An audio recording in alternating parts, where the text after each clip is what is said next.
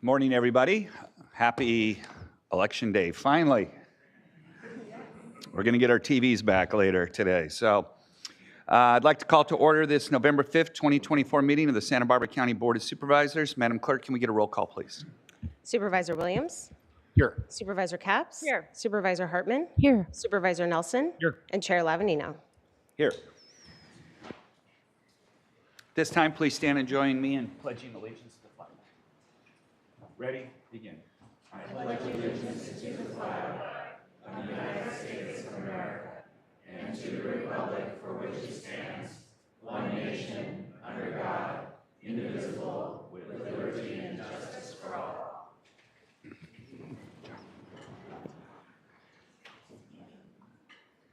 Must have been a carryover. Okay.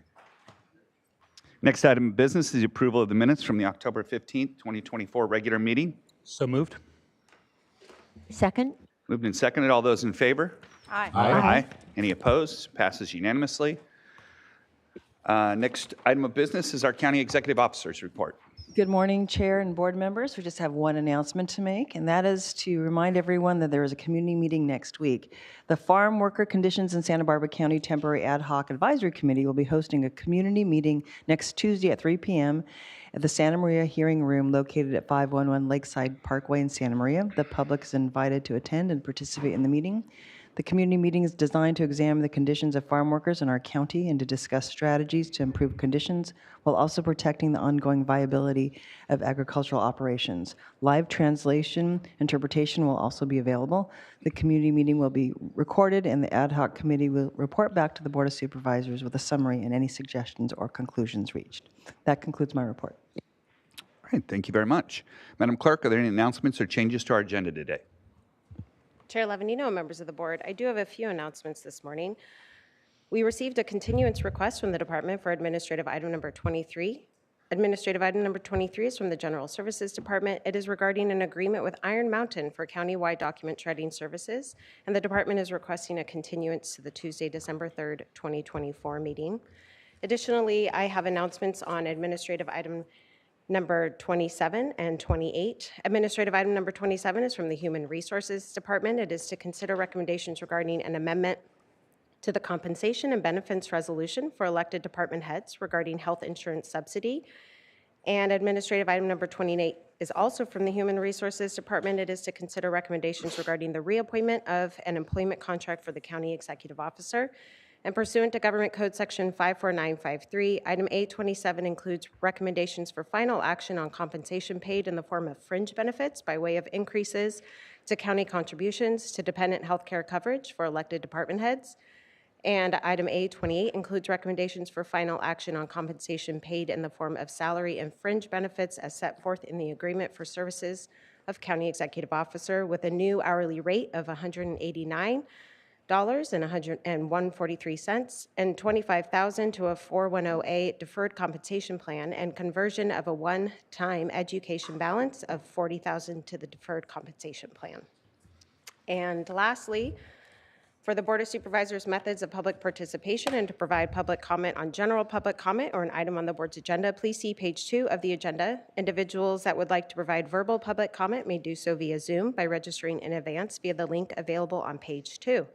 If you have any questions, please contact the clerk of the board's office at area code 805-568-2240. Again, that number is 805-568-2240. That concludes my announcements for today. Okay, thank you very much. Next item of business, our administrative agenda.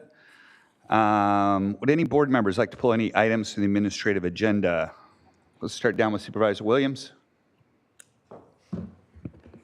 I think the only one I was interested in is already being pulled. Okay. Supervisor Capps? Yes, item 10 and item 32, please.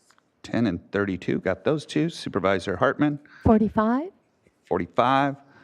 Supervisor Nelson? 20 and 23. Okay, and then I'd like to pull 28 as well. Anything from the public? Chair Lavanino and members of the board, we have requests to speak from the public on A2, A10, and A32. A2, 10, and A32. Okay.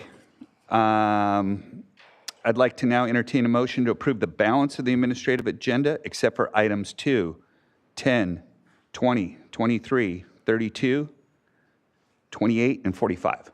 So moved. Second. Moved and seconded. All those in favor? Aye. Aye. Any opposed? Passes unanimously. Okay, so we will take up our administrative items in a moment, but first we will go to the next item of business will be the resolutions to be presented. Madam Clerk, can you please read administrative item 1 into the record? Chair Levanino, members of the board, administrative item number 1 is sponsored by Supervisor Nelson. It is to adopt a resolution of commendation honoring Sergeant Richard Soto upon his retirement from the Sheriff's Office after over 26 years of faithful and distinguished service to the citizens of Santa Barbara County. And joining us today, we have Richard Soto and our Sheriff Bill Brown and anyone else you'd like to join with you. I'll go ahead and read the resolution. Whereas Richard Soto retired from county service on Friday, October 25th, 2024, having faithfully served the Sheriff's Office for over 26 years, during which he served as a Sheriff Deputy, Special Duty Deputy Sheriff, and Sheriff Sergeant. And whereas Richard Soto started his career with Santa Barbara County on June 15th, 1998, as a deputy sheriff. During his 26 years of service, he has worked in various capacities, which included patrol, DARE officer, community resource deputy, school resource deputy, crisis negotiation team, sheriff's honor guard, criminal records, and court services. And whereas Richard Soto provided the citizens of Santa Barbara County extraordinary professionalism and sensitive law enforcement service while dedicating his life to the pursuit of justice. And whereas Richard Soto's knowledge, skills, and experience contributed greatly to the overall professionalism and the goals of the Santa Barbara County Sheriff's Office, as well as the objectives of the county. Now, therefore, be it hereby ordered and resolved that this Board of Supervisors commends Sergeant Richard Soto for his faithful and distinguished service to the citizens of Santa Barbara County, congratulates him upon his retirement, and wishes him continued good health and many years of happiness. Passed and adopted today.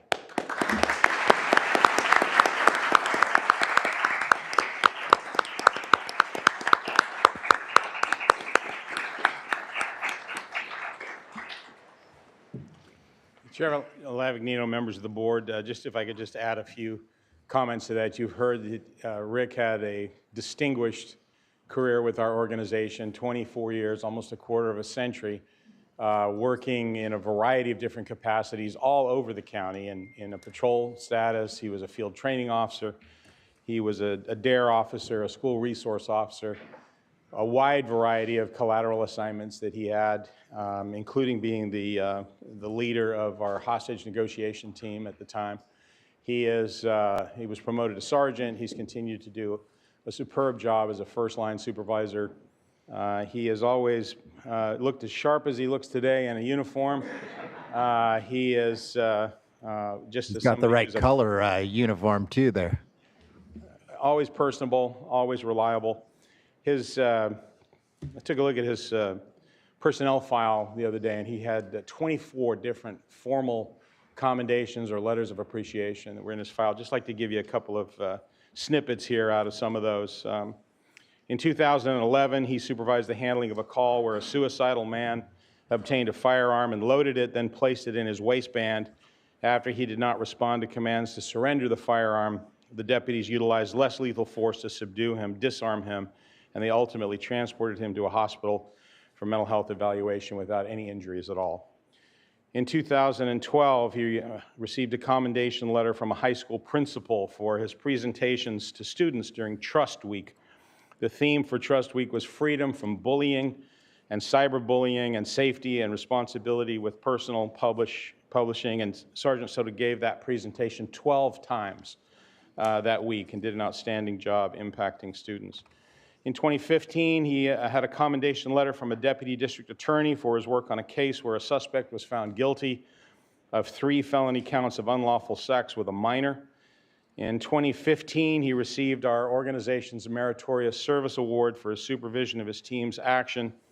On October the 6th, 2015, during a critical incident when a suicidal woman with a knife was threatening to harm herself, the woman was talked down and accepted help from mental health authorities. In 2019, he received the Conception Dive Boat Disaster Incident Commendation Bar.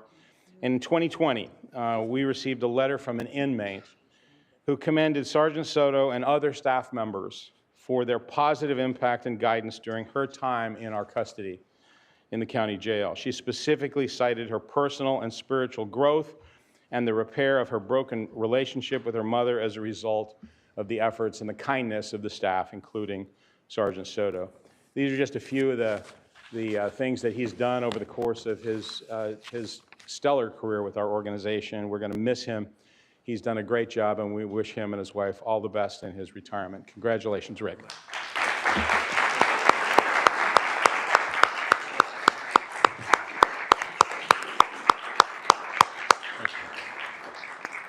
Thank you very much. I would just like to add that after a long career, and I'm not leaving this job simply because I don't like it, is because I got another opportunity at Hancock College that I couldn't pass up. So I took that opportunity, but I'm leaving behind great memories, great friends, and I hope to carry on the traditions of the Sheriff's Department that has been instilled in me for the rest of my life. Thank you.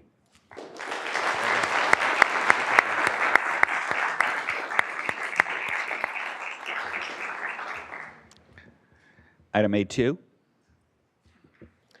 Chair Lavanino and members of the board, administrative item number 2 is sponsored by Supervisor Lavanino. It is to adopt a resolution of commendation honoring Bernard Hicks of the Behavioral Wellness Department as the November 2024 Employee of the Month in Santa Barbara County. And joining us in person today, we have Department Director Navarro and Bernard Hicks. And I'll go ahead and read the resolution. Whereas Bernard Hicks exemplifies the county's organizational values of accountability, customer focus, equity and inclusion, innovation, trust, and ethics. And whereas Bernard Hicks models the transformative behaviors of collaborative problem solving, alignment with the county's vision, risk-taking, data-driven decision-making, and strategic thinking. And whereas Bernard Hicks has been a dedicated member of the Behavioral Wellness Be Well team for 11.5 years, including the past 7.5 years as an alcohol and drug service specialist with the Assisted Outpatient Treatment AOT program since its inception in 2017. For several years, he was the sole AOT staff member in South County, often managing outreach and case management services for over 25 individuals at a time. And whereas during his time with AOT, Bernard Hicks has earned a reputation as a staff member who consistently goes above and beyond to serve those in our community most in need. His clients often include individuals experiencing severe and persistent mental illnesses, substance use issues, homelessness, involvement in the criminal justice system, and experience frequent hospitalizations. And whereas Bernard Hicks' efforts are marked by his commitment to meeting individuals where they are, whether that be in homeless encampments, jails, the PUF, CSU, probation offices, or emergency departments. His tireless work and compassion have helped many individuals find stability and a sense of purpose in their lives. He is recognized for his ability to build rapport, earn trust, and help clients access essential services. He has earned a legendary status among colleagues, other departments, and community organizations, including NAMI, Families Act, Public Defender's Office, Cottage Hospital, and numerous family members who have praised his efforts. Now, therefore, be it hereby ordered and resolved that Bernard Hicks is recognized as an invaluable asset to the department and the community, embodying the values of care, compassion, and dedication that behavioral wellness strives to provide. Passed and adopted today.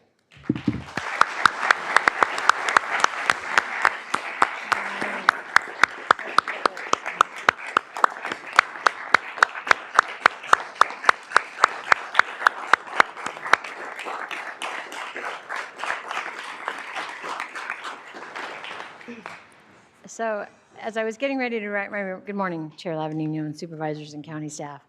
As I was getting ready to write my remarks for this morning, I realized that probably there's any number of us in this room today, as evidenced by that ovation, that could give these remarks about Bernard Hicks. He is truly a well-respected and well-known employee, not only for Be Well, but for the entire county. You know, Bernard is one of the first folks that I met when I came to Be Well in December of 2021, and we met in the hallway at Kyriel as he came to get his county car to go out and do his work. And one of the things that first struck me was just how cheerful and welcoming he was, and how he just, you know, introduced himself to me, welcomed me to the department, told me a little bit about himself, and talked about the assistant outpatient program. Since its inception, Bernard has been with the program, and he has literally set the bar for professional excellence in how to operate a successful assisted outpatient outreach program. And actually, his work in AOT is the standard that we strive for in our entire system of care. Soon after I first met him at Calle Real in person, I started going to meetings with county partners and stakeholders, and I started hearing things like, that Bernard Hicks, can you hire more like him? Can you clone Bernard Hicks? When are you going to hire more AOT staff like Bernard Hicks? He's truly making a difference for folks in our community. And in fact, given the increasing need in our county over the past 3 years, we have significantly increased the staff, and Bernard has been their model and mentor, and we have established quite a cadre of experts in assisted outpatient treatment.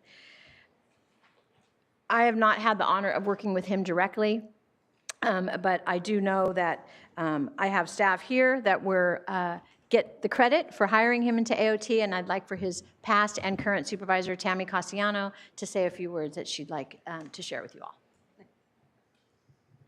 Bernard. Since its very inception, Bernard was number 2 coming into AOT, and he was right there with me. And it was very, very evident from the very beginning that his heart was in this work. And as we started to work together on that pilot, AOT, we were right there together, and we were talking about how we were going to do this work, and he has stepped up to the plate in ways I cannot even count. He has also taken over AOT when I was gone for a short time. He actually did it almost on his own. He not only did go out and do the services, but he came back and he made sure that he supported the rest of the staff, and he was always there. And he does have that reputation, like Tony was saying. Everyone asks, where's Bernard? Can Bernard come? And I've many times said myself, I need more Bernards. And so I think this is one remarkable individual, and he embodies everything that we ask, everything that we stand for is in this man. So.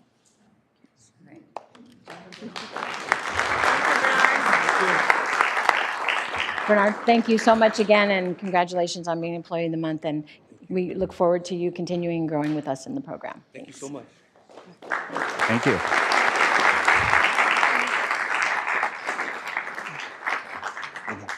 And we have one person that would like to speak from the public also about Bernard. Yes, Chair Part of our- Lavadino and members of the board, we have one request to speak, and that's Tom Franklin. Tom? Thank you, Mr. Chair, members of the board. I don't know how I follow that, but everything they said, plus. I'm one of those people who said, I'm not sure, I probably said it to everyone I ever came in contact with at Be Well. Can we get more Bernards? What I can add is a bit of a personal story to this. So, and Bernard doesn't know this, I don't think, but years ago when the AOT program first started, I got in contact with them to talk to my son. Bernard met with him over and over again, several times a week for I don't know how many months. And what I don't think Bernard knows is that his interaction with my son was the beginning of his recovery. So while this stuff doesn't happen immediately, it was the start, and I could tell that things were changing with him. And by the way, he's doing pretty well right now, and I credit a bunch of that to Bernard. So absolutely deserving of Employee of the Month. I would nominate him for Employee of the Year. So, thank you.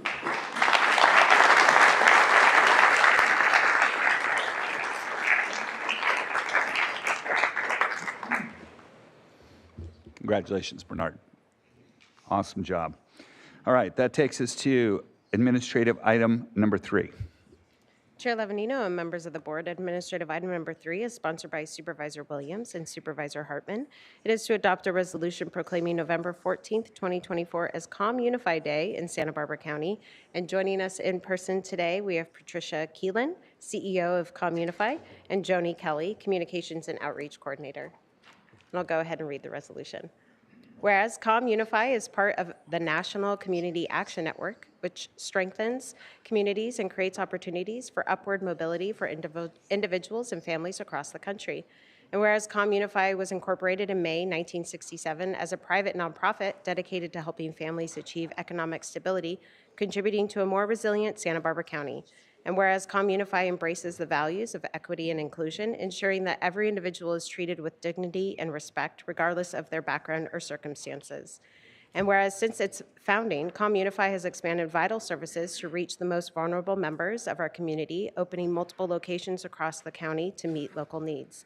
And whereas Communify provides essential programs for all ages, including prenatal care, early childhood education, medical and mental health screenings, behavioral health services, youth mentoring, job assistance, rental aid, home energy support, weatherization services, and senior safety programs. And whereas Communify has impacted countless lives by combating poverty and fostering upward mobility across the county. And whereas the organization remains committed to delivering comprehensive services to children, teens, families, and seniors with the highest standards of care. And whereas November 14th marks the grand opening of Communify's Connection Center in Lompoc, as well as the launch of Genesis, a new universal intake system to quickly connect clients to one or more of their 16 programs, addressing the immediate needs of children, adults, and seniors efficiently and holistically.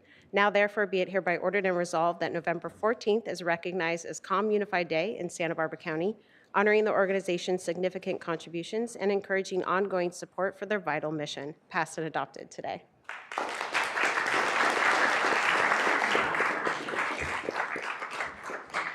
Thank you so much, Chair Lavanino, and to the other board members today. I want to thank Supervisor Joan Hartman and Doss Williams for all of their support and for sponsoring this recognition today. As you heard in the proclamation, Communify provides a wide array of services, all focused on helping our most vulnerable. But we're not only focused on providing quality services, we're also focused on how those services are delivered to our clients and our community. So over the past 18 months, we've been working very diligently on building a new universal intake system that is really focused on identifying the needs of our clients from the first point of entry to our service delivery system, and ensuring that through navigators, we're able to connect them with the services that they need more quickly and more efficiently. This is really a game changer for our organization and for the community because it's going to ensure that there is no wrong door for any client or family that comes to us for help. So we're very pleased to announce the grand opening of our new Communify Connection Center in Lompoc. We're having a grand opening ceremony on Thursday, November 14th. We want to welcome all of you and invite you to all come and join in our celebration. We will be joined by Supervisor Hartman as well as Wilmer Brown, who is the Deputy Director for the California Department of Community Services and Development, as well as many other dignitaries. We're going to have food and live music, but we'll also be providing live demonstrations of our new universal intake system, Genesis. So thank you again for this recognition today. We're very excited about this new grand opening and our opportunity to better serve the Lompoc community and all of Santa Barbara County. Thank you so much.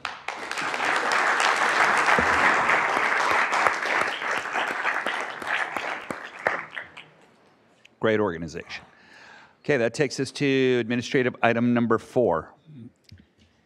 Chair Lavanino and members of the board, administrative item number 4 is sponsored by Supervisor Capps and Supervisor Hartman. It is to adopt a resolution in recognition of National Animal Shelter Appreciation Week, November 3rd, 2024 through November 9th, 2024 in Santa Barbara County. And joining us in person today, we have Sarah Aguilar and Lee Heller. Whereas National Animal Shelter Appreciation Week was established to recognize the vital role that animal shelters play in communities across the nation. And whereas Santa Barbara County Animal Services provides a safe haven for lost, abandoned, and neglected animals, ensuring they receive food, medical care, and shelter while awaiting adoption or reunification with their families. And whereas the dedicated staff and volunteers at Santa Barbara County Animal Services work tirelessly to promote the health and well-being of animals, offering educational programs and resources that support responsible pet ownership and the humane treatment of animals. And whereas animal shelters often collaborate with local government agencies, rescue organizations, and the public to reduce pet overpopulation, prevent animal cruelty, and promote the importance of spaying and neutering pets. And whereas the critical work performed by animal shelters not only protects animals, but also strengthens the bond between people and pets, ensuring that families, including their pets, remain together during difficult times, and providing resources that help individuals facing financial or housing challenges keep their beloved pets. Now, therefore, be it hereby ordered and resolved that Santa Barbara County does hereby recognize November 3rd through November 9th, 2024 as National Animal Shelter Appreciation Week, and encourages all citizens to support and acknowledge the invaluable work performed by our local animal shelters and their staff and volunteers, passed and adopted today.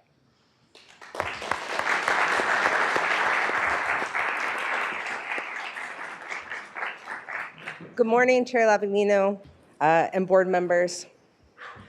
When your board and our community speak of animal services, most people think of the animals.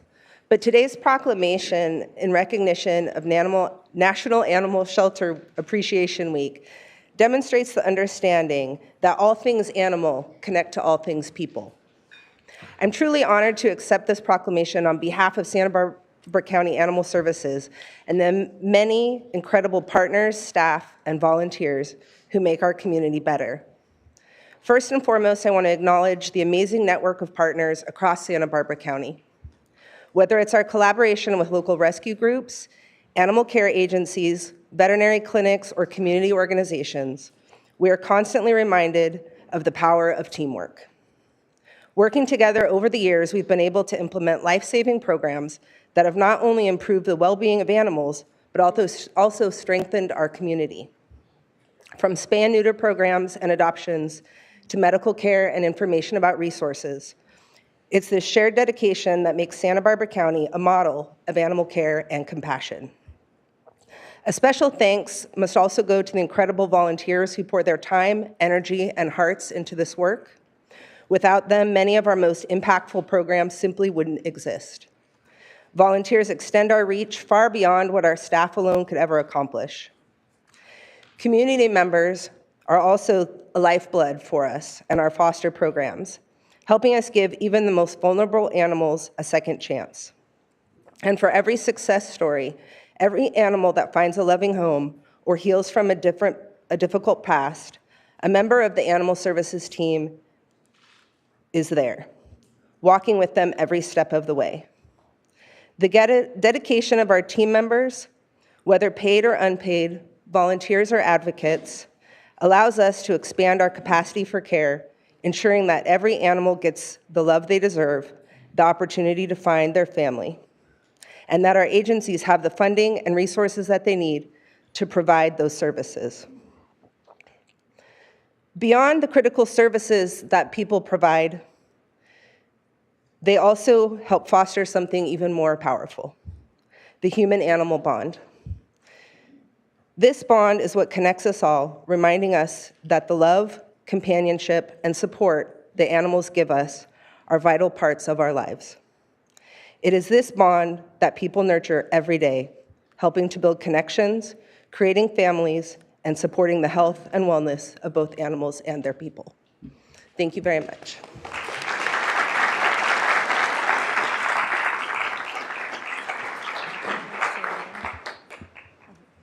Chair Lavanino and members of the board. I'm wearing my Get Political for Animals t-shirt today for two reasons. Thank you, Das. One is because the reason I'm named on this resolution is, you know me, I'm the sort of political face of animal advocacy in Santa Barbara County. But there are so many people doing so much more than I do on a day-to-day basis to try to help the people and the animals of Santa Barbara County. We're fortunate to have two of them standing right here. One is Dustin Fujikawa, is our shelter supervisor for Goleta, who's extraordinarily helpful and supportive. Supervisor Capps has dealt with him. And we also have the fabulous Victoria Feld, who is a volunteer who serves functionally as a full-time coordinator for the South County Foster Dog Program. And I know Supervisor Capps has dealt with her also. The quality of the people who are supporting this program both county employees and volunteers, is extraordinary, and it reflects the leadership that has drawn these people to be involved in animal services. We are gifted to have Sarah Aguilar with this human and animal-centered approach that has really been a game changer, and we are so grateful for the support of Lars Seifert and Dr. Hamami in helping this program to be the success that it can be. The other reason I'm wearing this t-shirt is that it's election day, and I'm going to make a pitch for every eligible voter in Santa Barbara County to vote, to get political for the things you care about. Thank you. Polling places are open till 8 o'clock. Drop boxes are available. Any questions about whether or not you can vote and where, go to sbcvote.com. Thank you so much. Oh, and Miss Pepper is available for adoption as well. Cinnamon is not, despite DOS trying to get her adopted out last year. Supervisor Capps. Thank you. I so appreciate this moment to acknowledge the work, and thank you, Director Aguilar, for just also talking about the partners, because since I've joined the rescue community in Santa Barbara County, I've been astounded by the sheer number of people that are part of that community. And teeing off of what Lee Heller said, it is election day.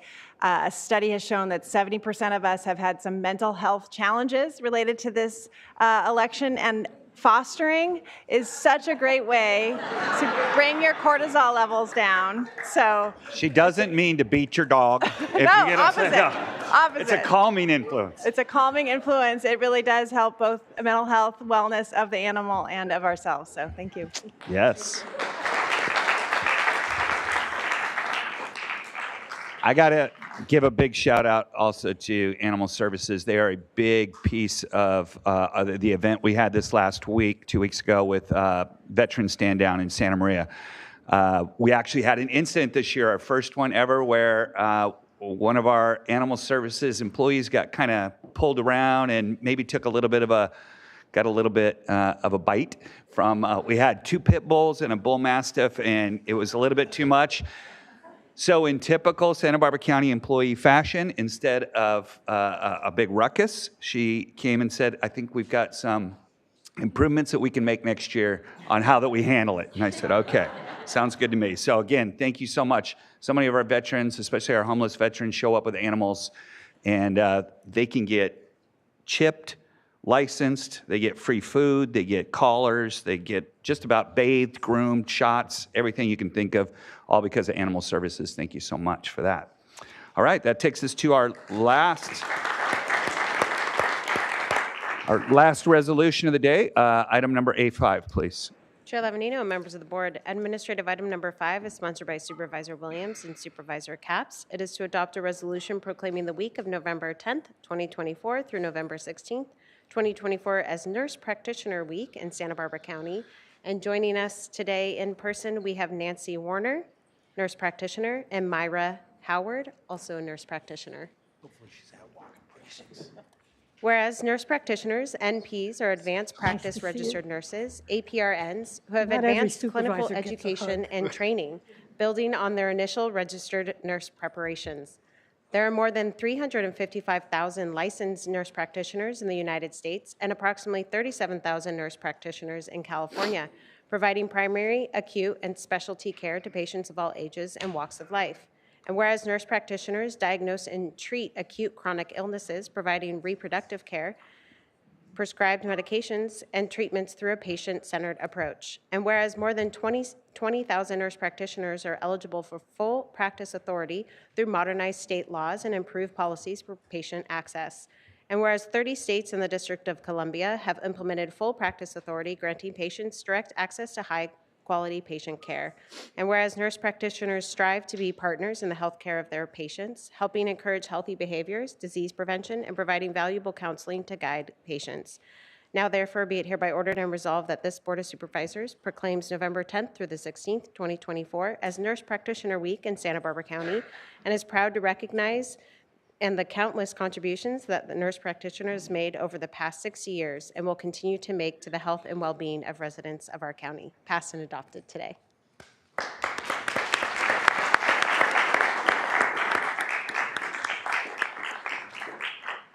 Thank you very much. I'm Nancy Warner, and this is Myra Howard. We are colleagues.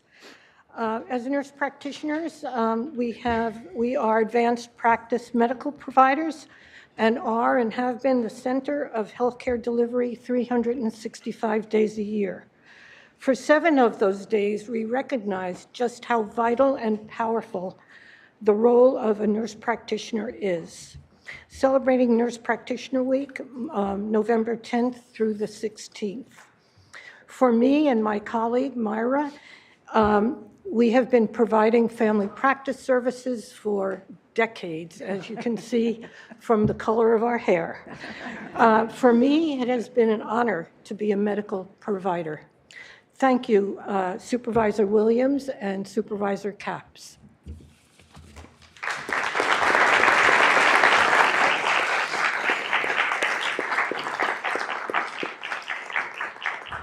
Supervisor Williams.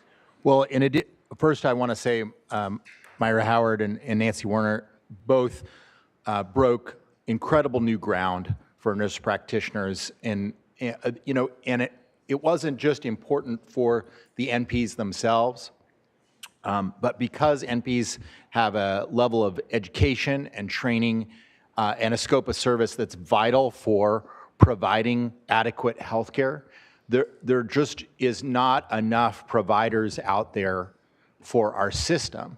And if these 2 women had not led the charge to break new ground for their profession, we just would be in even worse of a shortage of providers as a state.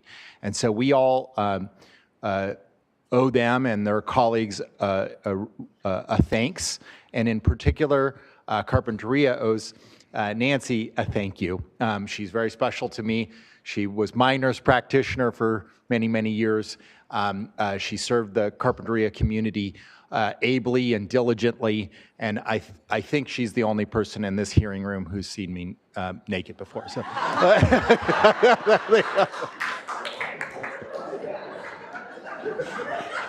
Scandalous.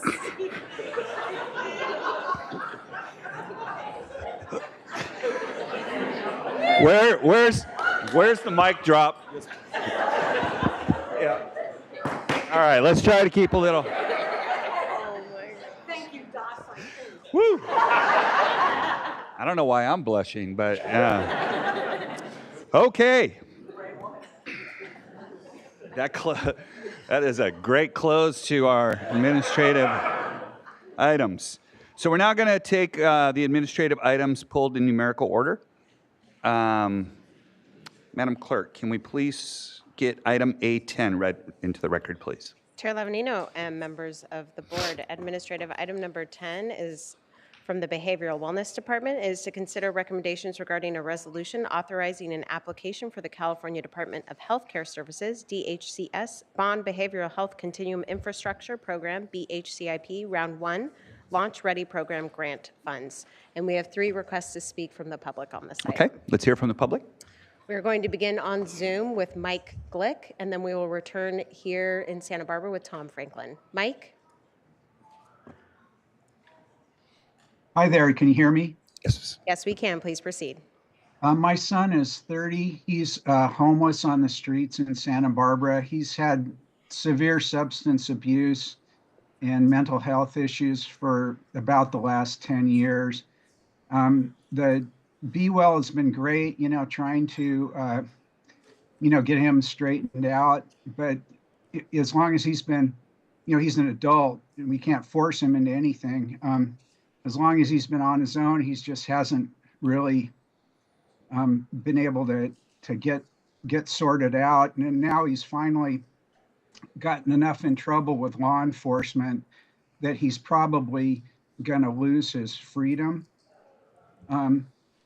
for some period of time. And I think the way it's going to, that the public defender is going to go is towards conservatorship, which is probably a good thing in his case because he can't seem to manage the stuff on his own. He can't care for himself. He can't, he doesn't have any insight into his illness, and he doesn't have enough executive function to even function even on the streets. He's had trouble at the homeless shelters and the various, places where people are trying to help him just because of his behavior. He really needs to be confined in an area where he can't get a hold of drugs and where they can adequately give him the mental health. So they're headed towards conservatorship. The problem is there's no place to put him. They need secure facilities with beds and where they can keep people like my son so that they can keep them off drugs and get them the medical help that they need. And they're going to conserve him, but he's probably just going to stay in jail until a bed shows up. So, and jail's not what he needs. He needs medical care. So that's all I have to say. We need beds, secure, locked facilities with beds in them for these mentally ill patients around town. I mean, I walked to the store from my house. It's like a mile the other day. I saw 4 homeless people just on that one little walk, and the one guy was just sitting on the curb and the bright sun blazing down on him, just babbling at no one. I mean, these people need help, you know. And I think a lot of it, I know with my son, started with the Oxycontin thing, you know. Thanks Purdue Pharma, nobody went to jail for that, but now my son, who's now an opioid addict and now is overdosing on fentanyl on the streets, and nobody, you know, now my son has to go to jail, but nobody went to jail for causing that whole thing in the first place. And, you know, he needs medical help. He doesn't need jail. So please get some beds in a secure facility where these people can get help. Thank you so much. Thank you. We will now return to Santa Barbara with Tom Franklin, to be followed by Lynn Gibbs. Tom? Mr. Chair, members of the board, I'm going to actually let Lynn Gibbs do the bulk of the talking and save a little bit of time. I just wanted to add to what I think she's going to talk about. When these projects go through, so, you know, let's say we get the funding and now this project is approved. One of the things that I think we as advocates dropped the ball on is including other departments. So, you know, there are other departments involved other than just Be Well when there's a big project like this going. So we would just like to make sure that we keep an eye on all of those other involved departments so that it happens in an expeditious way. Thanks. Thank you. We will now go to Lynn Gibbs. And then we just had an additional speaker, Gail Osharenka, who will be our final speaker on this item. Lynn? Good morning. Thank you, Chair Lavanino and supervisors, for the opportunity to speak. I serve as Public Policy Chair for NAMI Santa Barbara County and an advisor to Families Act. We respectfully ask that you approve Behavioral Wellness's request for Prop 1 applications only once you know what is being applied for. Santa Barbara County has a mental health crisis that is attenuated by a severe shortage of treatment beds. In the widely cited RAND study, it's recommended that there be 50 acute and subacute beds per 100,000 population. Our county has a population of 450,000. The state has recognized this need by making $3.3 billion available for mental health infrastructure, currently under Prop 1, Round 1, called the BCHIP, Behavioral Health Continuum Infrastructure Program. Counties are recognizing the need for a full continuum of care by planning for integrated treatment campuses and applying for subacute beds. In a previous round of the BCHIP, Alameda and Contra Costa counties secured approximately $30 million each for subacute facilities. In this round, Ventura County is applying for $70 million for subacute and an additional $25 million for an additional PUF facility. For all the reasons NAMI and Families Act have previously laid out, we believe our county should consider this need. For years, the South County Crisis Stabilization Unit served on average fewer than one person per day due to its licensure as voluntary only. We should not make the same mistake with Prop 1 by building another crisis residential treatment facility that's a mismatch for our most ill population, though these are very good places for those who recognize their need for treatment. If we build the wrong facility, this time there'll be no going back to relicense it. And with all the money being allocated now for infrastructure, we're unlikely to see this opportunity again anytime soon. Our county postponed the implementation of Senate Bill 43, the Grave Disability Bill, due to our lack of treatment beds, but without a plan for them, we're not in a better place following this lengthy delay. We urge your careful consideration of what is proposed once you know what it is. Thank you. Thank you. Supervisor, go ahead. Gail? And we will now go to our final speaker, Gail Osherenko. Gail? Thank you, Chair Lavinino and Board. I'm speaking on my own behalf today, although I follow these issues with NAMI and the other organizations and the League's position too. I'm in support of your adopting this resolution because I see that part of the resolution is that Be-Well would return, behavioral wellness director would return to the board for further direction once they have more specifics. I mean, we're all for transparency, and we don't want to slow the process down of getting an application in and funding something that will definitely serve the needs of so many people with behavioral health needs in the community. We'd love to see something adjacent to the North Branch Jail that's operated by Behavioral Wellness or their contractor.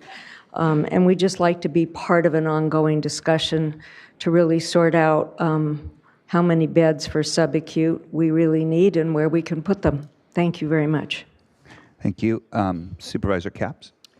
Thank you, Chair Lavinino. Yes, I pulled this item because, as you've heard, there's such intense and justified interest in the number of beds for those suffering from mental health challenges. And so I believe, even though I understand from Director Navarro why this is an administrative item, I believe that it just deserves a lot of spotlight because of that community interest. And so I've asked her to speak just a bit about what progress this does mean, and also too why the specifics aren't here yet, as advocates have been asking for, sort of where we are in the process and when those specifics are likely to come forth. Thank you. Okay, thank you. Good morning again. Glad to speak on Prop 1 Bond B-CHIP is what we call it.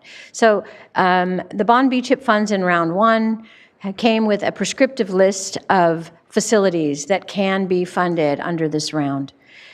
There is an intersection, however, of requirements in the application, and they include a 5-year pro forma that specifically calls out how Medi-Cal will be leveraged in order to support the plan for a minimum of 5 years, and anything that is applied for comes with a 30-year deed restriction. Therefore, we have to think way long-term about not only the need of our county, but what in this current era of change and the way we're funded and how we're funded in behavioral health in California, we will be able to sustain these facilities.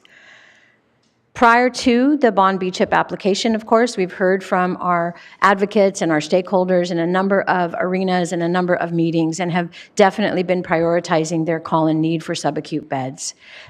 In this process, as we've been moving along as a team within Be-Well, meeting with the with the CEO's office, meeting with General Services and others, really trying to plan based on not only the public's input, but the restrictions of the application and the need for our county at this time and in the future. One of the issues of the application, of course, is that it must be land that we already have site control over. And this, again, to report out to everyone, the applications came out in August. December 13th is our deadline, and within that time, you have to demonstrate site control, have a architectural design, and a pro forma that demonstrates Medi-Cal leverage sustainability for 5 years with a plan for how to sustain a 30-year deed. So in that process, we started to think about, we've heard about the need to increase PUF beds, psychiatric health facility, acute care locked beds in our county. We're looking at a plan that will allow us to, should the board at some future date want to adopt the opportunity to expand PUF beds for a limited time under a potentially 5-year waiver from the federal government. We're looking to design a site that allows us to swing an extra 8 beds so that we can capitalize on that once the building is built. However, we're also looking at design that then allows us to use that extra wing of 8 beds for something separate in the future, should that extra funding go away, so it will not sit empty and unutilized. In the South also, we're looking at, again, what are some subacute options? The intersection of what is Medi-Cal leveraged is really based on payment reform rates for our county as well. So we get a certain amount of money for the types of services, and each service has a different number attached to it. And if we don't think about that, then we won't be able to leverage enough money to keep it sustainable. When we look at the subacute levels, we currently have a payment rate that is significant in our county for some subacute beds. And with that leveraging, we'll be able to really attract expert professionals to operate that facility. And that's really key to us because we do understand that our justice-involved population, which is a highly unique, specialized population, requires an expert level of operator and contractor to really be able to help them move forward in their recovery and not, is recidivate a word? Is that the word? I don't know. And not return to the justice system. So we have some preliminary plans, and I think that within the next, I'm looking over here to my assistant CEOs, but I think within the next week, we will be looking to finalize with design and decision what those facilities would be. But again, we're looking at subacute. Crisis residential treatment is a highly leveraged fund for us in Medi-Cal, and when designed with the right operator is also a highly effective tool to help people step down and engage in recovery and step down to long-term recovery treatment in the community, which is, again, the goal of Bond BCHIP, is to really build up our community facilities and treatment infrastructure to help people be maintained in the community long-term and not end up in hospitals, conservatorship, long-term care, or jail. Thank you, Director Navarro. And you, I know you're everywhere in the community and doing outreach every day, but this is public because our vote is required for the application. What's the next step that the public, that advocates can be thinking about to understand how this is moving forward? Well, again, I think once I'm sorry. Yeah, go ahead. Once we have finalized and are ready to finalize the application, we're in the process of meeting with design consultants now and architectural design firms that have been secured by the county to look at this at the various county sites that are available. Once those plans are finalized, then we will definitely be bringing that forth to the public to announce the application that we have put forth. We don't know if funding will be awarded, of course, and so we do know that once the funding is awarded, then we will start to have more of the public meetings to announce how we're going to, what we're going to put forward, what the designs will look like, how we're going to be approaching securing contractors and specialty operators for the services. Thank you. Thanks for the explanation. Thanks to the advocates. Supervisor Williams. You know, I know that you've engaged the advocates before. I would just ask that during this process, brief though it is, that you continue to yes. specifically engage them because they're partners both in advocacy, because we're going to want people to write letters in support of the applications, and in utilization, right? I mean, for whatever services that we're able to expand, whatever beds we're able to expand, you know, those can be better utilized if community groups, you know, are engaged in making sure they're utilized. So I just, you know, that's a request to you and the department. Yes, we intend to keep them involved at every stage. And again, these applications are really they're very difficult and complex because it's not always going to be what Be Well wants. It's not always going to be exactly how maybe the public envisions that it can go. It has to be an intersection of all of the special requirements of the application and the long-term viability of a site. Again, a 30-year deed restriction.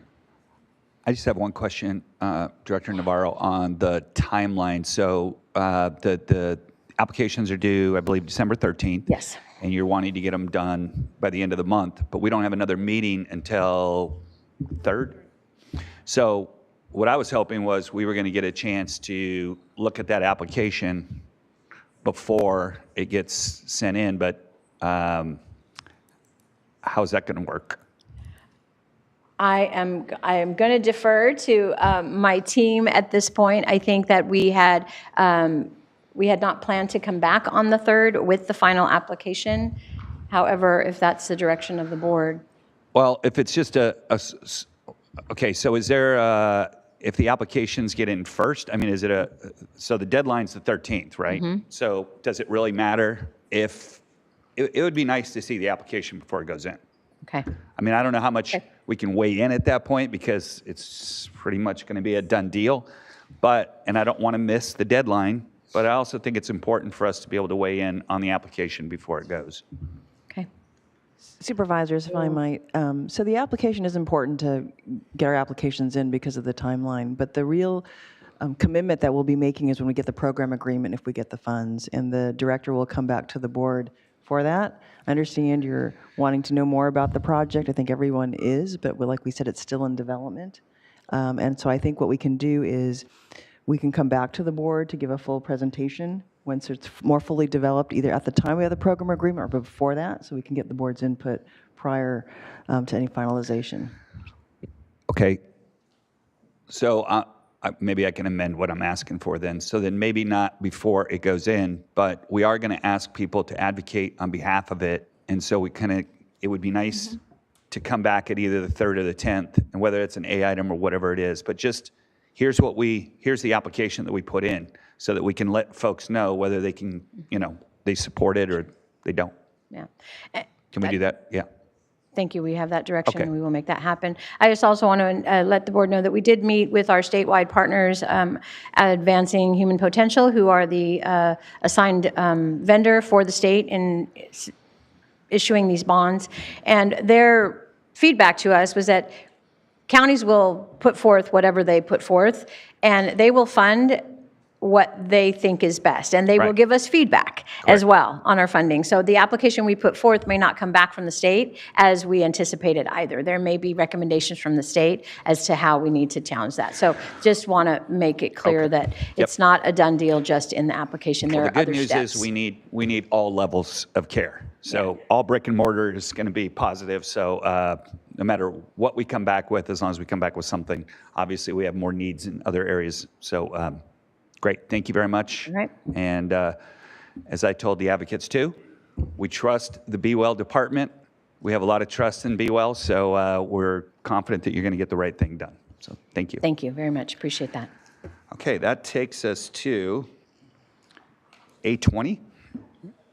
Chair Lavanino and members of the board, administrative item number 20 is from the General Services Department. It is to consider recommendations regarding an LED lighting and controls upgrade contract and financing at Foster Road campus. This is in the 4th District, and there is a 4/5 vote required on this item. Okay, Supervisor Nelson. Yes, thank you, Supervisor Chair Lavanino.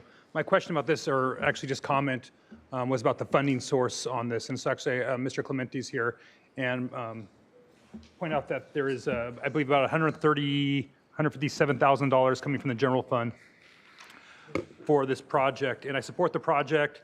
It's on-bill financing for some savings for some upgrades at the Foster Road campus. What I don't support is that we're subsidizing with the general fund when we have the opportunity to potentially use our county's ISF. And for my colleagues in the public, an ISF is an internal service fund. It's like our own little utility company that should be funding this project because the savings will be realized by the ISF.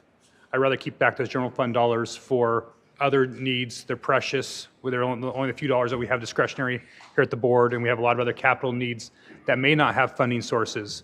And so I think it's really important with these projects where we have an opportunity to use utilities to pay for these projects with savings that we actually take full advantage of that and not tap into general fund dollars. So Paul, if you could, Mr. Clemente, if you could comment on that and maybe give me some assurances that we might have some other options here.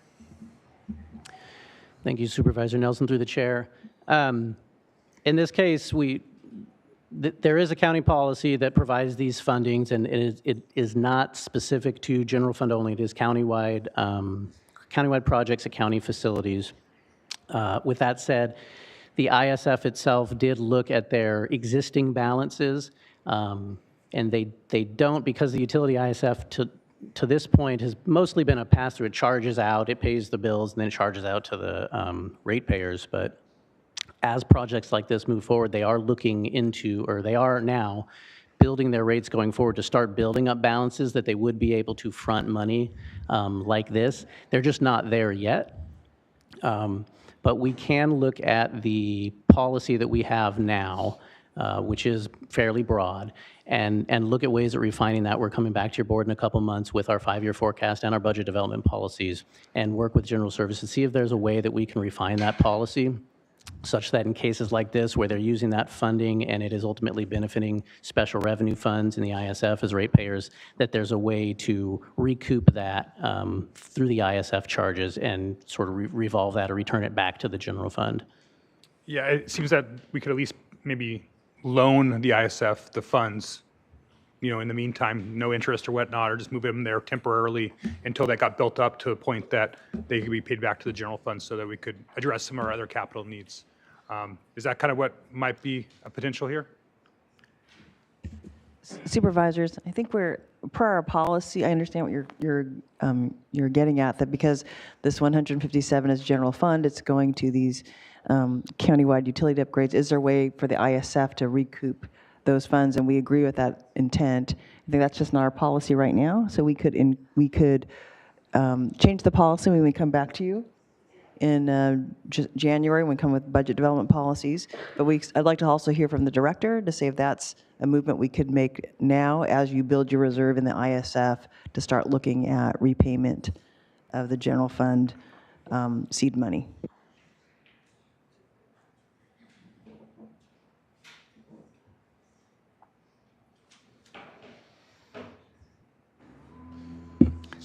Kirk, you're the one that probably installed that button, so you're the only one that knows it's there. I did. And the person who needs it the most. Right. So Supervisor Nelson, through the chair. So as CEO said, yes, I mean, we can start to change the policy. We'll look at that first of the year and then build it into our rates in order to recoup. And then also to plan ahead for other energy efficiency type projects in the future. I mean, this one's going to, you know, we've got a projection of 1.3 million, almost 1.4 million savings over 15 years through energy efficiency. We're changing out over 2,400 lights with this project. So, so for about a 10% investment of county GF, then you know, we're getting back roughly 1.4. And I totally think it's great. I mean, I'm not criticizing, but the only thing better than only a 10% contribution is 0% contribution. And that's what I'm trying to get us to. If we can fully pay for these things out of the ISF, then we don't need to wait for general fund in the future. That we can, again, make sure those dollars are available for other projects that don't have rates to pay them back. You know, we have a lot of other things that aren't never going to create revenue, but are really important for our need. And I know $150,000 in a $1.5 million project is not that much, but you know, they add up. And so, you know, it's on here. I guess I hope that I have support that we come back in January with some policies that might address this. And if there's a possibility with those policies that they give us some tools to retroactively maybe claw back some of these dollars if it's possible. I'd like to look at that as well. Again, I'm not opposed to the project. I think it's a great project. I think it's very fiscally sound, but if we can negotiate for a little bit better, we should. So that's where I'm coming down on it. We can bring that back in January when we bring back all our budget development policies. Thank you, Supervisor. Thank you. Thank you. Might as well stay there, Kirk. I think you got the next one too. 823. Chair Lavanino and members of the board, administrative item number 23 is from the General Services Department. It is to consider recommendations regarding an agreement with Iron Mountain for countywide document shredding services. And we did receive a request to continue this item to the December 3rd board meeting. Supervisor Nelson. Yes, thank you, Chair Lavanio. I understand this is going to be continued, but one thing that occurred to me when I was reading the board letter was that we've been using Iron Mountain for 20 years, and they're not a local vendor necessarily. And so was curious about our process on actually putting out this. I think when I have a colleague that may wonder whether we actually have the need to spend this much money on this type of service. But even if we do, I guess my question to you is why we're not going out to bid on this. We do have local vendors that do this type of work here in our community, and I'm about trying to make sure if we don't do this, I mean, first priority is not to have the waste. I guess the second priority would maybe to do things in-house, and if not, we should be tapping into local businesses first before going out to maybe a big corporate firm. So any movement on putting this out to an RFP in the future?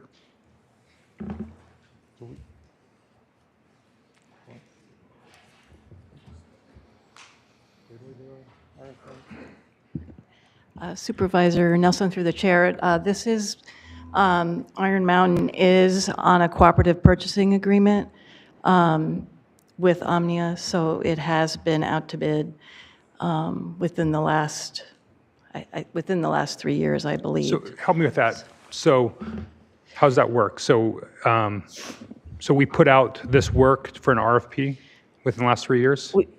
We could do it, but we are leveraging the RFP that has been done through the Omnia cooperative purchasing arrangement. So. Okay, so basically we're outsourcing some of these agreements through Omnia? We do use Omnia, yes. I guess maybe I don't understand what Omnia is. Maybe you could help me with that. Sure. It is a cooperative purchasing arrangement that, it's sometimes called piggybacking on to other larger agreements that, get the benefit of lower pricing because they're larger agreements and they're available to governments, okay. Counties, cities to participate in. Could we look at a local RFP in combination with that so we can see if we actually have local vendors that are probably not going to be able to piggyback on big national contracts, but in theory employ local workers and pay taxes locally. That sounds like a good idea to save money, and maybe we should compare those two. Look at the cost of actually having it done within the county with a local business, and maybe they come back with higher rates and we choose to stay with the Omnia agreement. That makes more sense to me with this contract. Yes, we can absolutely do that. Okay, thank you. Supervisor Capps? Thank you to staff for continuing this so we can have some of these questions answered, and to Supervisor Nelson for pulling it. I also, this item raised my eyebrows, both the waste that potentially could be reduced, but also just trying to look through everything through a sustainability lens, and why are we creating so much paper in 2024 when we should be reducing and moving electronic. So I would rather see funds towards that effort than towards an outsourcing to a non-local company to do shredding services. So a lot of eyebrows raised for me, or questions I should say, and I'm grateful that we can get some of those questions answered between now and December 3rd and then bring this back. Thank you. Okay. All right, so as part of the motion, when we make the motion, just remember that will be a continuance on 23. That takes us to 28, 828. Chair Lavanino and members of the board, 828 was previously read into the record, but as a reminder, this is from the Human Resources Department. It is to consider recommendations regarding the reappointment of an employment contract for the county executive officer.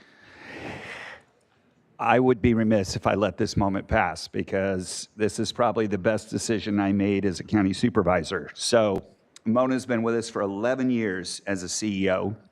I want to acknowledge my colleagues that are no longer here that hired her, that made the awesome decision, along with myself.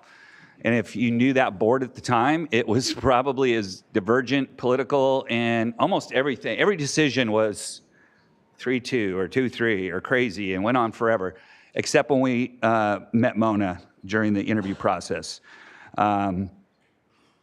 Unanimously, we knew she was the right person. She came to the county. We were facing a $45 million deficit at the time. I just thought about, like, on her watch, I think she's overseen 40 proclaimed emergencies or EOC evacuations. Has not been easy. She's one of the most tenured CEOs in county government in the state of California. She has to be an expert in every single item that comes before our board.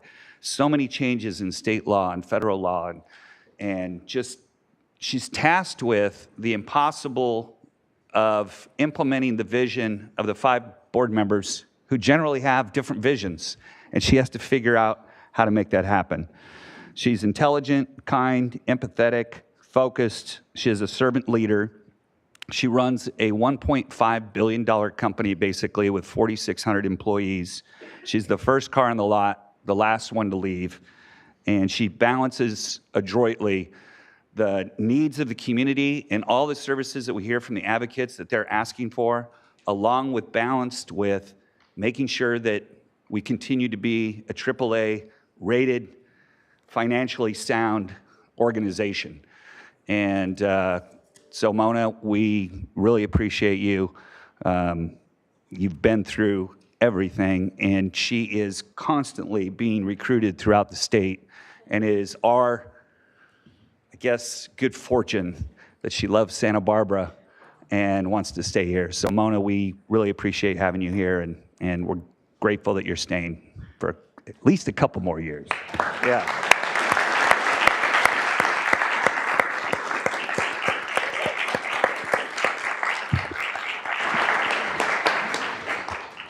All right. Mr. Chair? Yes, Supervisor Williams. Because she's unlikely to say much on her own behalf, I also think that it's Mona's commitment. First of all, I love Mona and think we should give more authority to Mona, even though I don't really like the city manager, CEO style of system of governance, right? It's a lot of power vested in a non-elected official. But the progressives, when they were thinking of that system, they were hoping for someone just like Mona, someone with unfailing honesty, someone that will try to create policy continuity and sustainability, and someone who is trying to see things through. Mona could have left us a long time ago and made more money elsewhere, but she cares about seeing Santa Barbara County through. And, we should support that, and this system works great when it's someone like Mona at the helm. Yep. Well said. We actually made some changes to some of our policies, but we called them the Mona rules because when a new CEO comes in, they're not getting the same leeway. So thanks again, Mona. That takes us to A32. Chair Lavanino and members of the board, administrative item number 32 is from the Public Works Department. It is to consider recommendations regarding an agreement with La Cumbra Mutual Water Company and the Land Trust for Santa Barbara for MODOC Multi-Use Path Phase 2 right-of-way acquisition, County Project number 862416, and this is in the 2nd District. And we currently have 5 requests to speak from the public on this item. Okay. We will Let's start with begin the public. It's fine. Here in Santa Barbara with Alex Rodriguez, to be followed by Laurel Perez. Alex?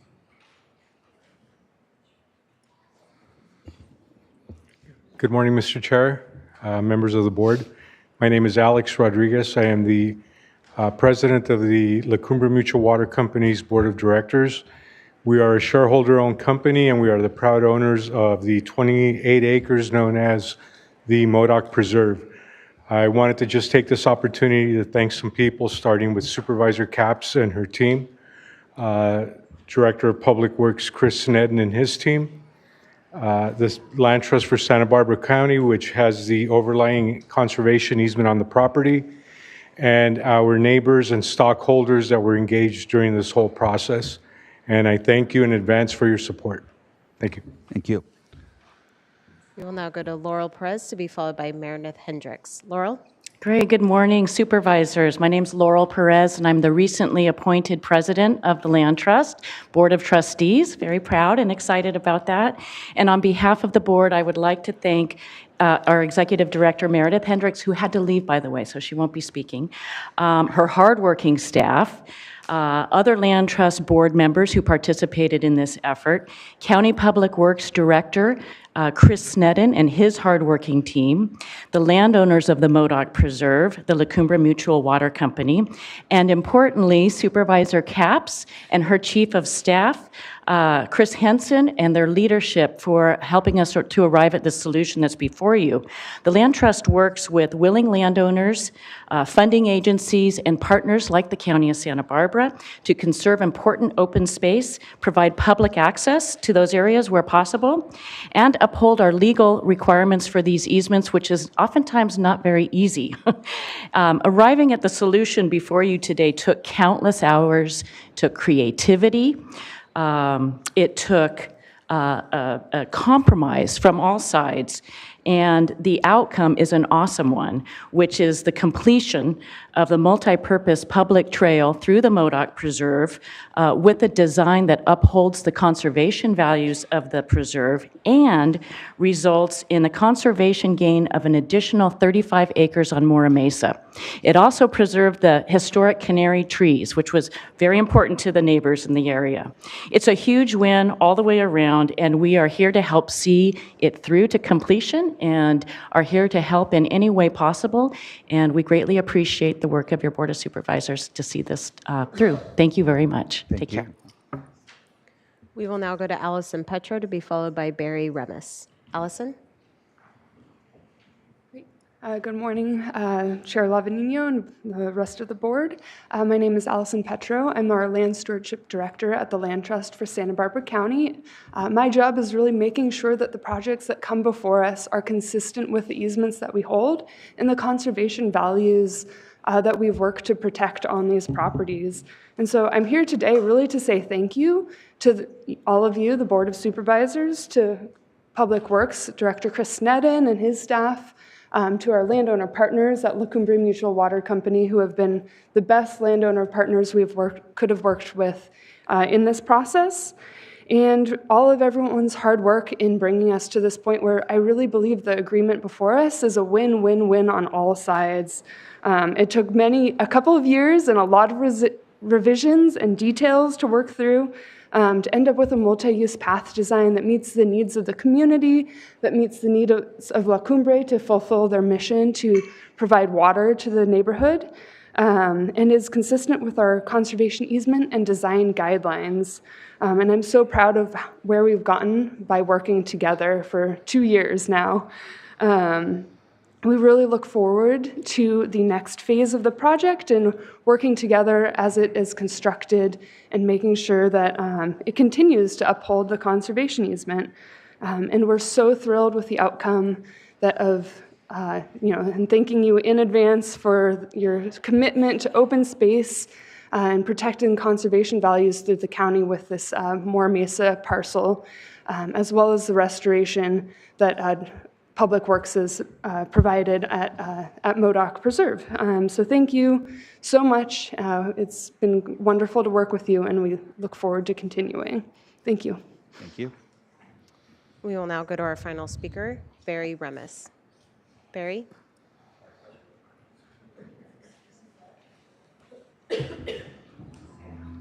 This way I don't have to crouch down. Good morning, Chair Lavanino and board members. My name is Barry Remis, and I'm with Move Santa Barbara County. We empower, educate, and advocate for people walking, biking, and taking public transit and rail. We also provide bike and pedestrian safety education countywide at many different schools, and recently are proud of the district-wide adoption of our bike education program at the Santa Maria Bonita District to serving over 10,000 students, and we look forward to that adoption elsewhere. On the advocacy front, we want to thank Supervisor Capps for pulling this item to really highlight the significant milestone that this presents. Both Coast and SB Bike, the precursors of Move, have been long supporters of the Modoc multi-use path.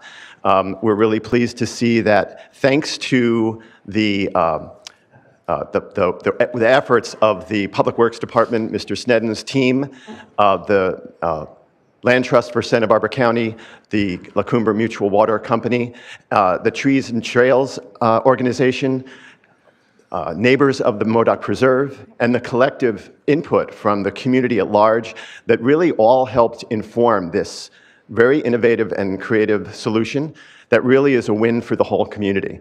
Why? Because it's not only allowing the preferred alignment of this multi-use path separated from the road, which really provides the optimum safety, which a true multi-use path needs to be, separated from the road to keep all the users safe, bicyclists, pedestrians, ADA, equestrian, et cetera.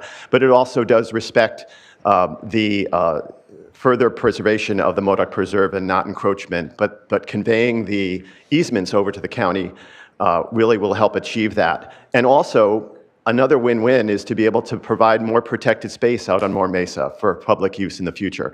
So we really hope that you'll give it your full support. We look forward to the completion finally of this project to connect the gap in the California Coastal Trail. Thank you very much. We wish everybody a happy and safe Election Day, and we really hope it stays that way. Thank you. Right on. Supervisor Capps. Thank you. Well, thanks to all the speakers. As you can tell and feel in the room, this is a landmark agreement. This is proof that when something looks tricky at the beginning, with persistence, communication, hard work, we can get to the finish line, and we have here today. I say this is a win on 5 fronts. 4 C's and 1 S. The S is safety. First and foremost, our job up here in the county is to keep people safe, and this will provide more safety for cyclists and others on a very busy, fast-paced road. It's a win for our climate, as was spoken to from Move SB. More people cycling as opposed to driving is a great thing for our community. This is the missing link for a very highly used corridor for cyclists. It's a win for our community because in addition to cyclists, it also means that people in wheelchairs or families with strollers can enjoy this beautiful part of the 2nd District and access the path. And it's also a win for conservation, as was referenced. Thanks to my colleagues' support, this also includes a huge conservation gain with Mora Mesa, 35 acres that will be protected forever, so that we, as those of you who enjoy Mora Mesa know what a treasure that is along our coastline, as well as the canary palms that line Modoc. And so many people of the community were concerned.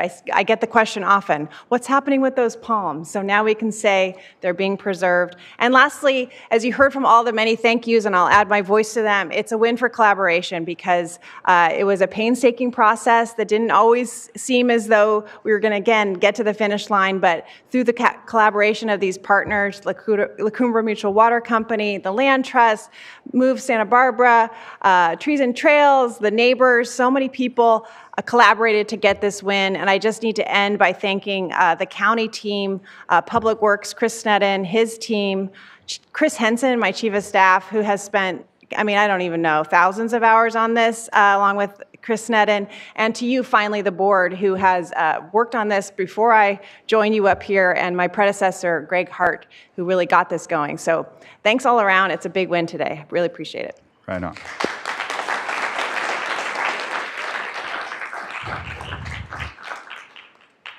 All right, that takes us to, we have 2 more, 43. 843. This was the late ad. Chair Levanino and members of the board, administrative item number 43 is sponsored by Supervisor Hartman and is to consider recommendations regarding a contribution of $50,000 for collective cultures creating change, C4, combating youth violence projects, and there is a 4/5 vote required on this item. It was previously voted with the balance of the agenda, but we did have a late request to speak from Yasmin Dawson.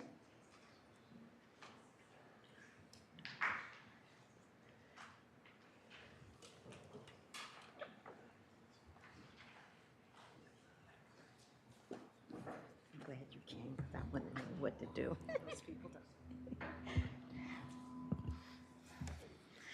Good morning, dear Supervisor Hartman and distinguished members of the board.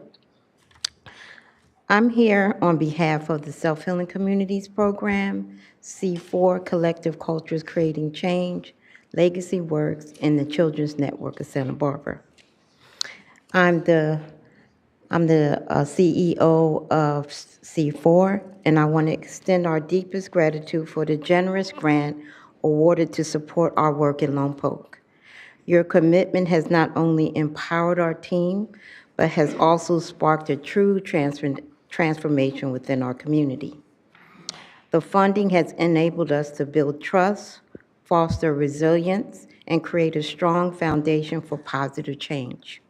The support you provided has inspired readiness and momentum, bringing us closer to a healthier and more united Lompoc.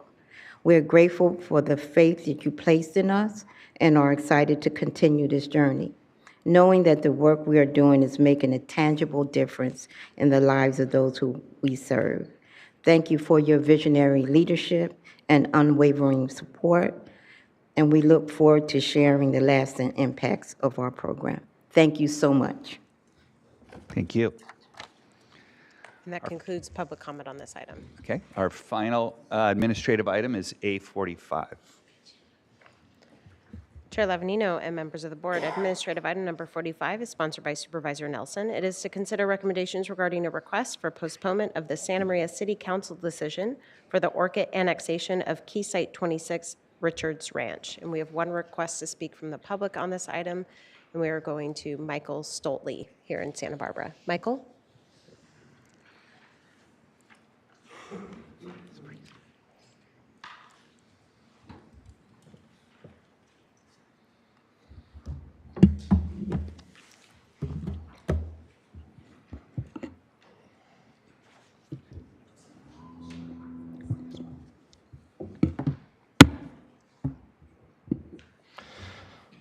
Chair Lavanino and Supervisors, as the applicant for Richards Ranch project, I strongly urge you to reject the proposed 90-day delay in Santa Maria's annexation process.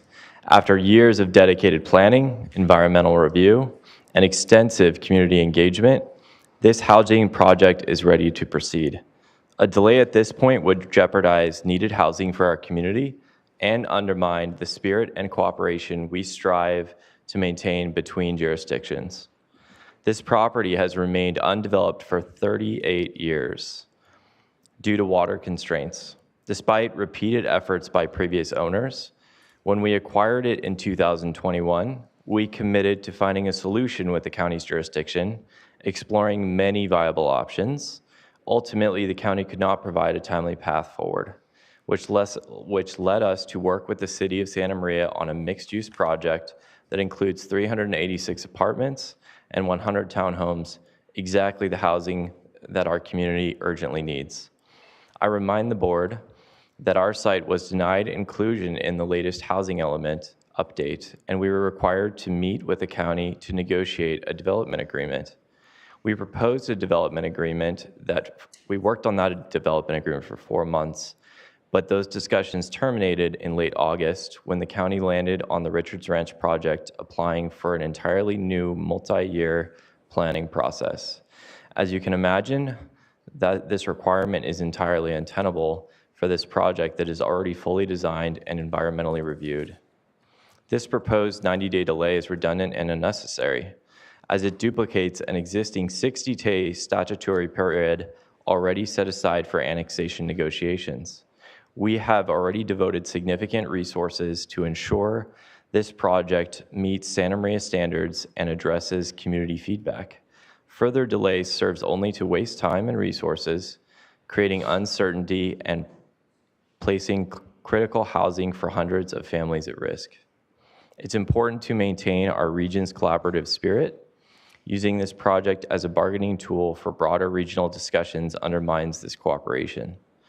The annexation process has a legal established framework that ensures these discussions take place through the Local Agency Formation Commission, LAFCO, which is designed to manage these interjurisdictional issues like this. Intervening beyond this process risks setting a precedent where critical projects could face politically driven delays, harming not only this project but further regional collaborations. I respectfully ask that you allow the Richards Ranch project to proceed under the current framework. We are ready to deliver much-needed housing that will transform a long-dormant property into a valuable community asset. Thank you, Michael. That is your time. Thank you. We will now go to Lindy Hatcher, who is our final speaker on this item. Lindy? Good morning, Chair Levanino and Santa Barbara County Supervisors. I'm Lindy Hatcher, speaking on behalf of the Home Builders Association of the Central Coast. We oppose the delay of the annexation process for Key Site 26, or Richards Ranch. Delays increase project costs and always result in higher priced housing. Delaying this project could potentially disrupt our region's collaborative efforts, and that's an outcome that neither the county nor the city can afford. The county and city share a history of productive partnerships, and we'd love to see that continue. The proposed annexation, situated within the city of Santa Maria's sphere of influence, is not only a District 4 issue, but it's precisely the type of situation that LAFCO review process was designed for. This project should be allowed to move forward through LAFCO's legally established pathway.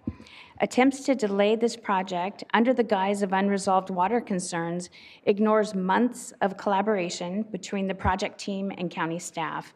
At the conclusion of their discussions, it was clear that attempting to move the project to the county would now add years to the lengthy approval timeline with no guarantee of water and other resources. So we ask you to use the existing LAFCO process and annexation framework to address any potential issues. This is not a matter that requires collective intervention from the County Board of Supervisors. Moving forward with this key annexation of Site 26 does not preclude further regional dialogue on water access or potential annexations, which can and should proceed independently on their own merit. So we urge the board to allow this annexation process to move forward unimpeded, and let us continue to foster our regional cooperation by respecting each jurisdiction's established processes and focus our efforts on joint planning for future needs. Thank you. Thank you. And that concludes public comment on this item. Supervisor Hartman. I'll go first. We had a lot of discussion about this during our housing element, and we actually had to make a financial disclosure, and I would like to make that disclosure once again in this context. I was given a donation by the Home Builders Association, and I did, in fact, return that. So my comments here are not colored by any financial considerations. When we talked about this during the housing element process, we really wanted ideally to have this in county jurisdiction with commercial opportunities for ORCID. It may be that we can't get both if we want to be fair. What's being proposed is a highly unusual procedure. It's possible for a supervisor to write a letter or combine with another supervisor to write a letter to the city of Santa Barbara. We don't really need the whole board to weigh in on this. And I feel extremely uncomfortable weighing in on this because I understand that there's one side of this, but I think there's an implied grand bargain here that I don't really know the issues. And I'm not really prepared to say that this is the board is the forum for these issues to be resolved, or that in some way we're impliedly saying what process this should go through. We serve on the LAFCO board, and that is indeed the place. But most of all, this really violates my sense of fair play. We did discuss in the housing element that this would be a short opportunity to explore whether we could get a development agreement. The developer in good faith has done that. It really hasn't panned out. I listened to a podcast recently that talked about why we have such a housing shortage. What's the cause of it? In 2008, with the financial meltdown, we were producing 2.2 million homes a year in this country. Since then, it's down to 600,000 homes. And that leads to so many of our problems of homelessness and high cost of living, and this is across the country. And so it's things like this that really make it hard for builders and that whole industry to rebound and to reconstitute itself. I did go back to look at those housing element transcripts, and my colleague on the board, Supervisor Nelson, said that he wanted a development agreement, but he said that although it wouldn't be this week, hopefully it would be in the near future. So to add 90 days and then another 60 days, when this developer has been hanging on and trying different options, to me, again, it violates my sense of fair play. So knowing what I know, I can't support this. Supervisor Nelson? Yeah, well, thank you, Supervisor Hartman, because we can't get to talk about these types of things because we have the Brown Act. So, and I understand Supervisor Hartman's position if she believed that the applicant was operating in good faith. Totally understand that. I would feel the same way, but I don't know if that's actually the case here. We actually, Supervisor Lavanino and I, during the summer, got together with the city of Santa Maria with some staff members, with some of our staff as well, to have some conversations about could we do this development agreement and have it within the county. And so Assistant CEO Wade Horton's here. I'd like to maybe get an update from him on how those talks went, because I think it'd be helpful for Supervisor Hartman to understand that, because I think that's really important part of this, the story here that's being left out. Good afternoon. Thank you, or good morning. Thank you, Supervisor Nelson. Wade Horton, Assistant CEO. Yes, we've had a number of discussions with the City of Santa Maria senior executive staff, and I'd like to express my appreciation to that executive staff for leaning in to how the county and the city can better collaborate moving forward. This particular project, the crux was commercial water, and would the city provide commercial water to the developer so the project could be developed within the county? After a number of meetings and discussions with the city, it was determined that yes, city executive staff were optimistic that they had found a means to provide commercial water for this project. We then sat down, Director Plowman and I had a number of meetings with the applicant, and as the applicant mentioned, our last meeting was in August, where we discussed what a timeline and what the steps would be to move forward for this project within the county, and that was the last time that that we've engaged with the developer, and that was, I believe, the end of August. So we had worked out with staff between the city and the county to provide commercial water, and then what happened? We engaged we had the housing element discussions here at the board. You directed staff to sit down and engage with the developer on the ways forward. We did have those discussions. Again, Supervisor Plowman and we charted out the way ahead of how this project could be developed within the county, with a general plan amendment, specific plan, and a rezone, with the critical path being the EIR. We discussed with the city that we thought we could get the city's EIR information and springboard off of that to expedite the project as quickly as possible. And we thought that we conveyed to the developer that we thought we could do that within 9 months to a year. Right, and at that point, the developer engaged with city council members and potentially undermining the agreement that the county and the city had on delivery of water for commercial use. We've been meeting with the developer and the developer's agents somewhat regularly, but at the end of August, those discussions ended. With the city of Santa Maria on the water, is that right?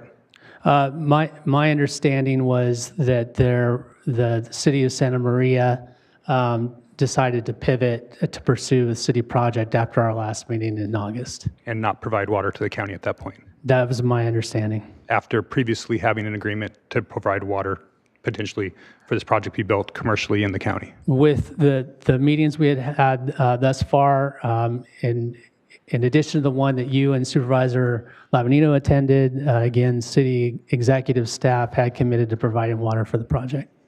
Okay. And so that's where Supervisor Hartman, the act of good faith, where we had a pathway forward on this to move forward with the development agreement. We had water potentially for this project, staff to staff. It was at that point the applicant engaged in undermining those conversations and used the political process to move that away from that. So all I'm trying to get is back a conversation that the city of Santa Maria may or may not be willing to have. I know it's highly unusual. I mean, I've been here for 12 years. I've never seen this type of request, but I think it's really, this isn't unusual. And I think giving in to the request by the developer here just rewards poor behavior. You know, the narrative that's being spun by the applicant, you know, it kind of, this morning when I was driving in, I thought about the quote, "You're entitled to your own opinion, but you're not entitled to your own facts." And there's a lot of opinion there on how things have developed over the last few years. You can ask CO staff, you can ask planning staff that our office has been engaged and tried to get movement on a development agreement. It was really the developer who has not been acting in good faith. And so I think to get them to act in good faith, we need to be able to have a level playing field, which means having some conversations with the city. The city council has never taken up this issue of water. Unfortunately, it hasn't come to that point. The mayor has assured me that she would bring it up. That hasn't happened yet. So all we're doing is making a formal request that we have that conversation.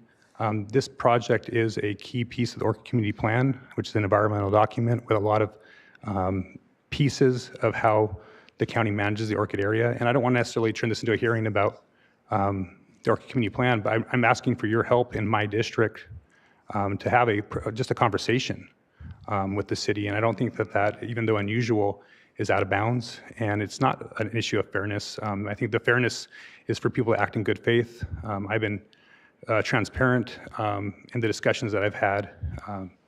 And I am trying to move it forward. I am in favor of this project moving forward in the most timely mode possible that honors community compatibility and good planning, which is something that our board is a big fan of. So I hope that I have the support of my colleagues on this. Thank you. Supervisor Williams. Well, I also have objections to this letter. And for me, it boils down to the philosophy of governance and a rule of law. We are supposed to process applications the same for anybody, no matter whether they're really wonderful people or whether they're despicable people. The righteous and the wicked are supposed to be treated the same under the law, not differently, no matter what our feelings is about a human being. And what we have done is prevented the legal route. I think this would have been better processed in the county. If that's what we wanted to do, we should have had it in the housing element. We, at your request, took it out of the housing element, which denies him the legal route of certainty to process it within the county. He has a legal right to go to the city, and there is a legal process for how that is adjudicated at LAFCO, which you and I both sit on. And, you know, so I just think that this is a clear attempt to circumvent the forum under which the rules adjudicate a process like this. And I'm not totally, don't feel like there's, I still feel like there's a room for dialogue, but asking them to halt the process and essentially deny the legal route that somebody has to move forward is using undue leverage upon somebody, when they have the legal right to have a process. And I think that this is important also from a bigger picture about production of housing, because the reason over and over and over again that applicants will talk about why housing is expensive to produce is because of how uncertain and how long our process is. And I feel like this is going the wrong direction on that. I think it takes some getting used to the idea that housing should be by right. But that's where it's going. And that's probably the only way that housing will happen in production sufficient to address the issues of poverty, long commutes, and cost of living that most of our constituents are living in. And I know I know that discomfort with that there should be a certainty process, but I think there's a reason why it's going that direction. Supervisor Hartman. So first point is, there's nothing stopping two supervisors from writing a letter to the city council and requesting further negotiations. The second point is the development agreement, and if that would add 9 to 12 months for additional environmental review when there are already projects, that is not fair. And then finally, the question that lurks beneath all of this is what is being requested by the city in exchange for delivering commercial water to the county. That I don't know. I don't, that deserves a fuller discussion. It shouldn't be something that happens under the rug. And I'm not even sure it should happen in this forum. So I feel, as my colleague Supervisor Williams, that this really changes a process and creates greater uncertainty, and it's just not fair. Supervisor Nelson. Yes, thank you, Chair Levedito. I obviously disagree. I think that the reason why the 90-day extension is you both are assuming that it's going to move forward with annexation and that we just let that go to annexation and go to LAFCO. I still believe there's a process for this can actually still get built in the county. And so by jumping to annexation, that check valve already is passed, and now then it's going to be a failed LAFCO process before it ends back up in the county. And I want to actually circumvent that, because I think that there's some challenges with this project in the LAFCO process. We also have been talking about global discussions on LAFCO, about having MOUs with cities, right? And we were beginning some of those discussions, and this is a part of that. This is a little bit ahead of those things, but that's in the spirit of what we're trying to do already, Supervisor Hartman. We're trying to have a holistic conversation and in a transparent way. And so I'm trying to keep things outside of behind closed doors, because that's actually what's got us in trouble here, is that there's been things happen behind closed doors that have circumvented providing the resources for this project to get built as part of the Orchid Community Plan, as part of a community plan with the impact fees that would actually go to the county, because we're the ones that are going to be providing services on this parcel. We literally going to have a fire station that we're building that's just adjacent to this. There's a lot there going on. So I do think the preferred route, and still the quickest route, is the county. I've not been somebody that's ever slowed down development. I've been a very pro-development person, but I'm also pro my community and the county, and I'm trying to protect our resources. And I'm just asking for your help to help me do that in this process. So it's really that simple. Again, I hope for a motion and a second on this, and I would prefer a unanimous vote, but I'll be happy to settle for majority. Supervisor Hartman. Well, I'll make a motion to deny this. Again, it violates a sense of fair play. We may have a big vision that we all would like to see happen, but it's not fair to hold one developer over a barrel and potentially see that person go bankrupt while we try to hold to our bigger vision. We did, in the housing element, give time for this. We did concede to what you asked, and it hasn't panned out, and so I think it's time to actually make a decision. So I would move to deny this. And I'll second that. And I want to also echo, I have the same disclosure as Joan, that I returned the contribution out of abundance of caution on the housing element. I thought the housing element was too important when anything is in doubt like that. I understand your frustration. I think it's always best to have an applicant reach some accord with the sitting supervisor. But I don't think we want to live in the system where the process is contingent upon that. And that's not a rule of law. That's a rule of a boss. And I think that regardless, I've counseled this applicant to try to reach accord with you.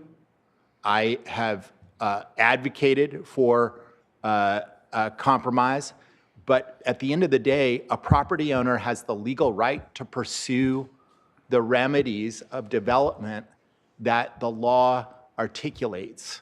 And I just think it's really important, even if it's a bad idea for him to do it, that he has the right to do it, and that we shouldn't attempt to circumvent that path. I'll just weigh in that I participated with Supervisor Nelson in some of the discussions with the city of Santa Maria. And the initial conversations, when you talk to the staff, is that, yeah, we absolutely can come to an agreement, and, you know, let's talk about it. This was an idea that the city had, the leadership in the city of Santa Maria had, that they held for 20, 30 years, that they would not sell water to Orchid. I know it very well because my dad was kind of the inventor of that theory, was that he felt that giving water to Orchid hurt Santa Maria because Orchid would develop, and if they developed commercial property there, then there would be fewer tax dollars coming back to Santa Maria. That was before we really got into more of a regional approach of how to deal with housing and commercial property. And so, yeah, the city was taking a good long look at it, and I felt staff really agreed with Bob and felt that there was a way forward.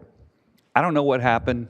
I wasn't part of the, you know, backroom dealing, whatever happened between, you know, the city and who talked to who. I don't know what happened, but I do know that a decision might have been made that they weren't going to move forward talking to the county.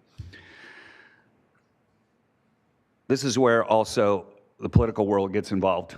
There are elections today, right? So the reason why I supported Bob was, first off, is I think as even the applicant said, this is a project that's been going on for 4 years. That site has been talked about for 38 years. I didn't feel that another 90-day, when I first got the letter, there was no time frame in it. I wanted to put a hard end on it, so I thought 90 days made sense to me. And I still think that we can work out an agreement between the city, but I also understand what Joan says. Two people, we can try that. It obviously carries more weight if it comes from the Board of Supervisors. So I won't be able to support Joan's motion. I understand what Bob's intent is, and I think it wasn't for a lack of work on his side. I really do think it's the city of Santa Maria that just can't get over this idea that Orchid could have commercial property. So, Supervisor Nelson. Well, I don't know if, I would like to have a substitute motion, or we can vote on this one, then I'll Let's offer vote. Why don't we, well, I don't want to go to Robert's Rules of Orders, but I think a substitute motion actually gets voted on first, but let's go with your motion, seconded by Supervisor Williams. Madam Clerk, please give a roll call. Supervisor Williams? Aye. Supervisor Capps? No. Supervisor Hartman? Aye. Supervisor Nelson? No. Chair Lavanino? So the motion is your motion, so mine is no. My motion was to deny, so I'm sorry, I'm voting. Okay, let's start it again. So read the motion so we know what an aye and a no means, because it's like a double negative here.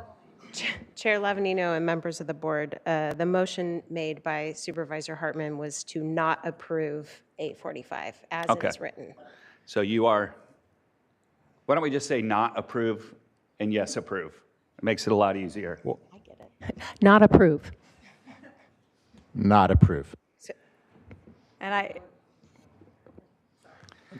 However you'd like to do it. This is very confusing. Supervisor Williams, Not approve. Supervisor Capps. and I'll just add, after speaking with county staff, I understand this perspectives, but I vote to approve, understanding that just giving more time for a potential positive outcome would be beneficial. So I vote to approve. Supervisor Hartman, Not approve. Supervisor Nelson, Vote to approve A45. Chair Lavanino. And I vote to approve A45. Motion passes 3-2. Okay. Yep. So the motion failed, so now we have to have a motion to approve A45. Okay, I'll make a motion to approve A45. Okay. I'll second. Motion is second to approve. Huh? Motion to approve A45. Nelson, second by Supervisor Capps. Roll call, please. Supervisor Williams, No. Supervisor Capps, Aye. Supervisor Hartman, No. Supervisor Nelson, Aye. and Chair Lavanino. Aye. Motion passes 3-2. Okay, so that takes us to public comment. And how many requests to speak do we have of public comment?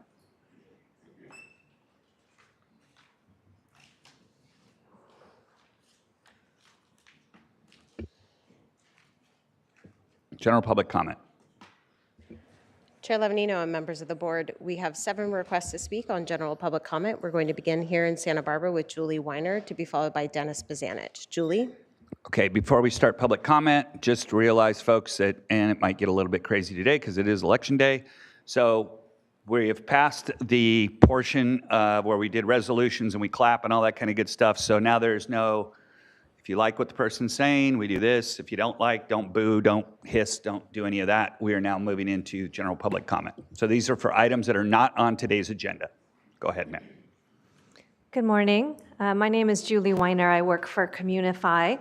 And I'm here because I would like to make you aware today and invite you to attend the Upward Mobility Summit we are holding on Friday, January 24th, 2025. This summit is a free conference to address poverty in Santa Barbara County, and it will happen simultaneously at Allen Hancock College in Santa Maria and Santa Barbara City College in Santa Barbara. This effort was sparked by Santa Barbara County having the second highest rate of poverty in the state of California. Currently, almost 70,000 people live near, at, or below the poverty line in our county. That is 1 in 6 adults and 1 in 5 children. This summit is designed to kick off a 2-year-long upward mobility initiative to reduce poverty in our county. To date, 14 organizations, both public and private, have come together to launch this upward mobility initiative. This currently includes Allen Hancock College, California Nonprofits Association, SenCal Health, Communify, the County of Santa Barbara Social Services Department, Dignity Moves, Food Bank of Santa Barbara County, Housing Authority of Santa Barbara County, New Beginnings, People Helping People, Santa Barbara City College, the Santa Barbara Foundation, the Santa Barbara City College Foundation, United Way of Northern Santa Barbara County, and the Santa Barbara South Coast Chamber of Commerce, and we are only just getting started.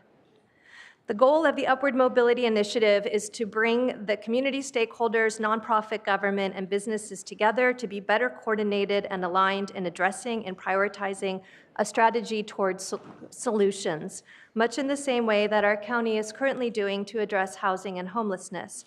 We believe that by addressing the root causes of poverty and creating pathways to better futures through an upward mobility network and framework, that we can get ahead of the problems that lead to homelessness. People being homeless doesn't happen overnight. We hope that you will all attend, participate, and work with us as we move forward together to find better solutions to alleviate poverty in our region. I have a handout to provide to you that lists the schedule of the day of the summit. a list of our sponsors to whom we are most grateful, and a list of the current coalition members. You will see if you look at that schedule that we are hoping to have a town hall with our elected leaders in the afternoon portion. You should have received a letter from one of our participatory members, Jordan Killebrew, inviting you and your office staff to join us. We hope that you will put that on your calendar, that you will dedicate somebody from your office to spend the whole day with us, and that you will attend and participate in our town hall. Thank you very much. Thank you. And Julie, can you, for the public, can you reiterate the dates and the time and Yes. location? Thank you. The date is Friday, January 24th, 2025. It is happening simultaneously at Allen Hancock College in Santa Maria and Santa Barbara City College here in Santa Barbara. Thanks to the wonder of the internet, we are tying the two locations together. It is free to participate and to attend. Thank you.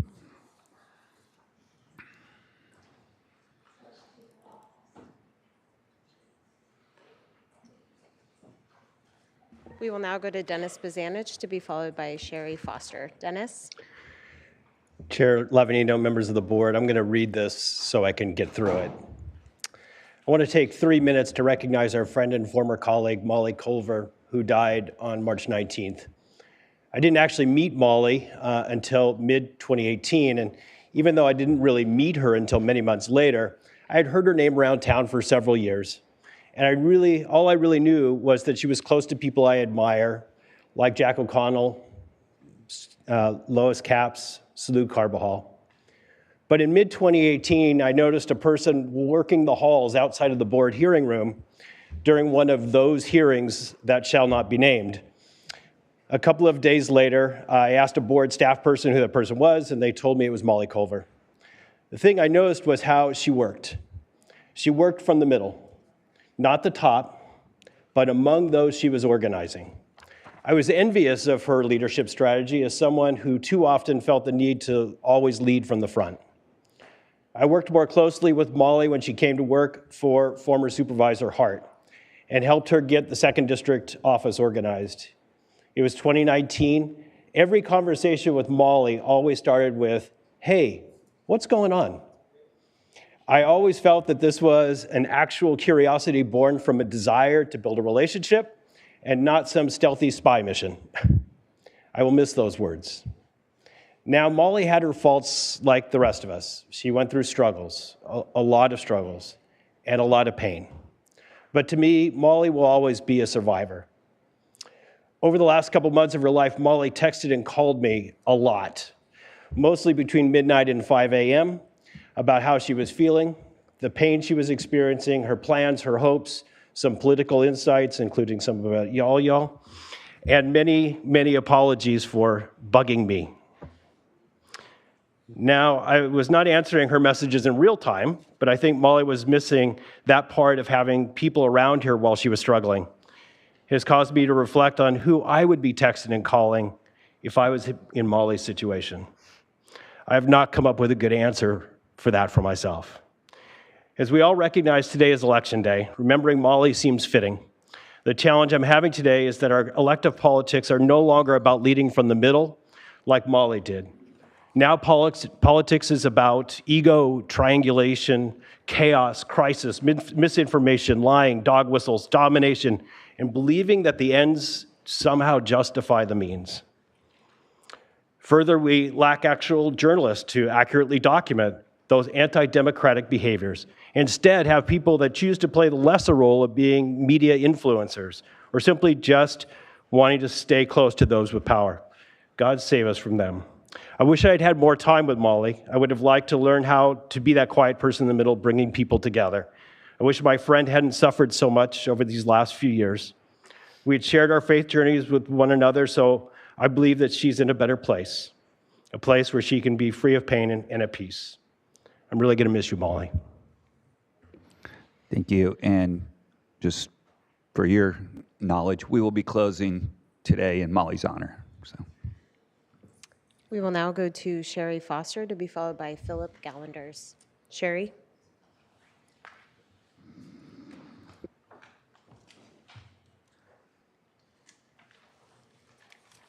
Yes, good morning. On this date, 10/10/2024, the undersigned was served with the attached cease and desist for County Supervisors Rachel Van Mollum, County Counsel, and County Clerk Recorder Joseph E. Holland. Dear Sir and Madam, the state of California has passed AB 969, enacted in October 2023, using the urgency clause. The bill states, this bill would declare that it is to take effective immediately as the urgency statute, Section 2 of the bill states. This act is an urgency statute necessary for the immediate preservation of the public peace, health, and safety within the meaning of Article 4 of the California Constitution and shall go into immediate effect. The facts constitution the necessity are, in order to ensure that the county election officials know what voting system they will be using, particularly with the upcoming 2024 March presidential primary, it is necessary for this act to take effect immediately. The California Constitution, Article 4, Section 8D states, in pertinent part, urgency statutes are those necessary for immediate preservation of the public peace, health, and safety. A statement of facts constituting the necessity shall be set forth in one section of the bill. Section 2 fails to state any facts supporting the assertion of a threat to public peace, health, or safety. In this Assembly bill, there are no facts stating either that any election officials were unaware of what voting systems they would be using, nor any facts amounting to the urgency within the meaning of California Constitution, Article 4. Additionally, voting by citizens that is accurately counted does not impact public peace, health, or safety. Thus, there is absolutely no logical, legal, or constitutional basis for the alleged urgency. Therefore, the use of the urgency clause to bypass normal legislative process was and is unlawful and deprived the citizens of California of opportunity for public referendum. Misusing this urgency clause to avoid checks on legislation and prevent public input is the abuse of legislative authority. It prevents the citizens from having a voice in the legislative process as required by California State Constitution. Article 2, Section 9 of the California Constitution provides for the referendum process in California. Citizens have the power to approve or reject statutes or parts of statutes, except for urgency statutes and some other fiscal exceptions. If the legislator had not improperly used the process reserved for public health and safety emergencies, the citizens of California could have reviewed and challenged the law by referendum pursuant to Article 2, Section 9 of the California Constitution. You've been placed in an unfortunate position where you are unable to conduct the 2024 general election without breaking either state or federal laws. You cannot comply with newly enacted state laws without breaking federal laws. You cannot comply with federal laws without breaking the newly enacted state law. Additional reasons to cease and desist. Application for the Help America Vote Act. The Help America Vote Act of 2002, hereinafter HAVA, requires accurate voter rolls to be maintained by the local jurisdiction. California counties have hundreds and even thousands of ineligible voters on the rolls. This violates HAVA's requirement for accuracy and compliance in elections, including the voter rolls. You know this because many citizens have taken it upon themselves to audit the voter rolls because our government does not. And they have found hundreds and thousands of ineligible voters. Some of these citizens have come before officials only to be disparaged and ignored. Many of our elections are decided by less than 100 votes, and some less by 10 votes. Inaccurate voter rolls are an incontestable fact. The Election Integrity Project California reported that they found 1,834,789 more registered voters than eligible citizens in the state voter rolls. including active and inactive voters, HAVA was enacted due to the 2000 Bush-Gore election debacle, which greatly divided voters and destroyed voter trust. Simply articulated, if voter rolls are not accurate and compliant, elections cannot be certified as compliant or accurate, meeting the standards set within HAVA. We will now go to Philip Gallanders, to be followed by Chuck Williams. Philip? Hello. Good morning. To continue, HAVA was designed to provide a zero-trust model for voting systems, which includes transparency to address trust issues when using electronic voting machines. Although election fraud existed in individual local races, these widespread trust issues did not exist before electronic mechanical machines. In addition, HAVA falls under the Civil Rights Act, therefore certifying inaccurate or non-compliant elections violates every citizen's civil rights when elections are not accurate or election laws have been violated. Financial reasons to comply with HAVA. Not only is HAVA a federal law, but because this county has accepted federal money pursuant to HAVA, it is also contract law. This county entered a contract with federal government when it accepted funds under the Help America Vote Act. The Board of Supervisors voted to accept these funds. County Council signed off on the contracts, and the ROV clerk recorder agreed to comply with the terms of that contract. If this county follows California law, and specifically Assembly Bill 969, the county cannot meet the contractual requirements of the Help America Vote Act. If the county intends to follow California law, the county will deprive the citizens of the transparency required, resulting in a misappropriation of federal funds. Failing to follow the federally mandated HAVA, the county would have to return the HAVA funds to the federal government. If the county returns the HAVA funds, the county cannot pay for the election equipment that the county is required by California law to use. We will now go to Chuck Williams, to be followed by Karen Howenstein, who's our final speaker. Chuck? Thank you. You all know me as Chuck Williams. My name is Charles Williams. Board of Supervisors have a problem. Each of you swore an oath to the United States Constitution and the Constitution of the State of California.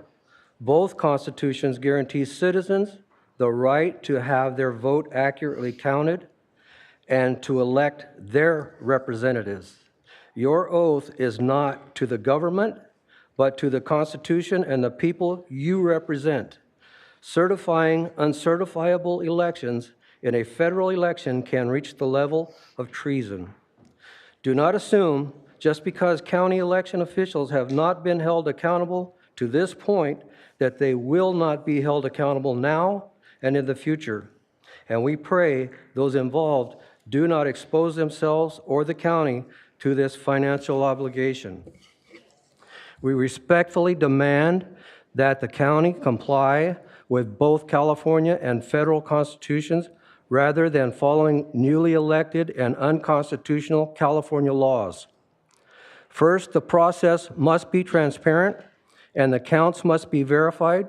Second, only eligible voters should be allowed to vote.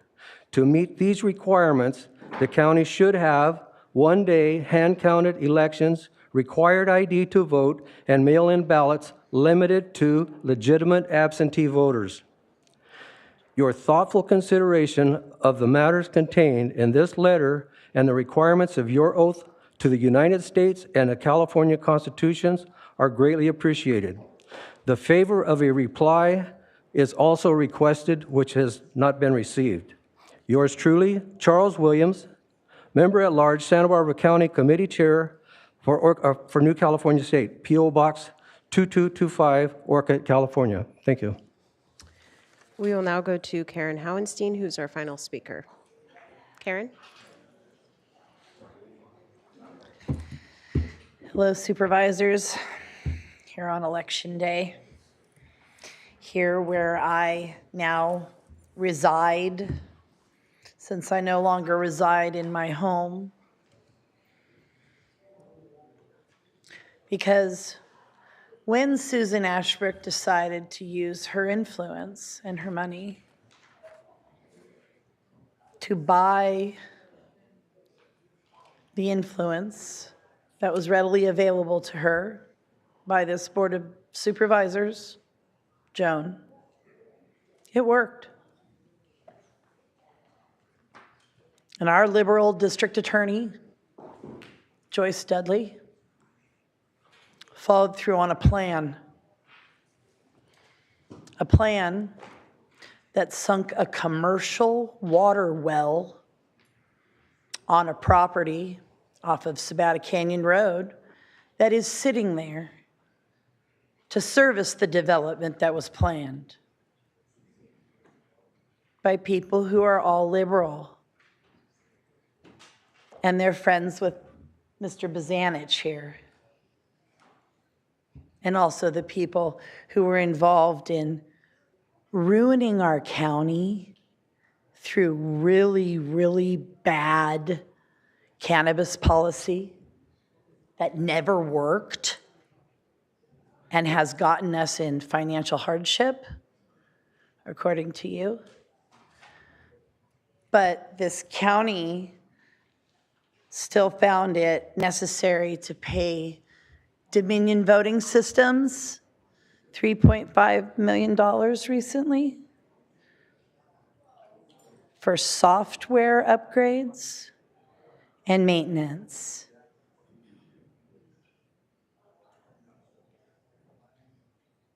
Your actions have caused me to change the course of my life.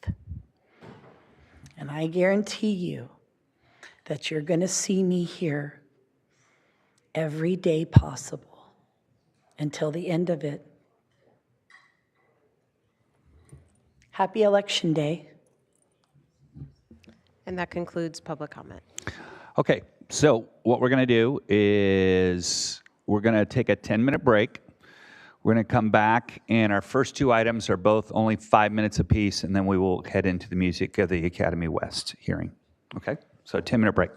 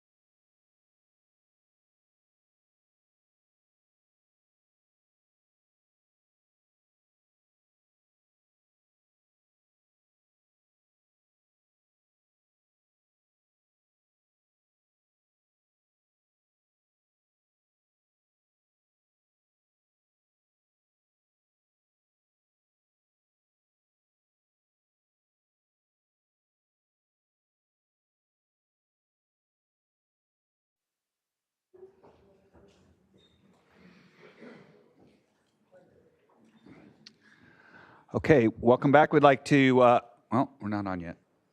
There we go. Okay, I'd like to reconvene this meeting of the County Board of Supervisors. I'd like to wait for Joan, but I guess we can go along with, is she right there?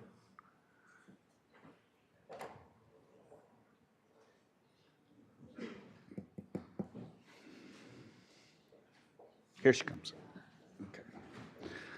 All right, so I forgot to, we still needed to vote on all the items that were pulled. So can I get a motion on A2, A10, A20, A28, A32, and a continuance to December 3rd on A23, please? So moved. I'll second.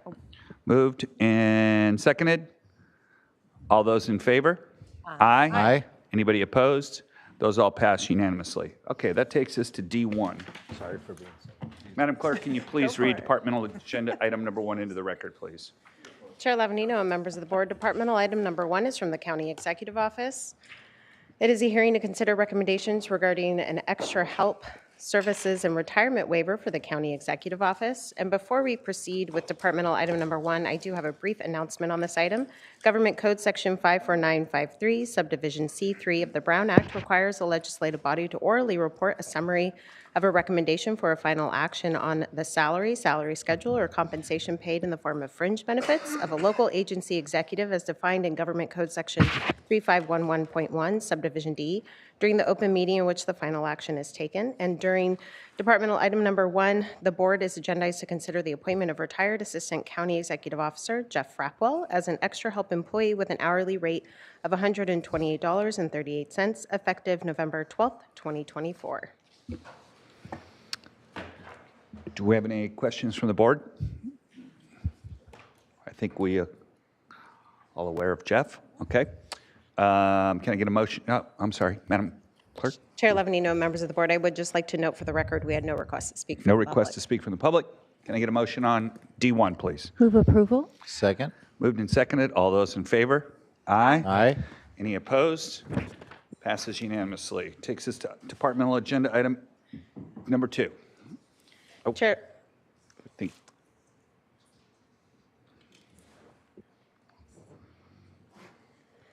Chair Lavanino and members of the board, departmental item number 2 is from the Sheriff Coroner's Office. It is a hearing to consider recommendations regarding an extra help services and retirement waiver for the Sheriff Coroner's Office.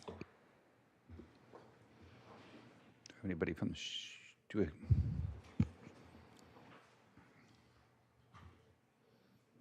Good morning. Good morning, Chair of the Board, members. My name is Susan Farley. I'm the Communications Manager of Santa Barbara Sheriff's Office. We're asking for a waiver for Julie Perazzo to come back extra help before her 180 days expire. Combination of if her 180 days go through, she has to go through a full post background, and secondary for our shortages, which I've talked about in the past. The RFCC, we anticipated being open at this time. They're not, so we still need more bodies. Julie's fully trained, ready to go. My current staffing state, I'm funded for 24 dispatchers. We've intentionally left 4 of those vacant in anticipation of the RFCC opening. I have 6 dispatchers in training and 1 person out on admin leave, which leaves me at 55% working staff for dispatchers. So Julie would be able to fill that hole. We're hoping until the RFCC opens is what we're looking at. Last time I was here, I did talk about some creative staffing, about extra help, or I'm sorry, doing a job share program. We have started that, and those part-time people are taking up more than 50% of our staff, so that is helping us with our staffing needs. So we are making little baby steps. We're getting there, but we do need help in the meantime, so I'm requesting that her can be waived. Thank you very much. Any questions from board members? Yeah. Supervisor Capps. Thank you. I appreciate the creative approach to this. Obviously, it's extremely important to have communications dispatchers. Just curious about the 6 that are in training. How long do you expect that training to go? 2 started in March, Okay. 2 started in May, and 2 started in September, October. So we anticipate one of them being off training in January, 1 probably in March. The other ones are too far out to make an educated guess. Okay. I also have call takers, but I didn't factor that into this because the percentage-wise, it's about the same. I have 2 trained call takers, 2 call takers in training, and 1 out on workman comp leave. So it's another little hole we have. Well, I wish you the best in getting those up fully staffed. Thank you. Supervisor Hartman. Just wanted to congratulate you on the job sharing. You raised that and you brought it home. Good work. Thank you. Supervisor Nelson. Yes, thank you, Chair Lavanino. Typically I'm critical of these, and I want to encourage departments to reach out to my office out of these so I don't have to ask you a bunch of questions. But thank you, Ms. Farley, for your explanation. This does seem like it's in the interest of public safety that we do this, and there's a lot of good reason for it, so I'll be happy to support the motion at this time. I do have a quick question about whether are you being given the ability to overstaff if necessary, so that you can handle dips in the future such as this? I technically have 4. They haven't been said they're unfunded. They've just requested I not fill them because of the fire opening. So we have started talking to the county about opening those positions for exactly what you're talking about. We know stuff comes up. We know there's going to be more injuries, more stuff happens. Right. So we can't overhire yet, but we're hoping to fill the 4 that they asked us to not fill. Okay. I just know there's a lot of interest on this board on giving you guys those tools if necessary. So just want to make sure I reiterate that. This is one of the tools that we can use, obviously bringing back somebody who's retired, but I mean, we want to avoid that whenever possible. We had legislation from the state that, made that a higher bar by making you come back to the board for things like this. But I think this one meets the standard for myself to support. So thank you. Thank you. Thank you very much for being here. Can I get a motion? Is that the rest of public comment? I'm sorry. Is that all? Is there any public comment? Chair Lavanino, members of the board, we have no request to speak from the public on this item. Okay. Move staff recommendation. And second. Moved and seconded. All those in favor? Aye. Aye. Any opposed? It passes unanimously. Thank you very much. Okay, we get to departmental item number 3. We'll read that into the record, and then Supervisor Capps needs to make a statement. Chair Lavanino and members of the board, departmental item number 3 is from the Planning and Development Department. It is a hearing to consider recommendations regarding John Sanford's appeal, case number 23 APL 21 of the Montecito Planning Commission's approval of the Music Academy of the West revised conditional use permit, case number 21 RVP 109, and this is in the 1st District. Okay, Supervisor Capps. Yeah, thank you. Chair, I need to recuse myself on this in adherence with state law due to contributions. Thanks. And Chair Lavanino, members of the board, in addition, before we go to ex parte, I have a number of documents that were received afternoon over a page in length that will need to be voted into the record in order to be considered for today's hearing. First was a public comment letter from Oliver Leclerc on Friday, November 1st at 1:01 p.m. Additionally, we had a letter from Paul and Jane Wood Orfala on Friday, November 1st at 4:57 p.m. A letter from Lindsay Wild on Monday, November 4th at 11:56 a.m. A letter from Guy Hamilton on Monday, November 4th at 11:56 a.m. A letter from Fervor Large, Archibald and Spray on Monday, November 4th at 9:33 a.m. A letter from Diana Garcia Blizzard and Ed Blizzard on Monday, November 4th at 2:45 p.m. A letter from Chandra Peterson, Monday, November 4th at 5:44 p.m. A letter from David Moss on Monday, November 4th at 8:23. A letter from Dean Serini, Monday, November 4th at 8:56. And finally, a letter from Alicia Elizabeth Morgan on Tuesday, November 5th at 9:09 a.m. Okay, can we get a motion to what we want to do with those items? I move that we allow them all into the record. Okay. I'll second. Moved and seconded that all the named items will be included in today's record. All those in favor? Aye. Aye. Any opposed? They pass unanimously, so they will all be considered as part of today's record. We'll now be moving to ex parte. Why don't we start on this end? Supervisor Nelson. Yes, thank you, Chair Lavanino. I had a meeting with the appellant, John Sanford, over Zoom on April 22nd, and his attorney, as well as this week, talking about specifically the past CUP and this CUP on how it their concerns. Yesterday I met with Beth Collins, Brian Robinson, Shauna Quill, Heidi Jones for the Music Academy, and discussed their desires to change and modify the CUP. I also spoke this morning to Supervisor-elect Lee, who expressed support for the Music Academy. Supervisor Hartman. Last week, I met with both the applicant and the appellant, and the issues we discussed were traffic and noise. Supervisor Williams.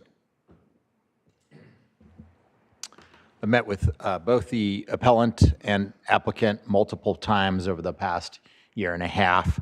The most recent of these times was for the applicant, October 17th, where they went over the reductions of number of events between what was heard by the Montecito Planning Commission and what they're proposing today. And then the most recent meeting with the appellants was the 31st, in which we went over several issues, including past enforcement, traffic, and traffic counts. And so that raised a couple questions, and then yesterday I had a couple final day phone conversations because of the questions raised by the appellants with Mr. Robinson and Beth Collins separately about confirming who is counted in the attendee count and what the nature of the traffic counts is and capabilities are.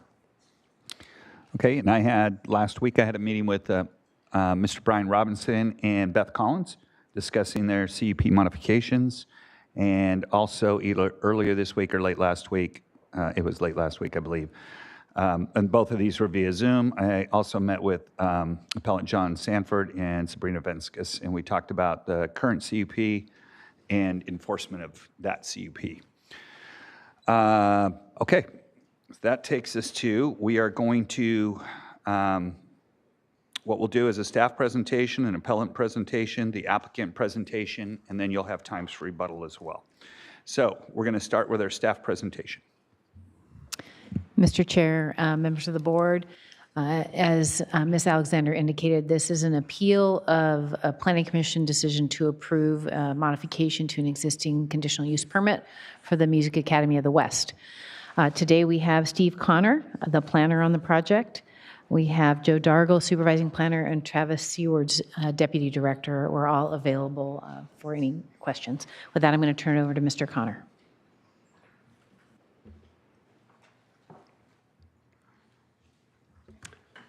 Good morning, Chair Lavanino and members of the board. I'm Steve Connor, and I'll be presenting the appeal of the Music Academy of the West CUP revision project.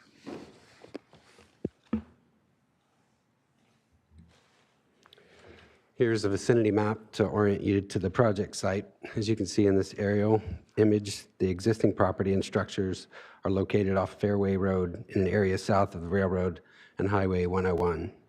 This area includes a variety of land use like institutional, resort serving commercial, such as the Montecito Sanitary District, the railroad, the Four Seasons Biltmore, Coral Casino, and Butterfly Beach.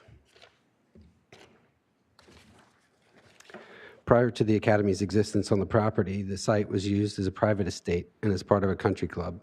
The Music Academy obtained its first CUP to operate on the project site in 1951. The Academy obtained its current CUP in 2004 for a phased master plan in which a number of buildings were reconstructed, landscaping was modified, and new parking lots were constructed. The final phase of the construction for the master plan was completed in 2017. This permit established public attendance caps, including an annual cap of 47,000, which is split between summer and non-summer seasons. The daily public attendance cap was capped at 900, and the number of public attendees at any given time was capped at 330. Additionally, student enrollment was limited to 150 total. The 2004 CUP also established limits on the number, timing, location, and type of events allowed on campus. A maximum of 41 events per year was established to allow meetings, seminars, and nonprofit events on campus. Weddings, which had historically occurred on campus, were disallowed. The 2004 CUP also established limits on events with amplified sound to twice per year. These events were also limited to no longer than 2 hours per event. Events could only be held at indoor locations or the designated outdoor courtyard. Amplified sound was limited to the spoken voice and could not be audible outside of Academy property boundaries. Under the 2004 CUP, operational traffic and circulation issues were addressed by a cut-through reduction plan and parking restrictions. This cut-through reduction plan was fully implemented in 2009 to prohibit the public from cutting through campus for purposes not related to campus operations. The request is to revise several conditions of the CUP as outlined below. No new structural development is proposed and no changes to the annual, seasonal, daily, or any given time maximum attendance restrictions are proposed. Several key operation changes include student enrollment is proposed to increase from 150 to 175. Significant life events such as weddings are proposed to be reintroduced. A maximum of 15 events would be allowed per year with a maximum related reception attendance of 175 persons. These events would be counted towards the annual cap of 41 non-conservatory events that are currently allowed during the non-summer season. The Academy would provide noise and traffic management staff to implement best practice strategies for these events. The resale operations at the Rack and Treasure House would be eliminated. The structures would return to residential use for visiting musicians, faculty, and artists. The structures would also be available for use as rehearsal space and preparation space for significant life events.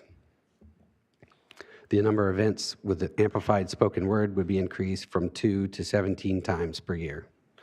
The fixed or permanent seating in Hahn Hall is proposed to be increased from 300 people to 350, while the number of seats in Yzerdiaga Hall would be decreased from 92 to 42.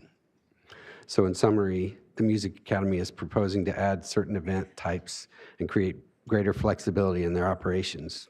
They would continue to adhere to current daily, annual, seasonal, and any given time attendance limits, and would still adhere to the existing activity hours and sound level requirements at property lines.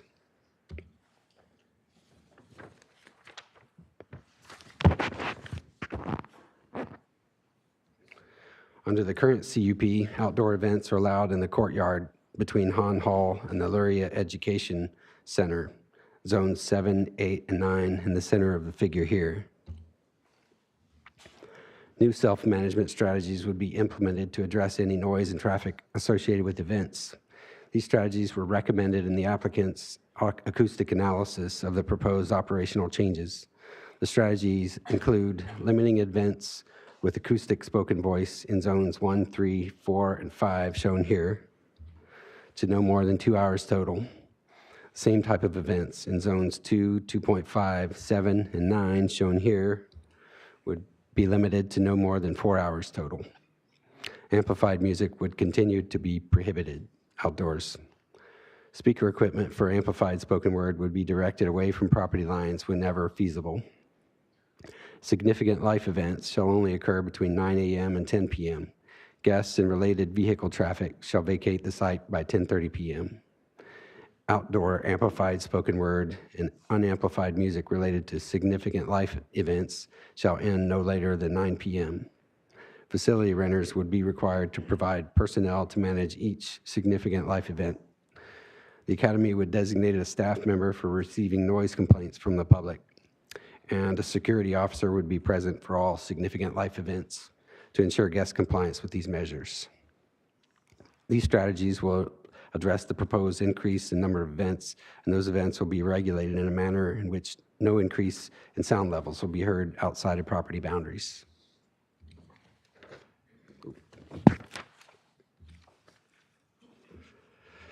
The initial cut-through reduction plan was implemented in 2004 to reduce traffic impacts associated with the project. After evaluation of the initial plan's effectiveness, an interim cut-through reduction plan was designed and implemented as part of Phase 1 build-out of the master plan.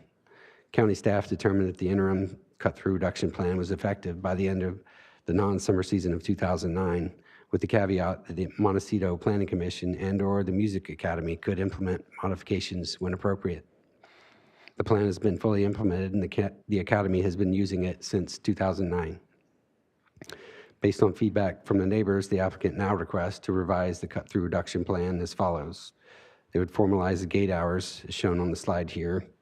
The gates will remain open during events that utilize traffic events, and traffic attendants will monitor and record license numbers of any cut-through traffic and issue verbal warnings to associated drivers.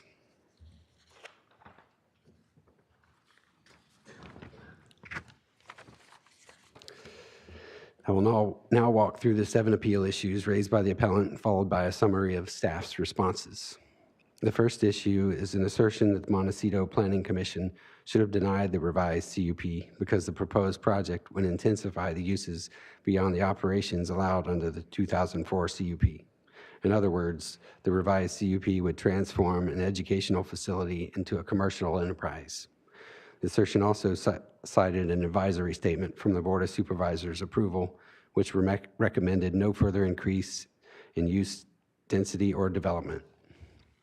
In response, the Montecito Planning Commission did not err in approving a revised CUP because staff notes that a request for a revised CUP is allowed under the Coastal Zoning Ordinance. The requested changes to the CUP will comply with the requirements of the Coastal Zoning Ordinance. The changes are also consistent with all applicable policies of the Comprehensive Plan, including the local coastal plan and the Montecito Community Plan. Therefore, the Montecito Planning Commission acted within their authority by reviewing and approving a revision to the existing CUP.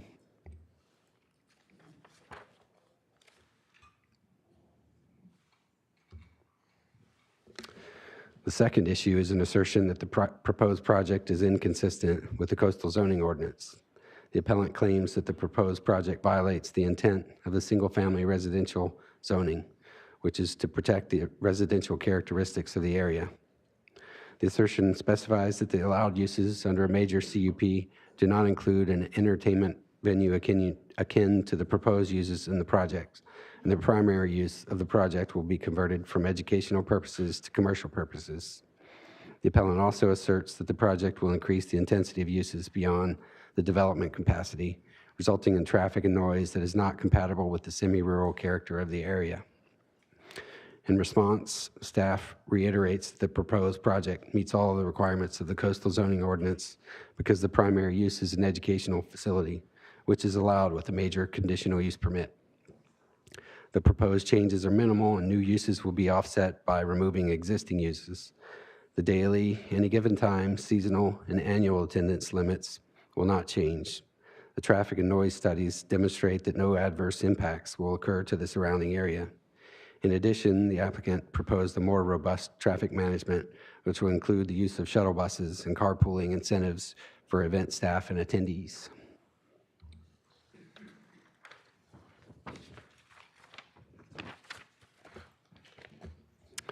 The third issue is an assertion that the environmental impacts of the proposed project were not sufficiently analyzed under the California Environmental Quality Act, or CEQA. Specifically, the appellant claims that the Academy is proposing to make significant changes, including a change of the predominant land use, which would cause significant environmental impacts that were not discussed in the traffic, air quality, greenhouse gas emissions, noise, or land use sections of the Certified Environmental Impact Report, or EIR. Staff notes that an addendum to the previously certified EIR was prepared. The addendum addressed land use compatibility, noise, and transportation issues. All other issues were determined to be unaffected by the proposed changes to the project. The proposed changes are operational only, and no new physical development is proposed. Therefore, there will be no new impacts to these issues or aesthetics, air quality, cultural, biological, or water quality resources. The applicant provided traffic, parking, and vehicle miles traveled analyses which demonstrated that none of the operational changes would generate additional traffic or parking impacts. An acoustic analysis also demonstrated that none of the operational changes would create noise impacts, which would require new or modified mitigation measures. Regarding land use compatibility, as mentioned in the previous slide, the site is located in an area that contains a variety of existing land uses, including the Montecito Sanitary District, Operations Yard, the railroad, a cemetery, a hotel, casino, and a public beach. The Music Academy and these surrounding uses have been located in the neighborhood for several decades. Therefore, the project will not be incompatible with the surrounding land uses.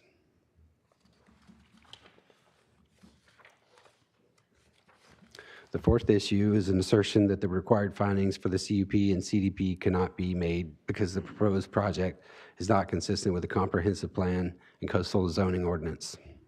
As staff previously stated in the response to the first appeal issue, the proposed project meets all requirements of the coastal zoning ordinance, local coastal plan, and Montecito community plan, and all findings for the approval of the revised CUP and CDP can be made.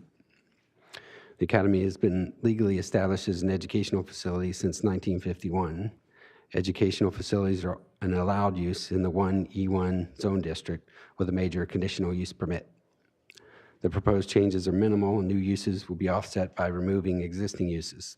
In addition, the appellant has withdrawn their request to increase limits on any given time, daily, seasonal, and annual attendance as a result of the facilitation meetings held over the past year.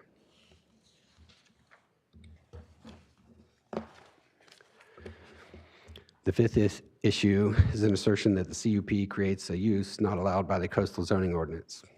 As staff previously stated in responses to the first, second, and fourth issues, the Academy has been legally established as an educational facility under a CUP, and the coastal zoning ordinance allows revisions to an existing CUP.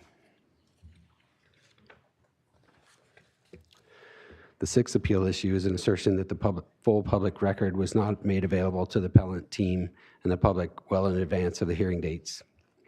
In response, staff notes that digital copies of more recent records were provided and older hard copy records were made available in the Planning and Development Office for the appellant team to review.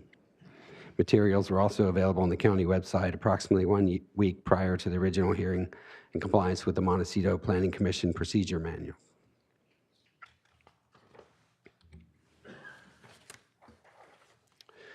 The seventh and final appeal issue is an assertion that the Montecito Planning Commission did not hold a fair and impartial hearing when it approved the revised CUP. Specifically, the appellant claims that the community at large was denied the opportunity to participate in a fair and impartial hearing because there was no advance notice of the intention to modify the order of the agenda when the commission moved the hearing to the afternoon session. As a result, the appellant claims the schedule change prevented engagement and rebuttal between the commission, the interested parties, and the Academy. In response, staff refers to the first page of the Montecito Planning Commission agenda, which states that the commission has discretion to adjust the order of the hearing. In fact, the commission specifically allowed multiple opportunities to participate in excess of the minimum required. In this case, 2 individuals' attendants were allowed the opportunity to provide their testimony before the item was heard. Their testimony was included in the record, which formed the basis of the commission's independent review of the project.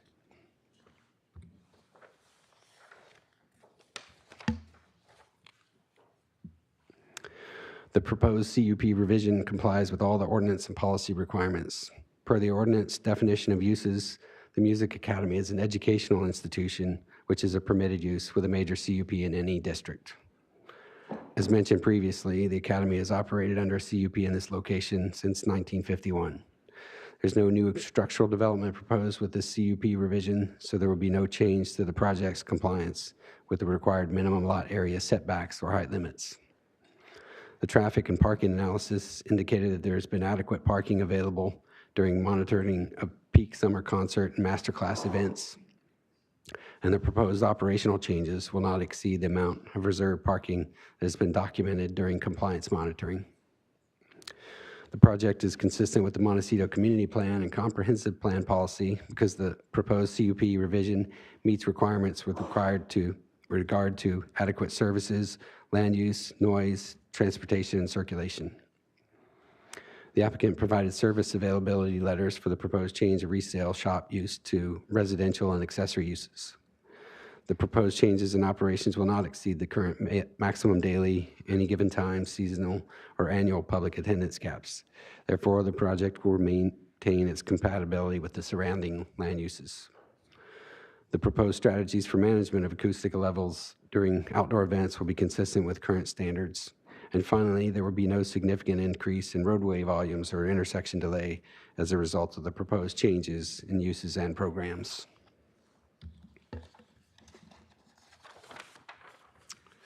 The previously certified EIR was prepared to analyze the impacts of the master plan development and operations approved under the 2004 CUP revision.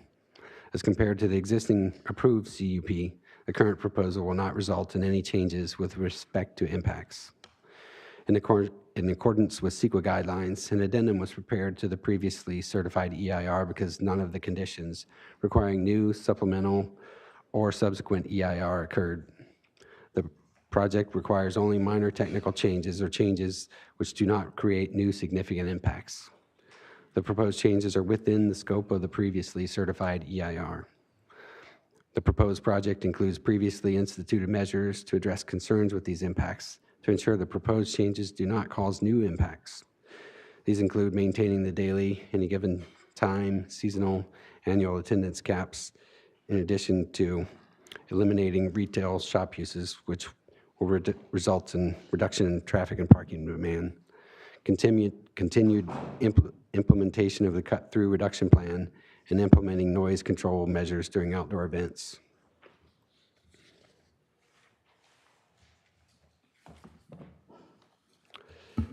Additionally, the appellant submitted a 30-page supplemental letter just before noon on Friday in support of their appeal, outlining perceived issues with existing condition compliance in CEQA. Specifically, with regard to compliance with existing CUP conditions, the applicant has continued to demonstrate substantial compliance to P&D's satisfaction within a very complex permit. The facility is currently operating under a 2004 conditional use permit. We received 0 formal complaints about the Music Academy from 2005 to 2022. Starting in 2023, we have received approximately 7 formal complaints related to the time folks are leaving events and that Music Academy is leaving leaving the front gate open, which could result in vehicles cutting through the property. The vehicular cut-through complaints are unsubstantiated. The Music Academy has self-reported attendance exceedances 3 times in the last few years, but the actual exceedances were minor in nature. Planning and Development's enforcement staff followed up with Music Academy regarding this issue, and they should not be exceeding attendance at events, but no formal violation or fine was issued. With regard to CEQA, as previously mentioned, the appellant continues to claim that a CEQA addendum is not the appropriate level of environmental review. However, as outlined in attachment 4 to the board letter, CEQA section 15164 does apply to the project. The applicant provided multiple studies to support the project, such as a traffic study, noise analysis. Staff has fully reviewed these studies and found them to be sufficient to evaluate potential project impacts. The appellant also claimed the project did not include cumulative impact analysis, which is not accurate. Cumulative effects were analyzed. The 2003 EIR included mitigations to reduce cumulative impacts associated with physical development proposed under the master plan, and the addendum evaluated cumulative effects for each issue area analyzed. The proposed project does not propose any new physical development, nor does it increase the existing public attendance caps. The proposed project will not increase overall traffic associated with public attendance at the campus because the anytime, seasonal, and annual attendance caps will remain unchanged. Thus, the proposed changes are within the scope of the previously certified EIR.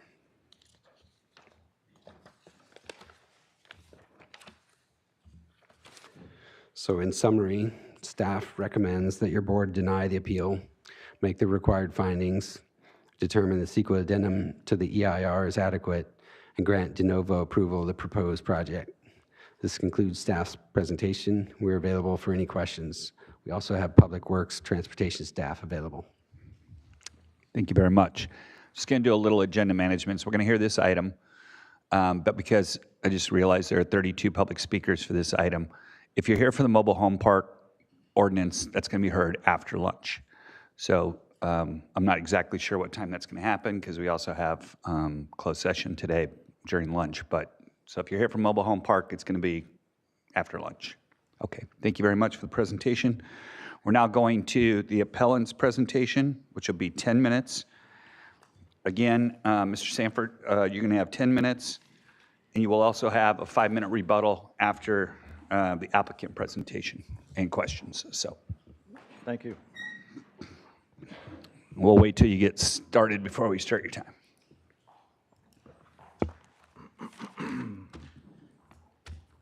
Thank you, supervisors. Appreciate your time today. I'm sure there are other more important items than this. Unfortunately, we're here. I'm John Sanford. I'm the name on the appeal, but this is really about the Butterfly Beach Association. This isn't about me at all. I'm here with our attorney, Sabrina Venskis.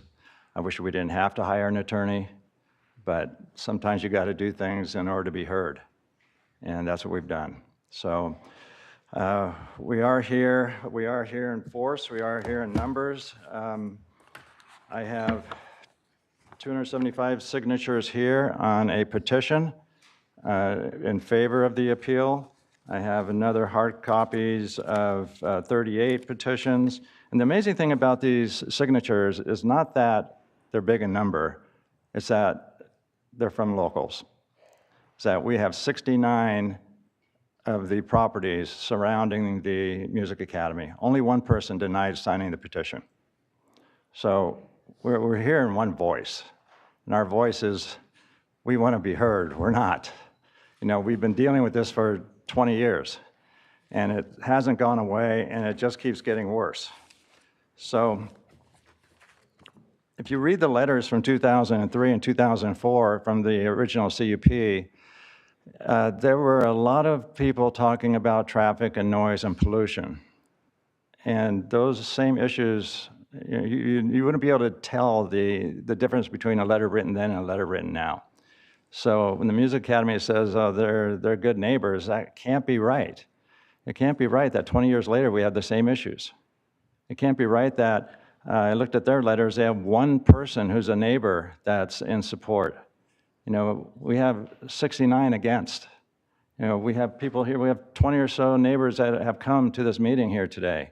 We have dozens of letters being written. And it's all because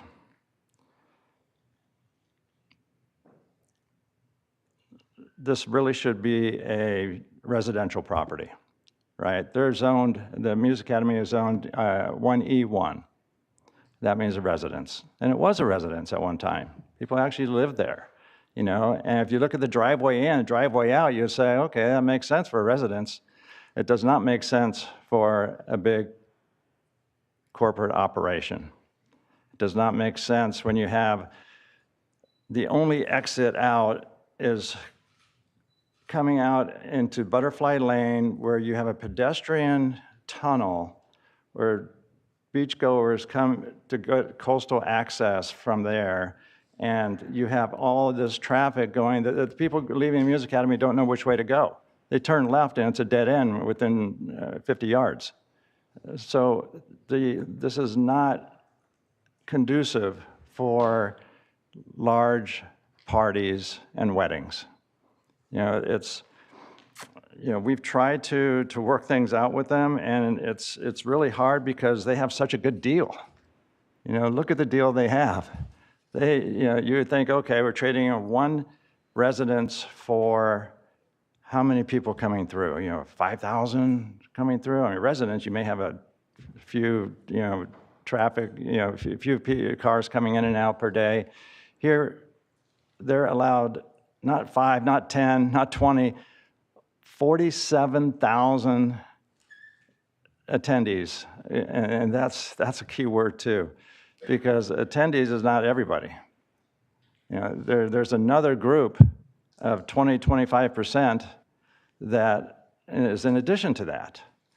So we have already 50, 60, 70,000. Some of their own counts show over 100,000 vehicles coming through that little square you saw up there, pouring out into Butterfly Lane, where you have kids walking with dogs and families going to the beach, and you know, bikes and strollers, everything you can imagine. That's a main thoroughfare to the beach, to Butterfly Beach. You know, I grew up here. I remember going to Butterfly Beach when I was a kid. You know, I'd drive all the way out from Goleta to get there, but it was a nice beach. And we love the beachgoers. We just don't think it's compatible for having weddings and large parties on top of this already great deal they have. They can have 900 people a day. 900 a day, just not people, attendees. So the number's bigger than that. They can have multiple events. They can have 330 people twice, almost 3 times. Okay.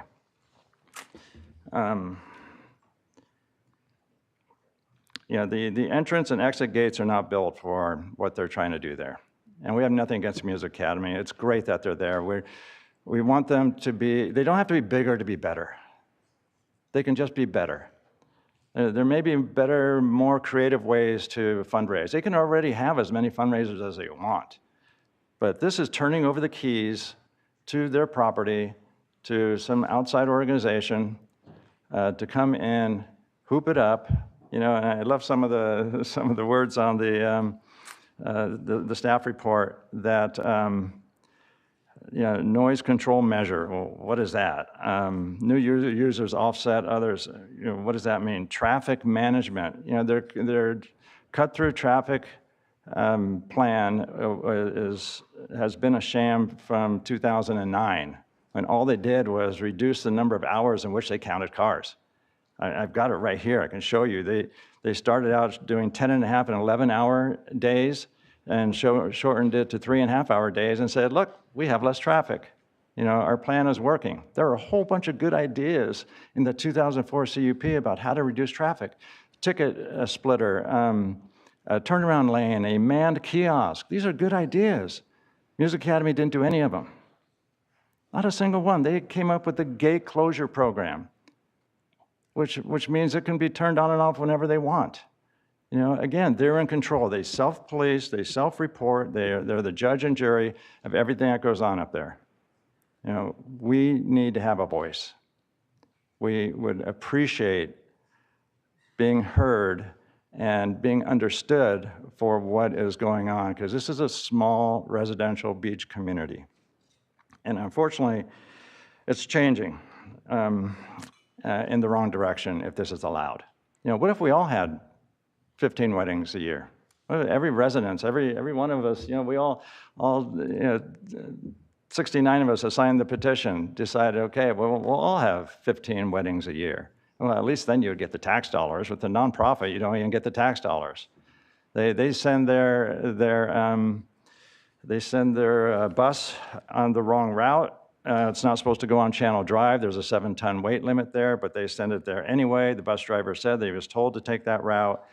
I talked to Gary Smart at the county about signs. He said the reason why we don't want large vehicles on that road is because it's not built for that. It will tear up the road. I said, okay, well, then who's paying for the road? Well, it's not the Music Academy. They paid $25,000 in property tax last year. The Biltmore, for example, paid $2.5 million in property tax last year.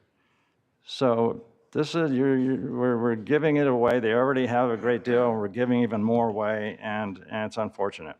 We would like to find some other creative fundraising ideas to help what they need to do. We would like to have 3 years of them conforming to the 2004 CUP before we go forward.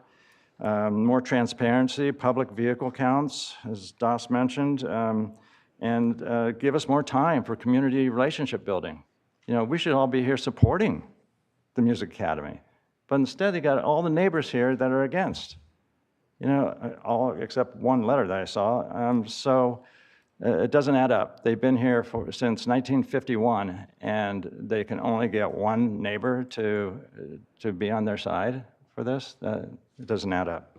I'm sorry, I took too much time. Yeah, you did. So just finish. I am finished. Go ahead. Okay. Is there anything I missed? We have one more minute. You can carry that minute over to your rebuttal. So we'll be 6 minutes rebuttal time. Thank you. Okay, thank you all for your time today. Really appreciate it. Absolutely. That takes us to our applicant presentation. You'll have 10 minutes as well.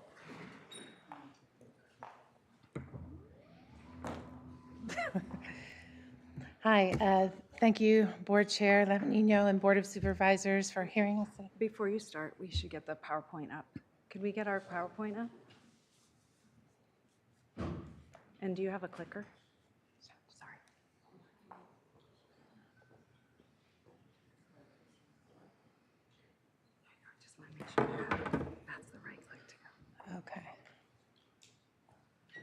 Okay.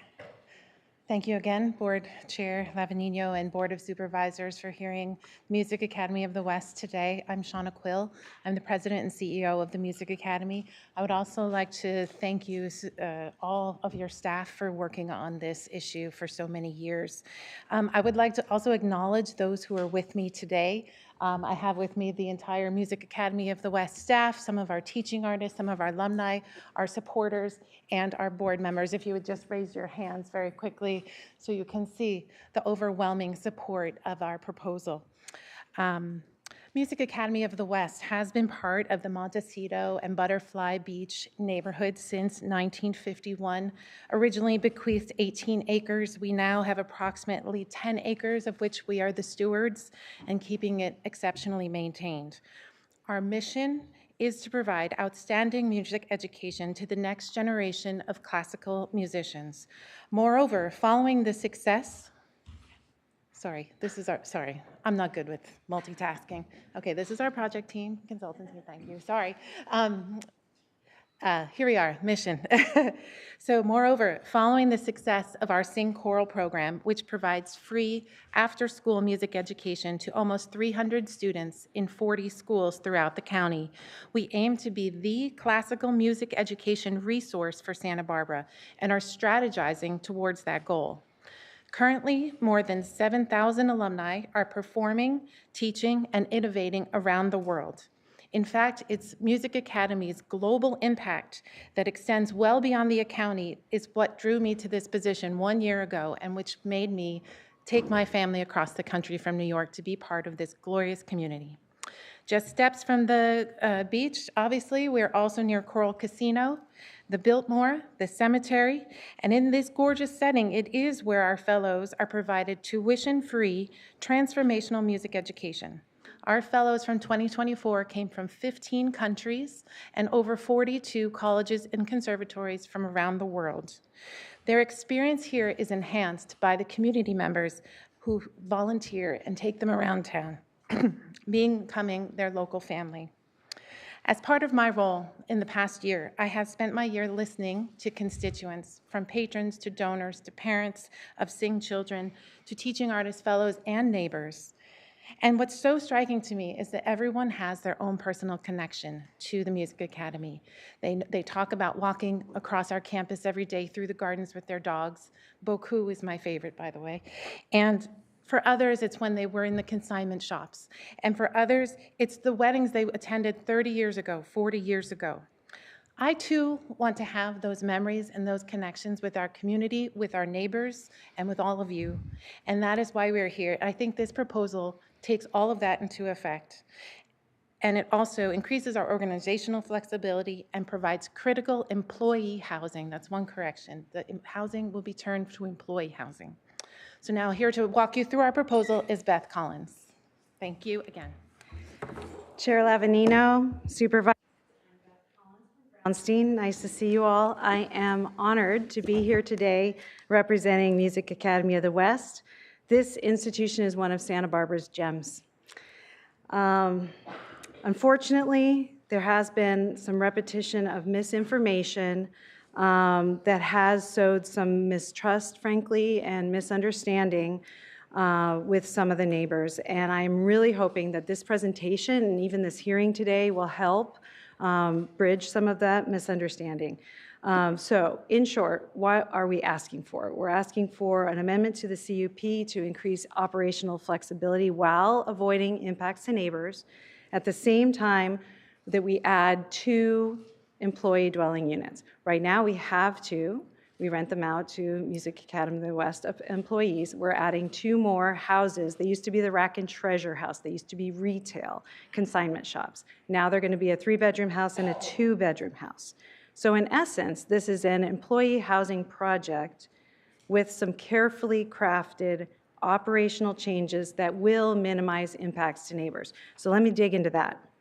So the existing CUP, you've heard some about it. It is highly, highly regulated, one of the most regulated in the county, and frankly, it's a little misunderstood. So I'm going to dive in. All exterior music is restricted. You cannot have, exterior amplified music is restricted. You can have interior amplified music, but the windows must be closed. There are many attendance caps. There are also very strict reporting requirements. We can't have more than 41 non-music related events a year. We're proposing to keep all those restrictions, and we're adding. So what are we adding? Oh, before I go there, how did we get here? Sorry, I'm racing time here. We started this in 2021. We were approved by the MPC. We were then unfortunately appealed. We worked with the neighbors, 3 different meetings. We proposed to cut back our project significantly from the project that was approved by MPC. And in fact, the thing that's before you today is that cutback reduced project. Additionally, under Shauna's leadership, we've made many other improvements to reduce traffic impacts in the neighborhood and to increase transparency with the neighbors. So today, what is before you? You heard a preview of this from staff. We have a bunch of attendance caps. The MPC project proposed to increase some of these. We've reverted. Now we're not proposing any change. We're also proposing no change to our studio-related uses. We are proposing increase to 25 summer students, along with the 2 new residential units. We are swapping some permanent seats. That's a wash. And then we're adding some trip reduction measures. That's a voluntary ad that the Music Academy did. It's effective in both summer and non-summer to increase carpooling and reduce. So let's get to the heart of it. Events. This is where there's a lot of misunderstanding. In fact, there was even a typo in staff's slide on it. They said there were 350 allowed under our events. There are only 330. So right now, the Music Academy can rent portions of its facility for non-music events. We can rent them 41 times a year outside of the summer with 330 people. So that's on the left there. We can do 330, 41 non-summer events. We can have a caterer, a DJ, music, dancing, of course, with all the restrictions that I described earlier. These are celebrations the Music Academy is already holding and is allowed to hold under their CUP. We also, by the way, can have acoustic music anywhere on campus, all around the campus outside. There's no restriction other than the Santa Barbara County's existing noise ordinance. What are we proposing? We're proposing that we can substitute some of those 41 for 15 significant life events with fewer attendees, only 175. The MPC approved more, but we dialed it back to 175. We've also, since the MPC, added a carpool shuttle requirement if the event is larger than 50 attendees. There was a question, what are these noise impact avoidance measures? I can tell you there are a bunch of them, but they are custom designed by a noise expert, and they apply to both acoustic music and amplified spoken voice, and it limits the number of hours of both around the campus. Unfortunately, appellants, the technical reports do have some confusion on that. Both Will Robinson and Scott Schell are here to answer some of those questions. The short story is well, I don't have time for the short story. Ask me a question if you want. So finally, this issue of the significant life event, and is it appropriate in Montecito? Is it appropriate at the Music Academy? Is it appropriate at the nonprofit? And I can tell you, it is a resounding yes. It is appropriate. It's done all over our community with all sorts of other organizations. And they do it successfully without impacts to the neighbors. Museum of Natural History, Moxie, Botanic Garden, I could go on. These types of celebrations of life or anniversaries or other events, again, we're proposing fewer attendees with more restrictions to allow us to open ourselves up to these 15 select events a year to diversify our income source, yes, but also to connect with our supporters in our community in a special way. So with that, 16 seconds left, I will ask, please support staff's recommendation. We are here for any questions. I know there's a lot of information and a lot to unpack. So we are here for you. Okay, thank you very much. Sure. I would like the short story. Oh. About which? Okay, sorry, I forgot. I think it was traffic. On why it's going to be better? Okay. Could I? Okay, well, let me just sum up. On noise, for example, our noise control measures, they significantly limit. So full disclosure, we're asking to increase our amplified spoken voice from 2 to 17. That sounds like a big thing, but we're doing at the same time. Right now, we can do acoustic noise all around the campus for an event with 330 people. We are now reducing that to 175 people, and we are saying any acoustic noise with that event is now restricted in the ways that were studied by the noise expert. In addition, the amplified spoken voice will be restricted in that way as well. So, in addition, we are proposing 3 different people. Believe it or not, the manager of the event has to have a person that will be there the entire time, can't drink alcohol, and will be in charge of making sure we're meeting the noise restrictions. Plus, there's a MA staff member that shall be designated at, MA is Music Academy of the West, sorry. There will be a MA staff member that will be designated as a point of contact for neighbor concerns, and there will be an additional security officer patrolling during all of the sleaze to ensure that the guests comply with all the policies and requirements.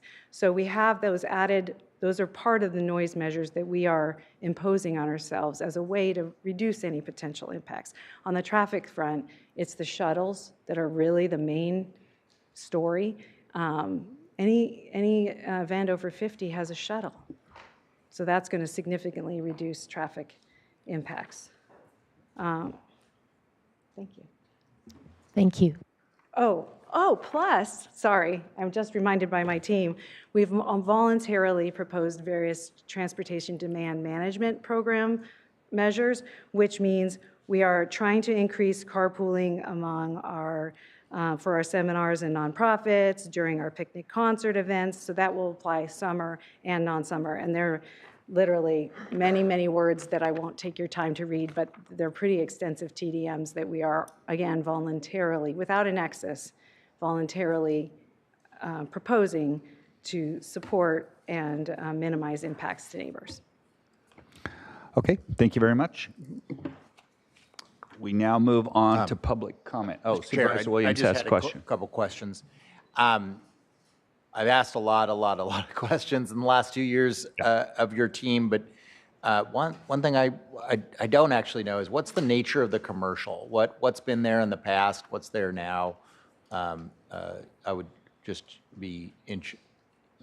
You're saying what's the nature of the commercial uses the retail that you were? The Rack and Treasure House.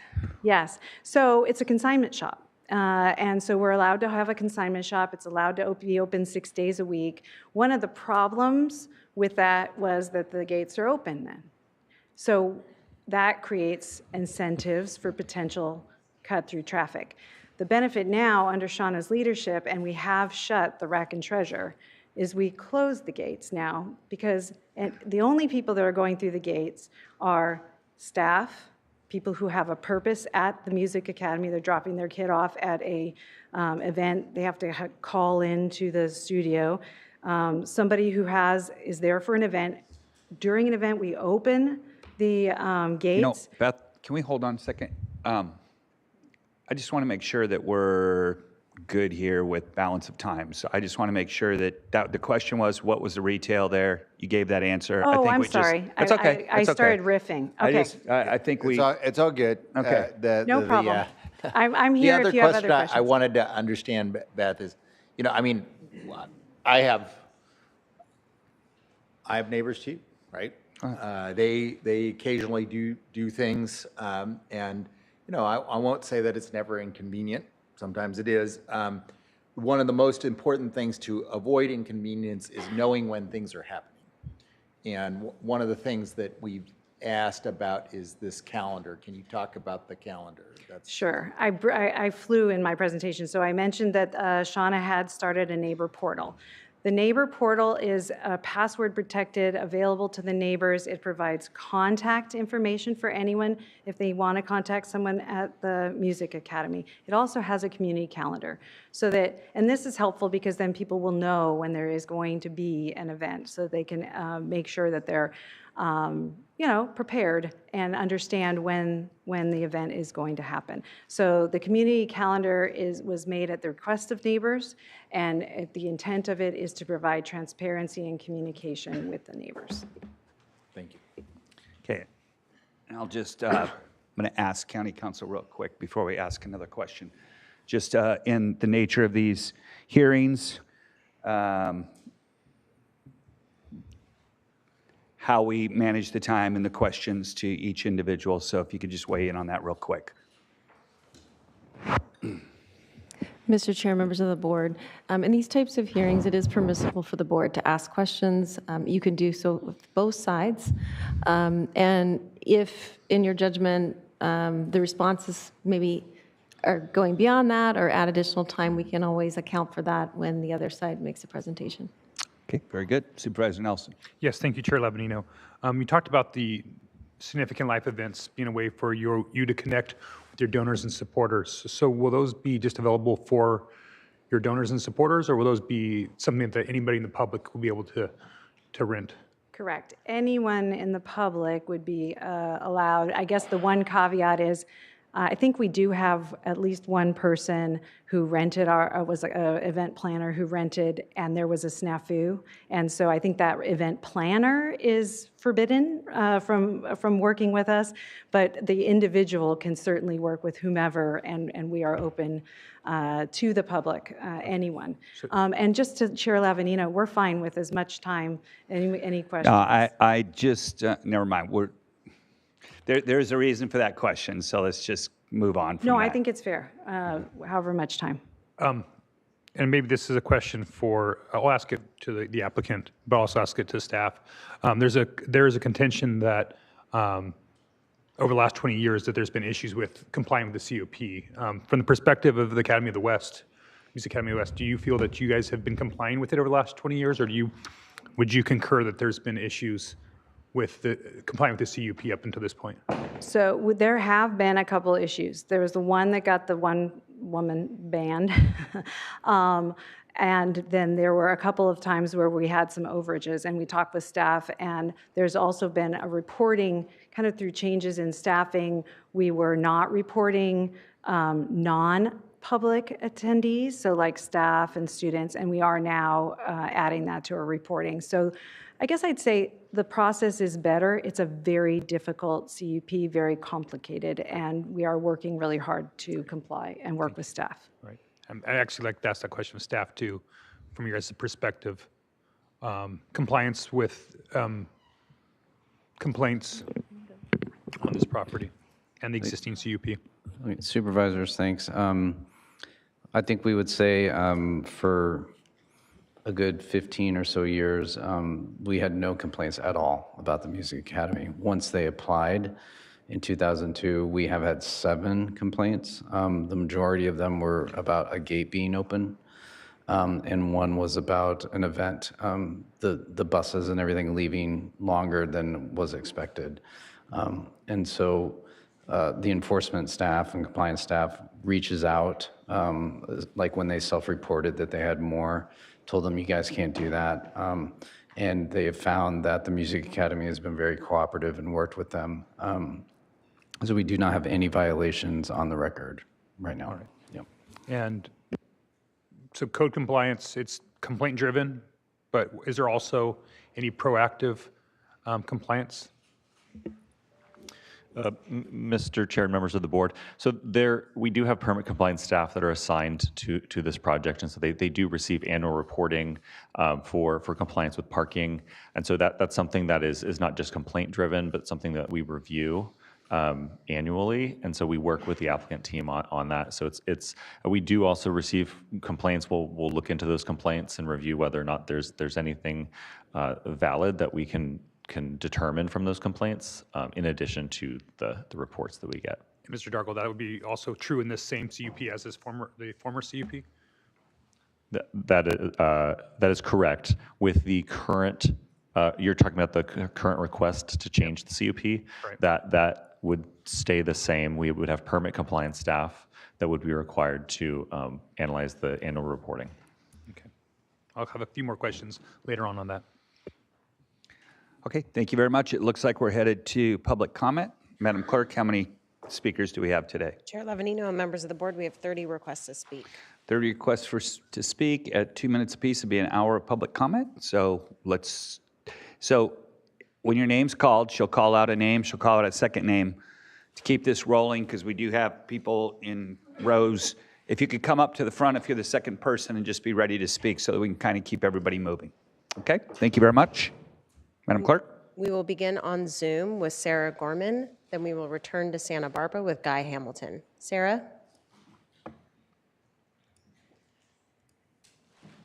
Hello. Hi. I'm speaking as a parent of a child enrolled in the Music Academy's terrific Sing program. More importantly, I'm speaking as a grateful member of the Music Academy's supportive, kind, and equity-based community. My child has been learning music from the Sing program since 2019. The Music Academy has created a loving and inclusive world of learning with the Sing program. Music Academy staff work incredibly hard to make music, hard music, opera in German, music from disparate cultures, just amazingly so many types of music. And they work to make that music accessible to kids of all socioeconomic levels throughout Santa Barbara County. Sing choral instructors travel to these Title I schools to provide high-level music education to these kids for free. The learning even takes place at the actual schools, so the parents don't need to take time off of work to drive their kids to the lessons. It's terrific. It's honestly one of the best programs in all of Santa Barbara County for kids, I think. And then the kids perform in these wonderful locations, the Granada, the Libero, the Music Academy concert halls. And the children sing with these incredible groups like the London Symphony Orchestra. It's a fantastic educational opportunity for these kids. And it's free because of the Music Academy. But the best thing about this program is the kids' sense of community with their fellow choristers. Music and singing together especially creates connections between individuals. I highly support the Music Academy's COP application, and I'm very, very thankful for their support of our kids. And I'm available for any questions. We will now go to Guy Hamilton to be followed by Ed Blizzard. Guy?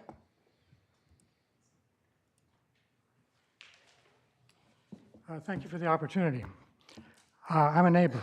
I live next door.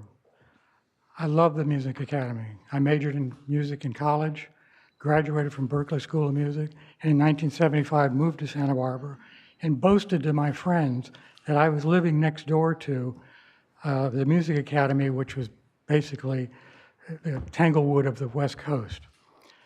My problem is not with 90% of what I just heard. My problem is with, if you go to the Music Academy's website, in their own words, when this property was donated to the school by Miss Marceau, she specifically stated for a conservatory of music only. Well, we know over the years that's changed dramatically. And a lot of the change I've supported completely. I continue to support the continued growth of music. But this concept and this add-on and this backdoor approach to this life events issue has got to be evaluated real strong. I appreciate the fact that we just saw a list of maybe a dozen places that do life events. None of those have any similarities to the Music Academy. Possibly the exception of the Lotus Land, but Lotus Land is a significantly different property. There's a couple of you on the board here that know me. I've been to you before. We've compromised. We've had compromises. I encourage you to compromise on one issue, and that's to carve out the special events thing, and I think you're going to minimize a lot of the grief that the neighbors, and I live next door, and I moved specifically next door so I could walk to the master classes and do everything in my retirement to enjoy the pure joy of the Music Academy. Thank you. We will now go to Ed Blizzard to be followed by Diana Garcia. Ed?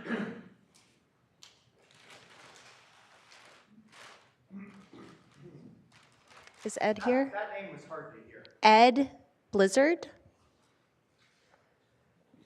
We'll go to Diana Garcia to be followed by David Johnson. Diana?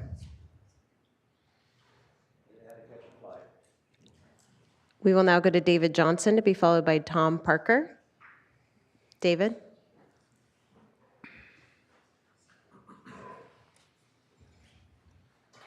As fast as I can. Hi, my name is David Johnson. I'm a volunteer usher at the Music Academy. I just wanted to emphasize my support of the Music Academy and the fellows and the musicians that and the staff there are fantastic. This particular location, venue, is unique in music. These fellows go to this, this venue in the summertime, and this is a starting ground for a lot of them, or most of them, and then they go to venues around the world where they become professional musicians. This is a unique place and place for musicians and families who appreciate the music. My wife and my daughter got to hear Puccini's La Bohème here at the Music Academy about 20 years, or I'm sorry, about 10 years ago. Anyway, my point is, this is a very unique venue for musicians, and I just want to emphasize my support, and I will pass the baton to the next great speaker about the Music Academy. Thank you. We will now go to Tom Parker to be followed by Nate Bachhuber. Tom? Thank you. Commissioner Lavanino, supervisors, I think I met all of you at one time or another, but my name is Tom Parker. I've been a resident of Santa Barbara County for about 18 years now. And for just recently, Supervisor Capps appointed me to the Parks Commission, which I'm very, very happy about. But over the past 5 years, my wife and I have been compeers at the Music Academy. Those are like ambassadors and hosts, and in some cases almost like surrogate parents.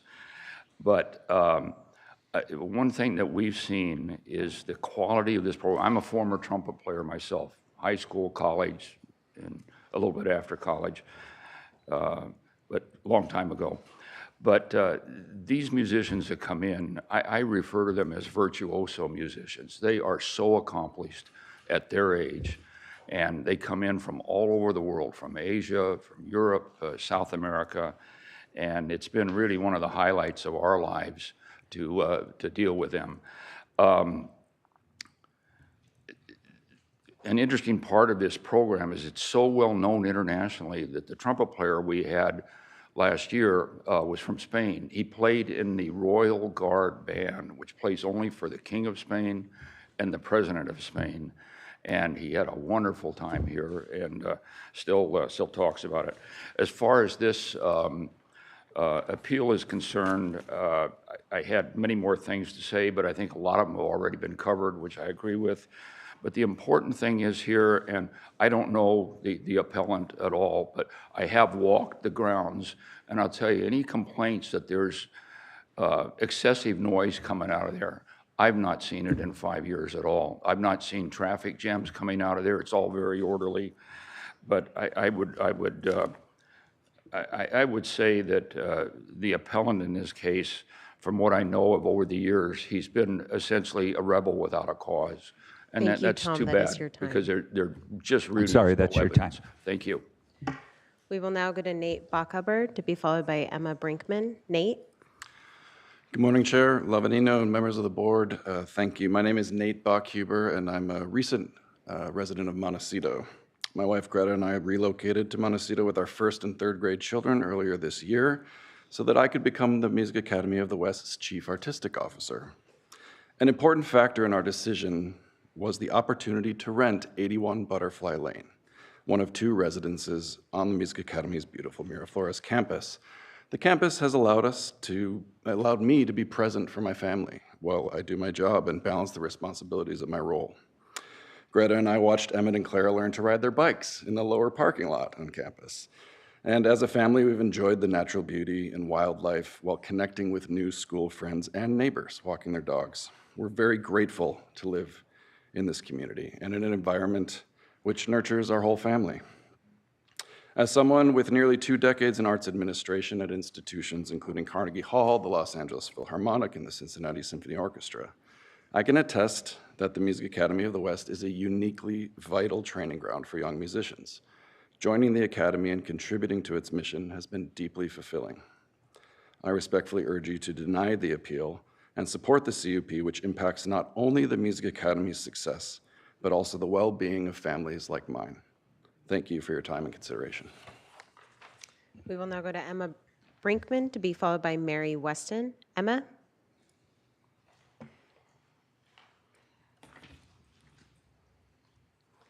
Hi, I'm Emma Brinkman, and I've had the good fortune to be a resident of the 1st District for over 20 years. I'm also currently the Vice President of the Pearl Chase Society, which is a preservation organization, nonprofit here in Santa Barbara. The gardens at the Music Academy are a cherished historic resource for the visitors and residents of Santa Barbara. It also functions as a park. 4 pedestrian gates allow public access during daylight hours. The gardens are free to the public, but they are not free to maintain. There are multiple water features, and because of their historic nature, require professional maintenance. The Music Academy is a nonprofit dependent on patron support. Although the gardens provide a valuable resource to all, public funds are not used to sustain the gardens. The grounds boast historic specimen plantings, including mature trees requiring ongoing arborist oversight, a serious expense. My ask to you is simple. Consider the benefit of this community asset for all versus the wishes of a select few. Thank you very much. We will now go to Mary Weston, to be followed by Gail Humphreys. Mary?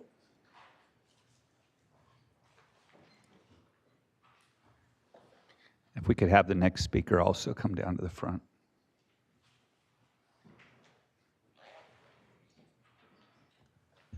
Mary Weston? Is that not Mary? We will now hear from Gail Humphreys, to be followed by John Sanford, who is speaking on behalf of Suzanne Sanford. Gail?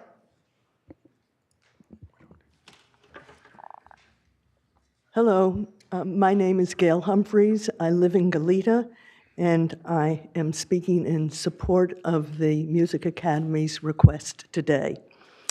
I was going to use part of my time to talk about how the Music Academy is so important in building community, but with time so short and many people to go, I think I am going to focus instead on something that will be probably less talked about this morning or this afternoon, the appellant's neighborhood concerns.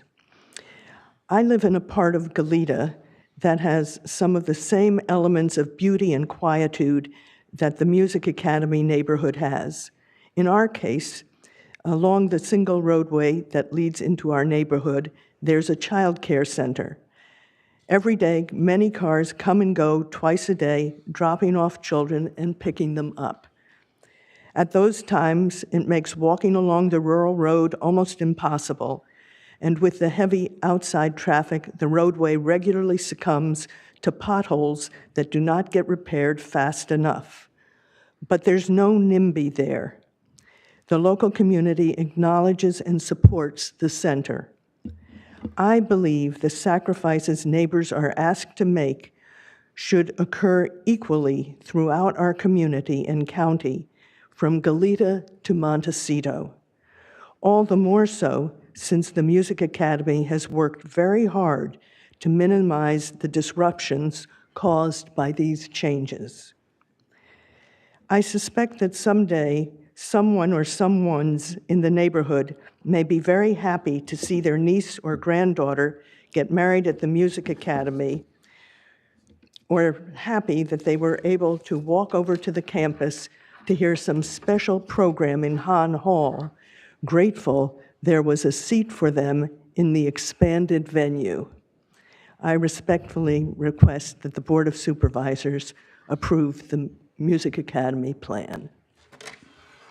We will now go to John Sanford, who is speaking on behalf of his wife, Suzanne Sanford, and then we will go to Annie as Navarian. Hi, yes.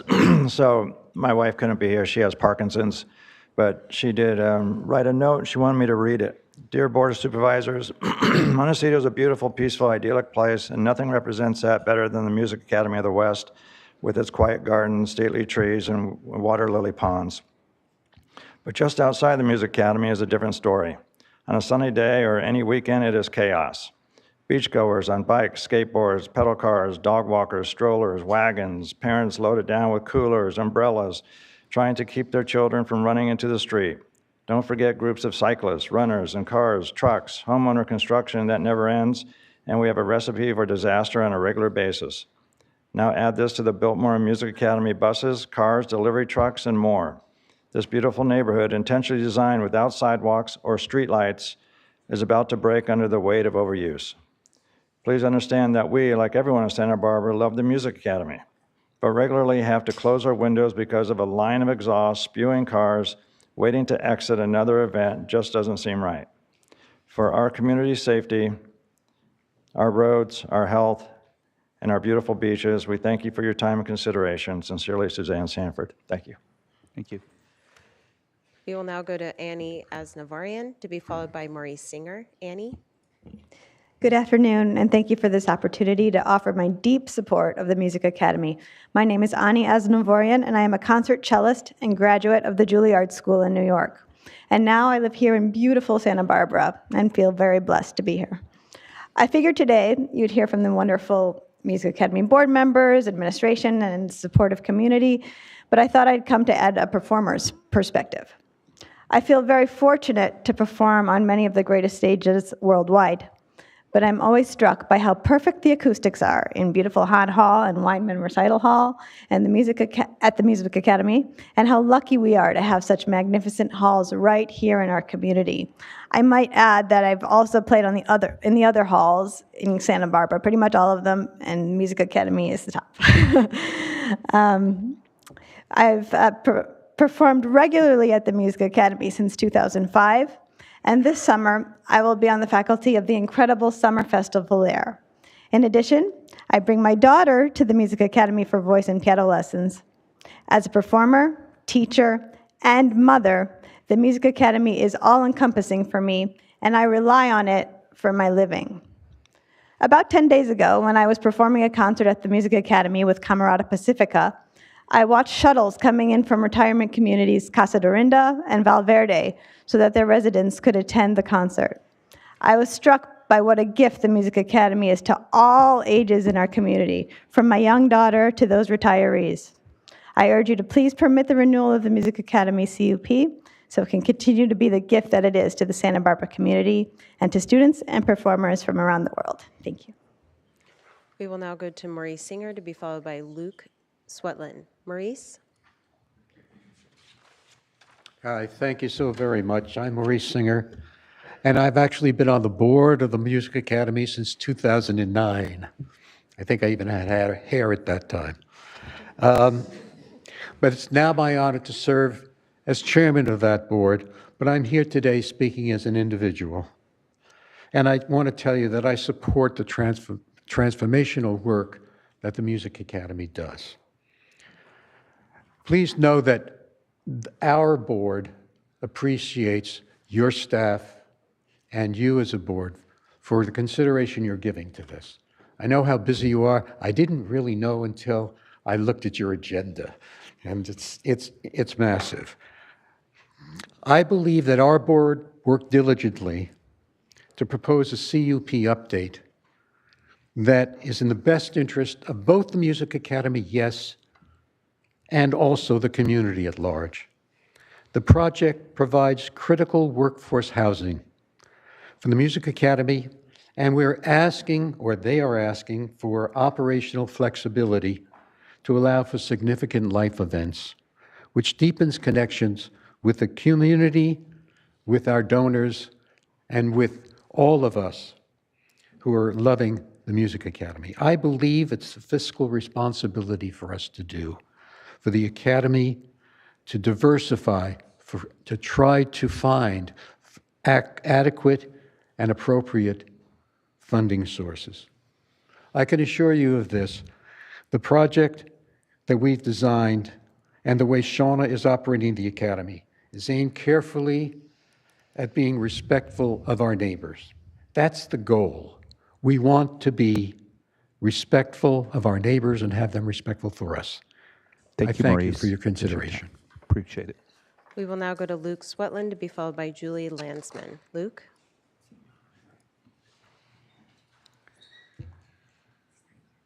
Oh, Luke stepped out for a moment. Could you call him? Thank you, yes. We will now go to Julie Landsman to be followed by Robert Benham. Julie? Julie's coming down like she's the next contestant on The Price is Right here. Yeah. Right on. Good afternoon. Thank you so much for allowing me to advocate for our beloved jewel, the Music Academy of the West. 12 years ago, I began my job of teaching French horn at the Academy.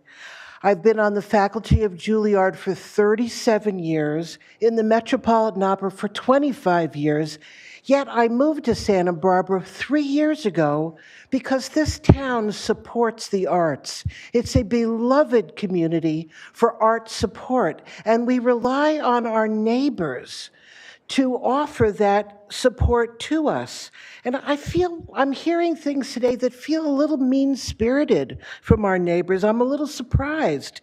Please support the arts. Our humanity needs it as much as we need to adopt dogs from our shelter for our emotional well-being. Classical music soothes the soul, and that's what we're creating over there at the highest level possible. Our students are extraordinary and have gone on to world-famous jobs, and it's a privilege to support and aid the arts in our community, and we need your support. Please rally behind us and help us free from the shackles and ease the possibility of existing in an easy environment where we are embraced by our community. Thank you so much. I mean, I know that was awesome, but again, we're not clapping, booing, doing anything. This is good. Yep. Next. We will now go to Robert Benham to be followed by Antonio Ortiz. Robert?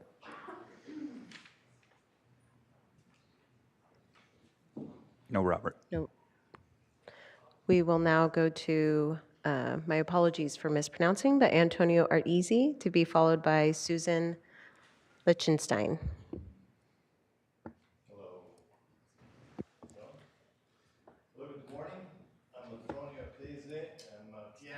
Composer, teacher, educator, dean of an academy, Kijana Global Music Academy, and a renter of one of the studio at the Music Academy of the West here. I studied here in Santa Barbara. I'm Italian, so this is a completely new experience for me, unbelievable, almost like the elections today. I'm here in support of the Music Academy, obviously, and I would like to say a few words about not only, and I feel the neighbors. I really feel you. I understand the value that they, the community has, and the properties, and the beauty of Montecito. I come from Siena in Italy, which is beautiful too. And we work together to solve problems in general, despite, the Italian characters that everyone is so fiery about it. But I've been in Santa Barbara since 1991, on and off, studied here. I think it's my adoptive community. And I think that what the Music Academy represents for the neighbors from Montecito, for, California, from the United States, and for the world, believe it or not, is the fact that it's a unique institution and actually doesn't look like a school. but looks like a villa and looks like a garden. It looks like a fantastic environment that Santa Barbara only can offer. So this is the thing. And I have to say that since 1991, the Music Academy has always respected the land, the gardens, the music, and then I bet it will also in the future under this guidance and the governance of the new board and the new people. So thank you. Thank you. We will now hear from Susan Lichtenstein to be followed by Eric Stiles. Susan? Hello, and thank you for your attention. My name is Susan Lichtenstein. I'm a community member here. What always blows me away about Santa Barbara is the way that this community punches way above its weight when it comes to the arts. And the Music Academy is such a vital piece of that. I want to make sure everybody understands it truly is world-renowned. It's a miracle that this place is here and not in LA and not in New York, but in Santa Barbara. And it's truly a jewel in Santa Barbara's crown. And in addition to bringing world-class musicians here, as you've heard, there's so much that the Music Academy does for the community. And you've heard about the Sing program this morning. That's the one that really grabs my heart. And what I wanted to mention was that in addition to teaching music to our children, the Sing program, like other music programs, like a sports program actually, teaches our children discipline and teamwork and accountability. And it elevates their lives and their souls. It's an incredible thing. So it breaks my heart to hear members of our community talk about the Music Academy as though it's some blight on the community. Nothing could be farther from the truth. Our community would be so much poorer without the Music Academy of the West. And so I would just urge you all to do whatever you can, in this instance, support the Music Academy's application. We should all do whatever we can to help this unique organization thrive. Thank you very much. Thank you. We will now go to Eric Stile to be followed by Constance Pollock. Eric? Good afternoon, supervisors, and thank you for your time. I'm Eric Still, a 26-year resident of the Butterfly Beach area. You know, I think we're losing sight. There's not one neighbor that's opposed to adding the housing. We're opposed to what the 2004 specifically calls out, this 2004 CPU is no weddings. And that's the issue. We want, if the application didn't have weddings in it, I don't think any of us would be here. But it's the no weddings. And you guys can call me the wedding guy. I had the dubious luxury of having my first 7 years living 2 doors from the Biltmore. And every Friday night, I'd go to bed with YMCA, you know, but I signed up for that.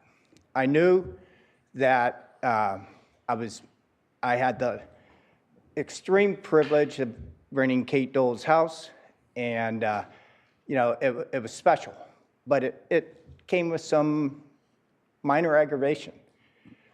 There's not one neighbor that moved into their house that thought that the 2004 CPU would be changed so haphazardly. I'm sorry. In it, it says no wedding events. And that's the only reason why the entire neighborhood has gotten together. There's got to be other ways for the Music Academy to raise money. The housing's fine. The cut-through plan is marginal at best. I've grabbed an Uber, and when the Biltmore was open, yeah, he was saying from the airport, and he says, watch this. And he'd take the cemetery exit, break left at the Academy, and come down onto Hill Road. And he was proud of it. He says, I do this all the time. Thank you, Eric. I'm That is sorry, your that's time. your time. It goes fast. I apologize. And by the way, I read your email. It was awesome. And I am that guy generally at the wedding. So I was the guy you were probably writing about. I was closing with that. Okay. On that, in particular, my wife's letter and my letter, I didn't hear our names. No, you're in the record. I read it. Yep. Okay. And Kate still?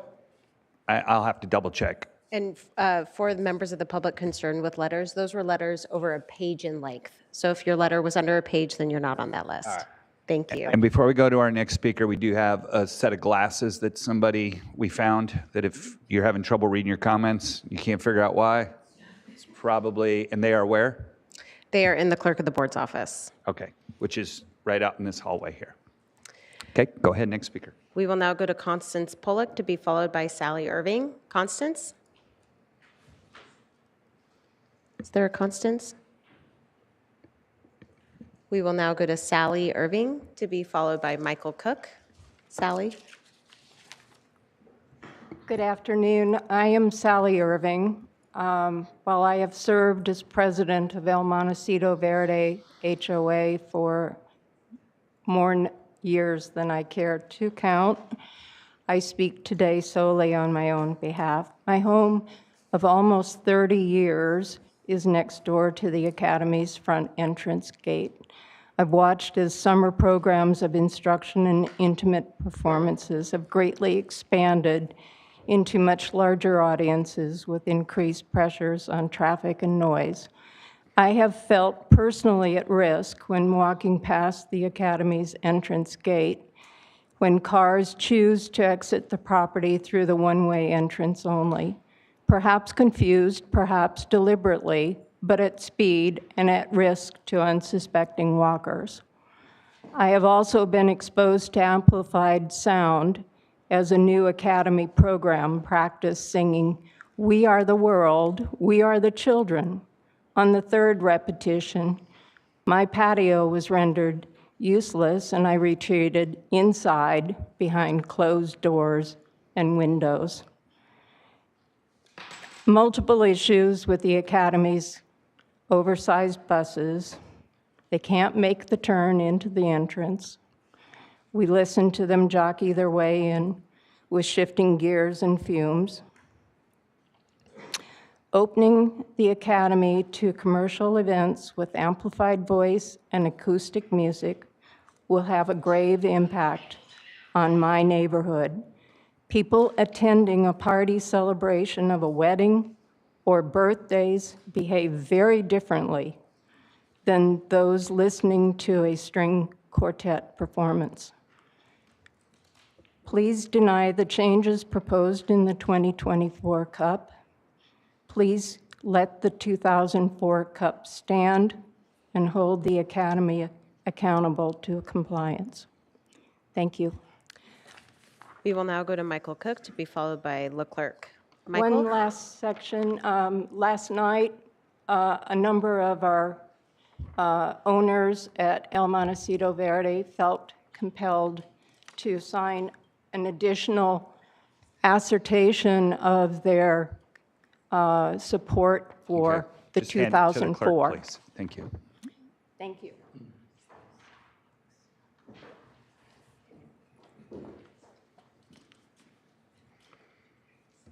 I'm Michael Cook, 20-year resident next to the Music Academy. My community involvement is over 25 years, 6 years in the Montecito Association, Pierre Kleisson's Veterans Foundation, other veterans groups, other charities. I support the Music Academy 2004 CUP, but it must be enforced. I see and hear the activities on the Music Academy property. Their future plans are aggressive and not neighborly. With their plans, it will be a much greater impact on our living. In all the years, I have seen one traffic monitor at the front gate. The Music Academy should not be permitted to create more disturbance, traffic, and vehicle noise when they have not complied with the 2004 CUP. And a different issue, in May of 2012, I was at a fundraiser in Summerlin. Past Supervisor Naomi Schwartz was there. Naomi was instrumental in shepherding the 2004 Cup, and I told her how much the neighbors respected her for her even-handedness. She said, in the end, all we have is our integrity. A few days later, she passed away. Let's all work and live up to her words. Thank you. Thank you. We will now go to Leclerc, to be followed by Sandra Peterson. Leclerc? So, my name is Olivier Leclerc. I live 1060 Channel Drive, and I am the neighbor just in front the Music Academy. I have pushed several complaints about the gate, also about amplified music with window open. I sent some video. Everything is registered, and I was a bit surprised not to hear about this morning. My recommendation is you refuse to move from the CUP 2004 to 2003. Why? Because the management of the Music Academy and the neighbor are not aligned. We are not aligned. We live in a peaceful, semi-rural place. They want to build a big business. Their mission statement that you saw speak about music for the world. This is a sort of McDonald's strategy. This is not an academy. We love the music. I am not against the music.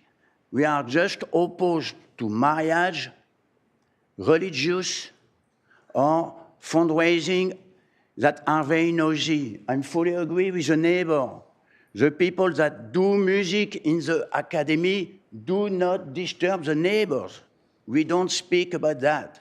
We speak about everything else that you do to get money. Personally, I live in a very low housing place in France, and I have never seen a place where there is so much money. There is full of money in Montecito. So if you need money and you are aligned with the neighbor, you will get a lot of money. The problem is not the money. This is what I believe. And your company is advised by Goldman Sachs and people like that. I think they are not good advisors. I'm sorry. The neighbor can help you, but music only. Thank you. Thank you. We will now go to Sandra Peterson, to be followed by Michael Hare Sr. Sandra? Hello. First of all, I am not in favor of any of the revisions. And, you know, I've lived here at 60 Butterfly Lane, directly across from the Music Academy exit gate for 45 years. Oh, sorry. I did not realize when I bought my home that the hundreds of cars a day and thousands per year that drive through the Music Academy gates was not just traffic from the concerts, staff, and students, but also cut-throughs, cars, motorcycles, pickup trucks, cutting through the front and back gates to avoid the 101 southbound work traffic. Shortcuts to the Butterfly Beach, Biltmore, pizza deliveries, Marburg garbage trucks, UPS, Amazon, FedEx.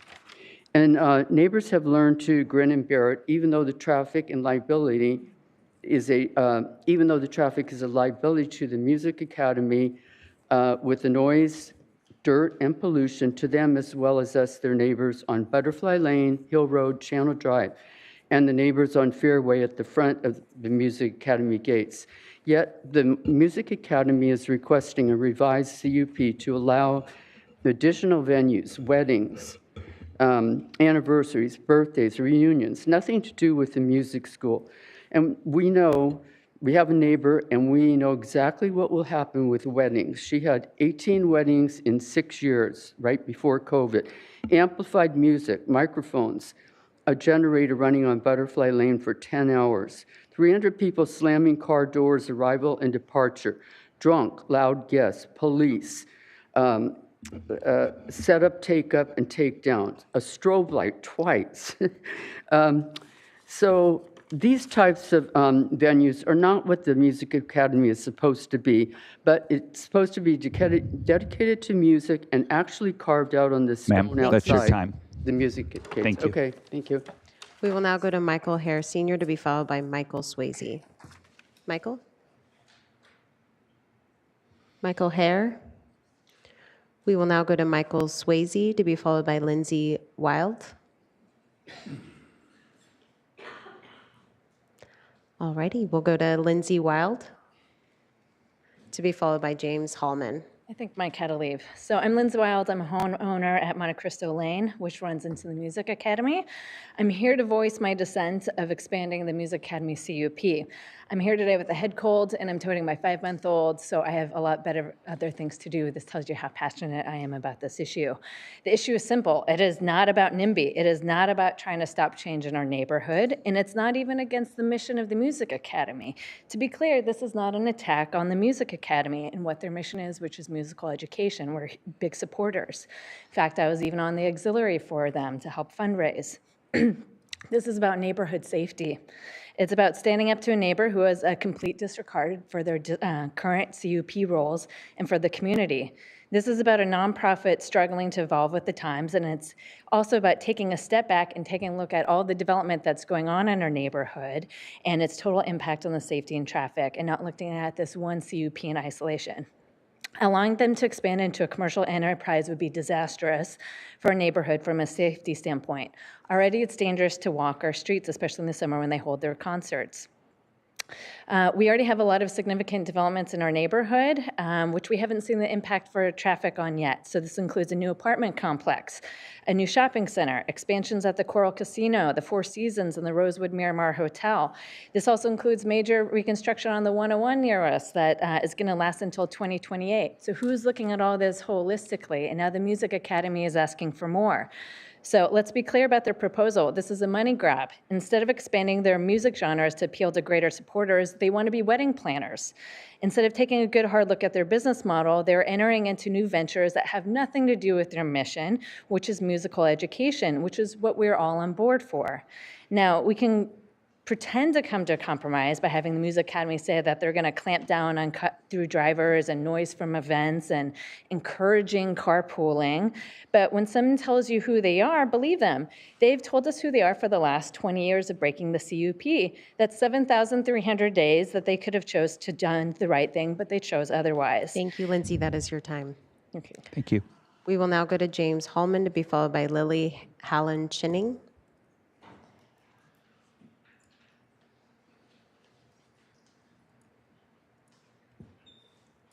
Hello, thank you for your time.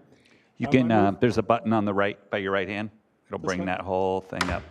This little thing? On the side of the button.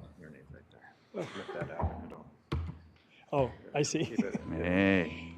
Okay, I moved here in 1980. Love the area and it's a wonderful place. And it's this way because of places that we've maintained the way they were. And like so many things that seem in politics, the truth gets distorted. And I hear it over and over that music, that we don't appreciate it, but I live there, and Music Academy is a beautiful place, and most of us love most of what goes on there. However, it does not exist because of weddings. It seems to be that we're all up in arms about. I completely support the arts, but not weddings that change the nature of our beautiful space, which is why we all live in Santa Barbara. So weddings would pose a huge problem. Alcohol, and on weekends, many of the drivers will come out and they'll empty out on Butterfly. But let me explain what really happens there on Butterfly. You're coming down the hill from the bike path. There's bikes, road bikes, e-bikes, walkers, joggers, and the bike path empties out to the street on the corner of Channel and Butterfly. There's no more bike path, but there's 2 lanes of traffic, people going both ways, trying to parallel park. Also, you got beachgoers coming off the beach, knocking the sand off their shoes, the bags, the dogs, everybody on that corner. And then there's also one more thing, and I live right there on that corner, and 1 out of every 4 cars comes to that corner and they do a U-turn. They do a U-turn because they don't want to go up the hill. It's one way. But what I'm saying is that what you're just adding with a wedding on a weekend is absurd because you have all these people dumping out. So nothing against music. We love the Music Academy, and we'd like it to stay that way and not look like a school, as they said. That's beautiful, but it doesn't work well for the traffic there. Thank you. Thank you. We will now go to Lily Hallen Shinning, to be followed by Donner Scheffler. Lily?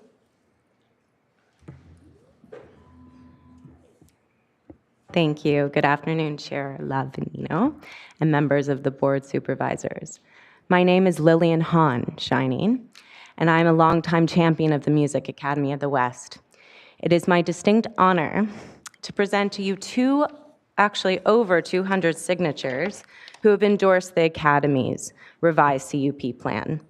My sister Belle and I have cultivated a profound connection to the music from a young age. The first masterclass I attended was the esteemed pianist Jerry Lowenthal and our beloved Marilyn Horn. She was a huge mentor to me, and it made a very deep impact on my life personally. I moved to New York, studied at the American Musical Dramatic Academy, and they were huge advocates for my musical career. This experience not only shaped my understanding of music, but also my relationship with performance and its role connecting with audiences in our community. The influence of our father, Stefan Hahn, especially in fostering connections among students, further depended on our appreciation for music and its transformation power. He instilled us the idea that music is not just a form of self-expression, but is a bridge that unites people, creating a shared emotional experience. And when I say emotional experience, that also extends to the community by exploring other outlets that the Music Academy has. I understand neighbors, the traffic, the safety. I understand when you increase cars, you increase the ability of more accidents, but I guarantee that this traffic has been monitored when there have been events. There have been moments, I feel, even when I got married myself, and that wasn't an opportunity at that point, that I wish that I had that opportunity. I feel that it is one of the most incredible gems of this community, and I think it's an opportunity to expand and shape that we all can experience. It is an education center. It is also an incredible place where we can come and meditate. And I understand that's where the neighbors are coming from. They don't want it to change. I just want you to remember that it can be for all, as well as it can shape our community to benefit for the future. Thank you for your time. Thank you. We will now go to Donner Scheffler, to be followed by Luke Swetland, if he's returned. I'm Danner Scheffler, and I am a board member of the Music Academy of the West. I have been involved in my adult life in many arts organizations, and I can tell you that it is always a challenge to raise money. Can you raise the microphone? I just want to make sure we hear everything you have to say. Yeah. I was just saying, I've been very involved in many arts organizations, and it is always a challenge to raise money. We have wonderful and significant donors, but we are doing so many things in our community and so many things for the wider world, classical music, that we basically don't charge anybody for. So with COVID and with inflation, things are even tougher, and we need to find alternative sources in which to raise money. And so I absolutely hope that you will support the new CUP. Keep us going. Thank you. And we will go to our final speaker, Luke Swetland. Luke? Good afternoon, Mr. Chairman, members of the board. I'm Luke Swetland, President and CEO of your Museum of Natural History. And on behalf of the museum, I'm here to support and ask you to support the Music Academy's request to modify its CUP in the positive and reasonable ways it proposes, providing outstanding music education for a few more students each year, offering opportunities for families and organizations to engage with the Academy in a way that was never possible before. These are not crazy requests. I know very well firsthand there are folks who believe that a CUP is a necessary tool to rein in the reckless and overreaching impulses of wild organizations here in Santa Barbara. The Music Academy of the West, Lotus Land, the Botanic Garden, and the museum. We all have CUPs and we all suffer under them. But these organizations are the very ones that provide the goods, the services, and the experiences that help make Santa Barbara such a vital, vibrant, and attractive place for our residents and our visitors. These organizations are the geese that lay the golden eggs. Please take care of the geese. The folks who oppose the Music Academy's requests sound to me like they are reciting a familiar set of fears about proposed changes, more traffic, more parking, more people in my neighborhood, people who just want to visit a great place, even though it just happens to sit in your backyard. So today, folks, it's a choice between expanding opportunity for the Academy or embracing fears. Opportunity versus fear. Sounds familiar, doesn't it? Thank you. And that concludes Mr. Chair, public can I comment. ask Mr. Svetlana a question? Just, I mean, well, because his institution is one of the ones that you have significant life events at your institution. How have you made that work with the neighbors? What kind of advice would you have for the Academy to how to make that compatible with neighbors? Thank you. I mean, because your neighbors are even closer than the music academies. Oh, they're wonderfully close. Yes, Supervisor. You know, when we renegotiated our conditional use permit with the city in 2015, we worked with the neighbors. We have a limited number of wedding receptions that we can do each year because that was a big concern of the neighbors. We totally got it. We were required to have extra security on hand to monitor the parking lot so that when people left, they stayed quiet. So we have limits to the number of things that we can do that can cause problems, and we have mechanisms in place to mitigate those problems happening.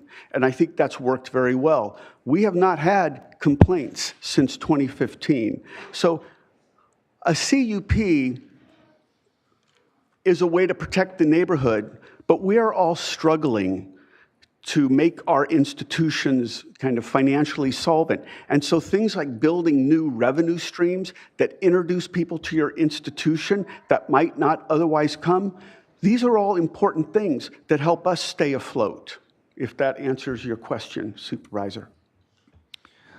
Okay, thank you very much. Okay, so this is going to take us to our rebuttal period.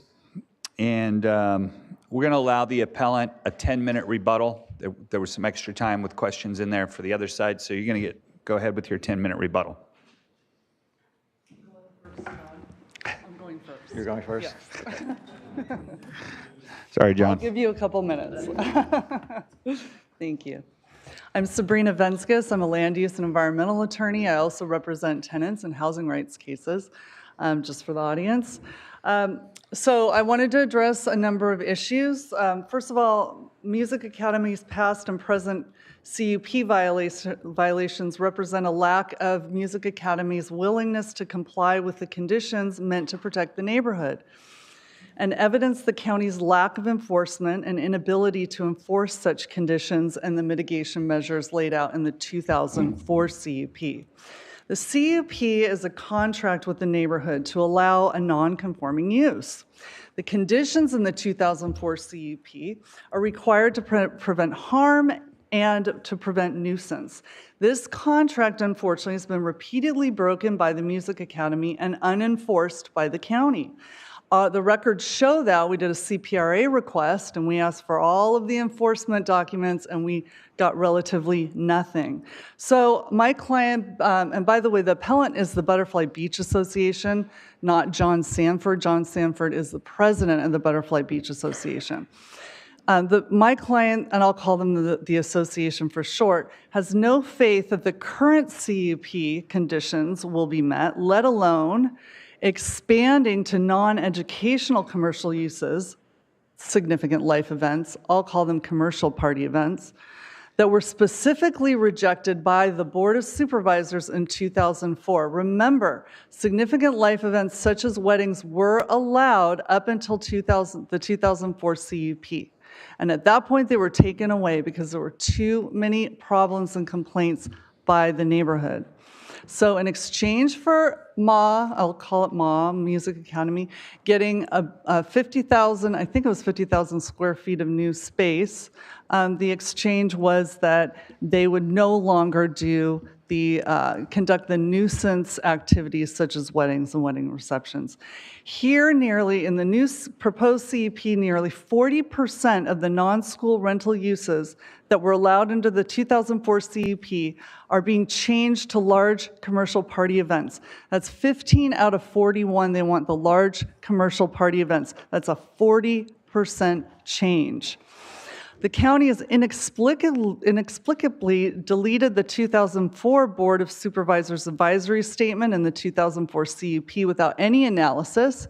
Nothing's changed on the ground, factually speaking. If anything, it's gotten worse out there.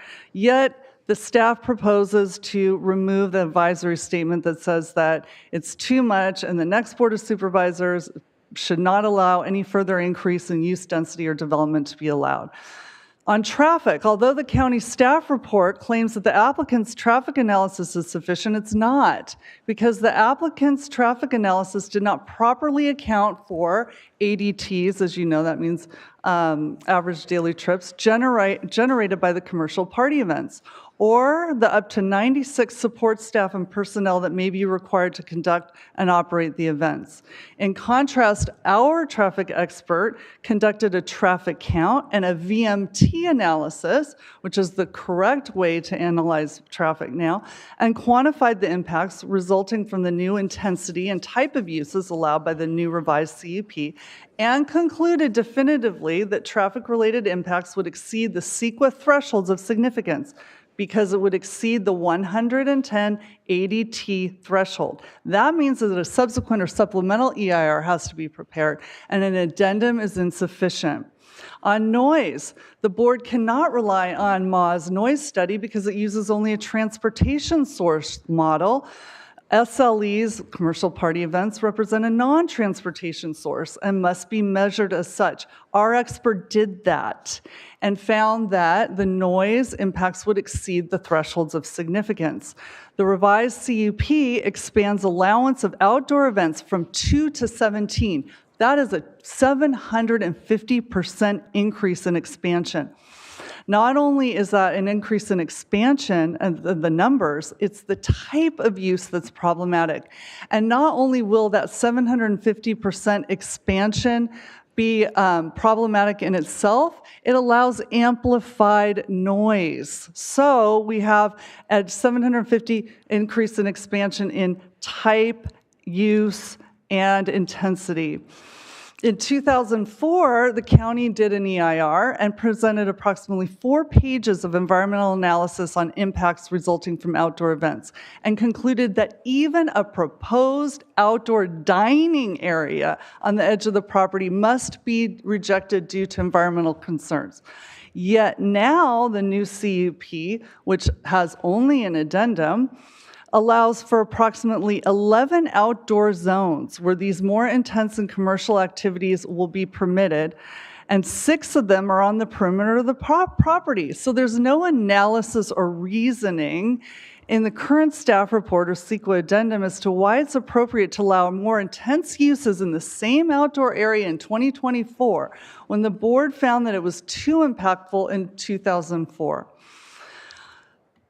With respect to other CUPs, the applicant's slides state that other local projects utilize these commercial party events, but the list includes no schools. Most of those entities are either located in an urban area or a commercial zone, so they're not already conforming uses not needing a CUP.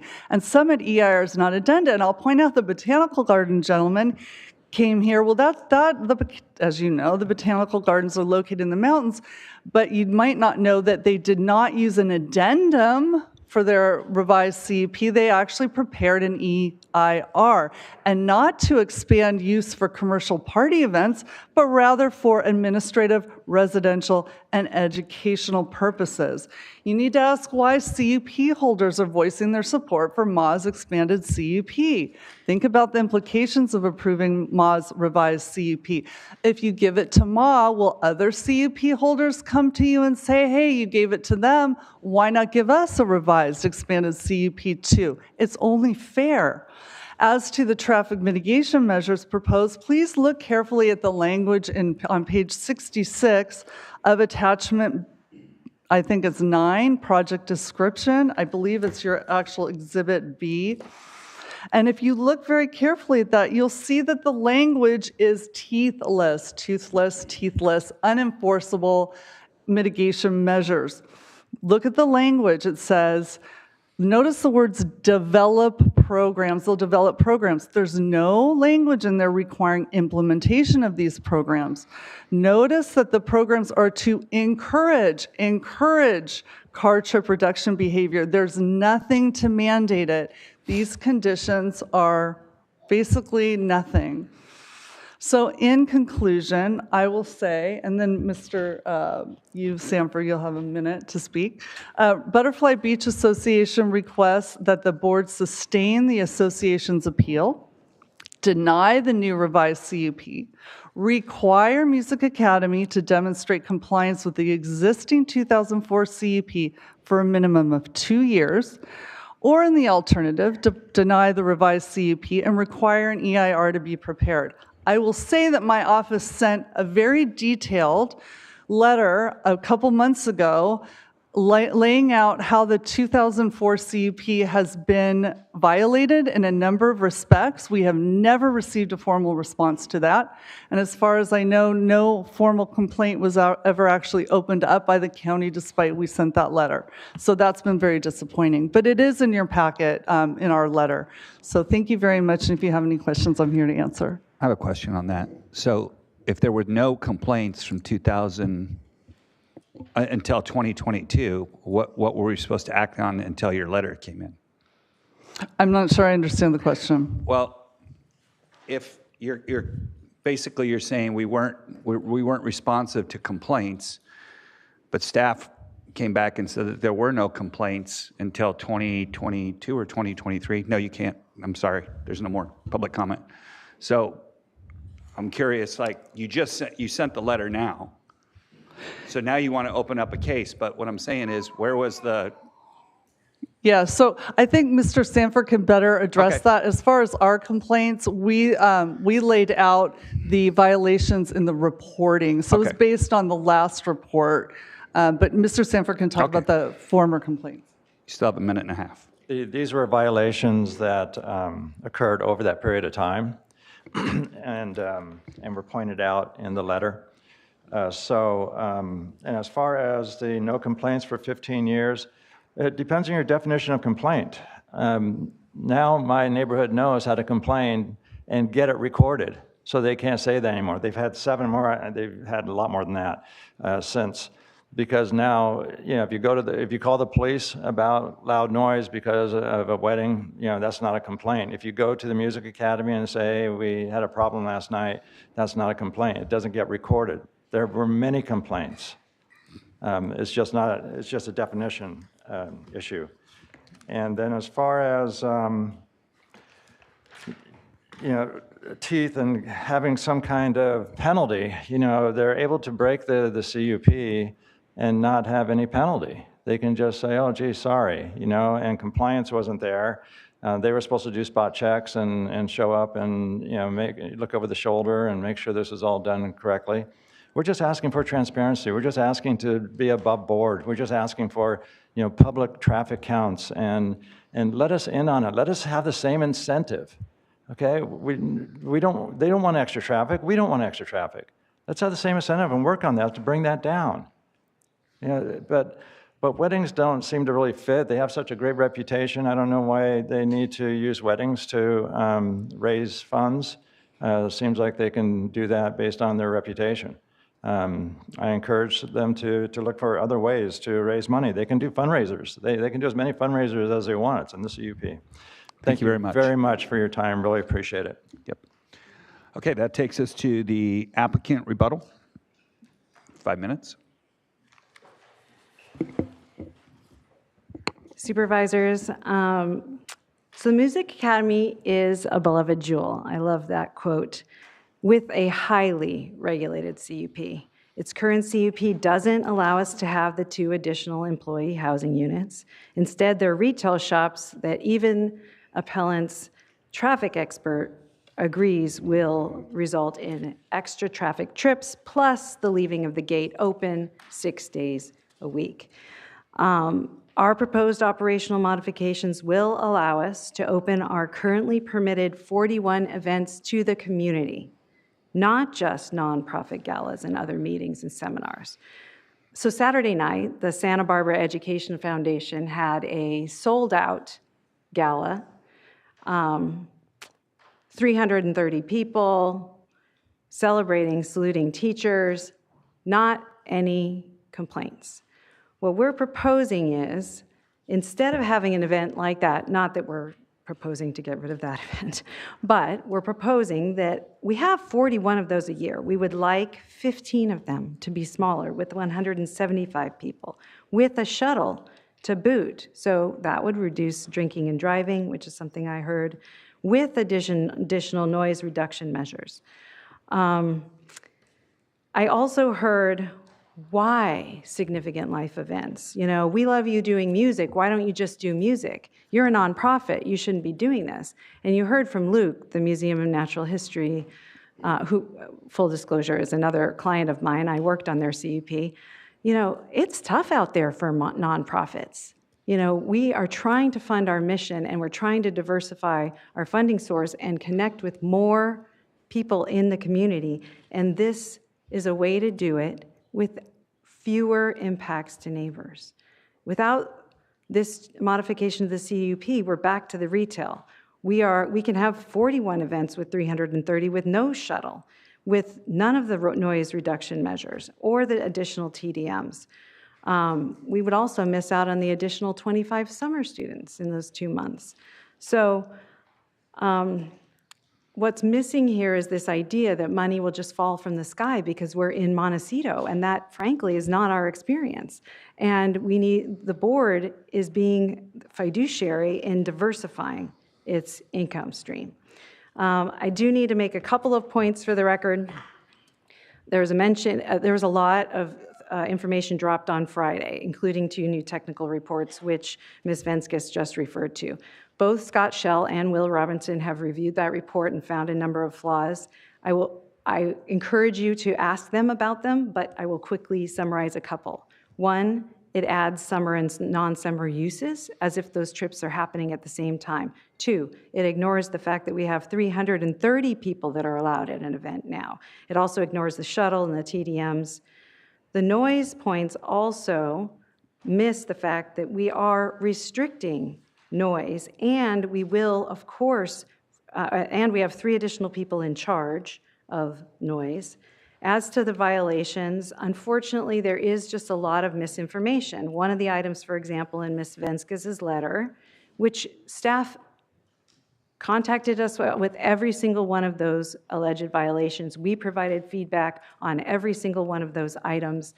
One of them, for example, claims that we were in violation of our CUP because of a June 3rd event. And they said we went over because the total attendees went over. But what they didn't realize is that was our one event a year where we don't have an attendance cap. We can have an unlimited number of people at one event that's a fundraiser each year. But you know how many we had? We actually only had a total attendees of 320, and we had 30 sing students and 38 staff. So unfortunately, this misinformation that I talked about kind of at the beginning has been repeated, and it is a complicated CUP, so it leads to misunderstanding that is kind of festering, to use kind of a gross word. It's festering a bit in the neighborhood. So we are proposing something that is appropriate. These significant life events are important. They're going on embedded in neighborhoods all over this community, at Rockwood, Natural History Museum, Botanic Garden, Lotus Land, Elings Park. They're done respectfully. They're in neighborhoods. This organization is good at throwing these events and has throws them much larger with no complaints, like the event last Saturday, where there were happy people celebrating the teachers. We're just asking to allow the community to have those types of opportunities as well, not just nonprofits, but only 15 times a year. Thank you. I have a question for you on that. For example, when you're talking about that event and the community didn't know, so they thought you were over, but you weren't over because it was your one. Do you post on a website a calendar that says this is what's happening this month at the Academy? So we do. We have a community calendar that is available to all the neighbors. They have password-protected access to discount codes for events and contact information for people who do you call if you hear something that you don't want to hear or have some other issue. But we also have a community calendar. This is new under Shauna. It's only, let's see, we actually launched it on the day of our mediation, right before one of our mediation meetings, as a olive branch to the neighbors, and because it's something that we were encouraged to do, both by the neighbors and our supervisor, to increase transparency. Okay. And one thing that isn't in the calendar, which maybe don't have permission, but maybe some sort of explanation of where in the CUP that fits in instead, so people realize maybe, and we'd certainly be open if somebody wants to contact us, or what are the rules of the road for that event. I think we'd be willing to just make it clear to reduce misinformation. Because it is a very, very complicated CUP. I mean, it is. When you start looking at, trying to figure out what event fits into what, if I was living in the neighborhood, I'd be very confused. All right, thank you. Thank you. Okay, so we're going to bring it back to the board. Questions? Well, first off, is there anything from staff that you want to weigh in on that you've heard throughout this that you feel needs to be cleared up before it comes back to the board? We don't have anything right now, but we're happy to answer any questions. Great, thank you very much. So we'll bring it back to the board. Supervisor Hartman. Well, I would like to ask staff to comment on the assertion that we need additional environmental review for this. Sure, I got it. Thank you, Supervisor Hartman. I'd like to say that there was some assertions about the environmental review. Anytime we have a project, whether it's a revision or a CUP, the department's whole job is to make an applicant prove up that there are no impacts from that project. We get study after study after study. We run it through all of the county departments to make sure that they agree with the study, and we do not make a recommendation on a project unless we believe the data in that study. In this case, they did a pretty robust traffic analysis, and they did a noise study as well.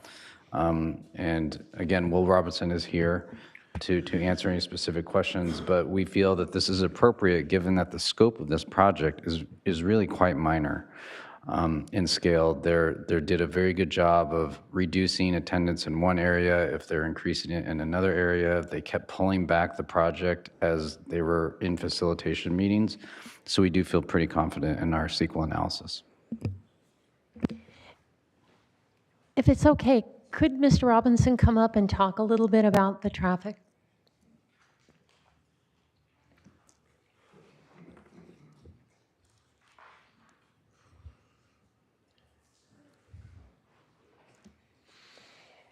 And I'd like you to talk about the measures to reduce the cut-through traffic, as well as how much of the issue is from the Music Academy or from other people going to the beach and other areas. And outside of this project, what more can we do as a county to keep that area safer for people? Mr. Chair, members of the board. So the cut-through program itself, the original cut-through program, I was part of that when they implemented it, and I will agree with what was said by the applicant earlier, that there were some problems in the beginning with that they have ironed out. So staff's opinion at this point is that the cut-through traffic is mitigated with the measures that they have in place. Go ahead. If I might follow up then, I mean, the gates had to be open because the retail was available, I guess, 5 days a week or something, but now that the retail will go away and we'll have housing, that means that the traffic can be better controlled, the cut-through traffic.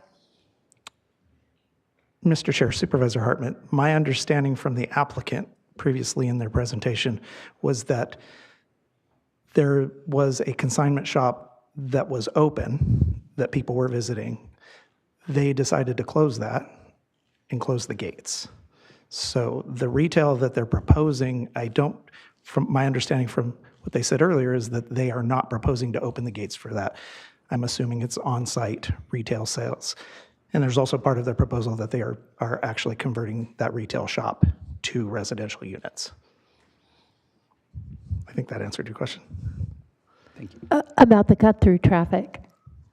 How effective do you think the traffic management plan is? But more importantly, what can we do to make that neighborhood safer? Mr. Chair, Supervisor Hartman, so I can't speak to the traffic mitigation measures. That's not something that our department actually handles. So I think that would probably be best directed to planning staff. I mean, I could probably talk about any specific measure you want to discuss, but that we do not have policies or procedures for traffic management within Public Works.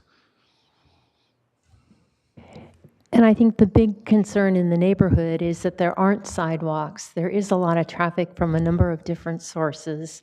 And so I would just like you to talk about, have we done everything we can do within your jurisdiction to make that safe? Is there more we can do? Can the county invest more there?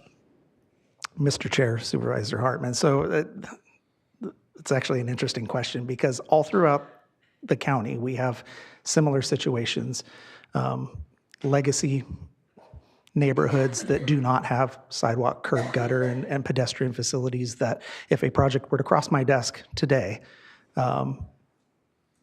based on state direction and county policies, we would have those amenities.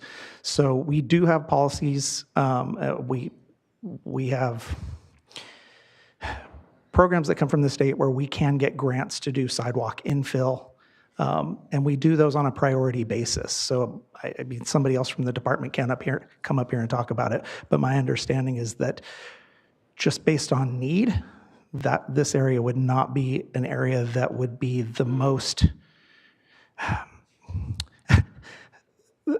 that would not be the best direction of funds for something like that. We would see that in somewhere, I don't want to point to certain areas, but perhaps in Orchid, or where schools are located, we do the sidewalk infill around there.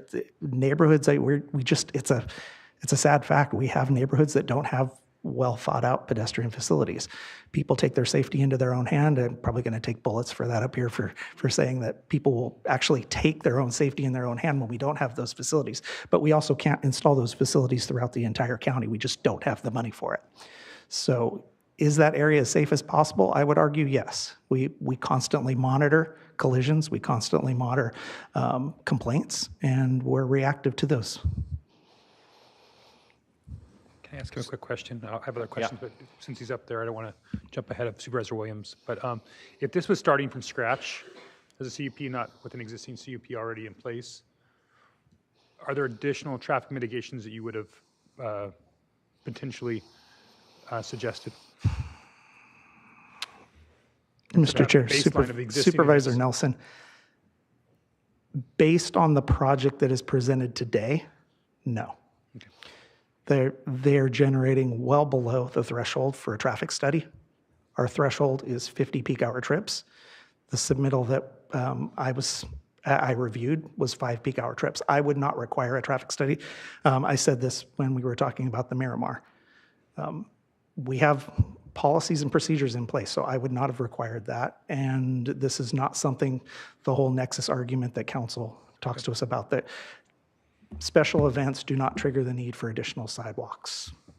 Okay, thank you. What about actually just traffic, though? Because there's some flow issues there, not just sidewalks. Mr. Chair, Supervisor Nelson, based on what I see now, it seems to function adequately.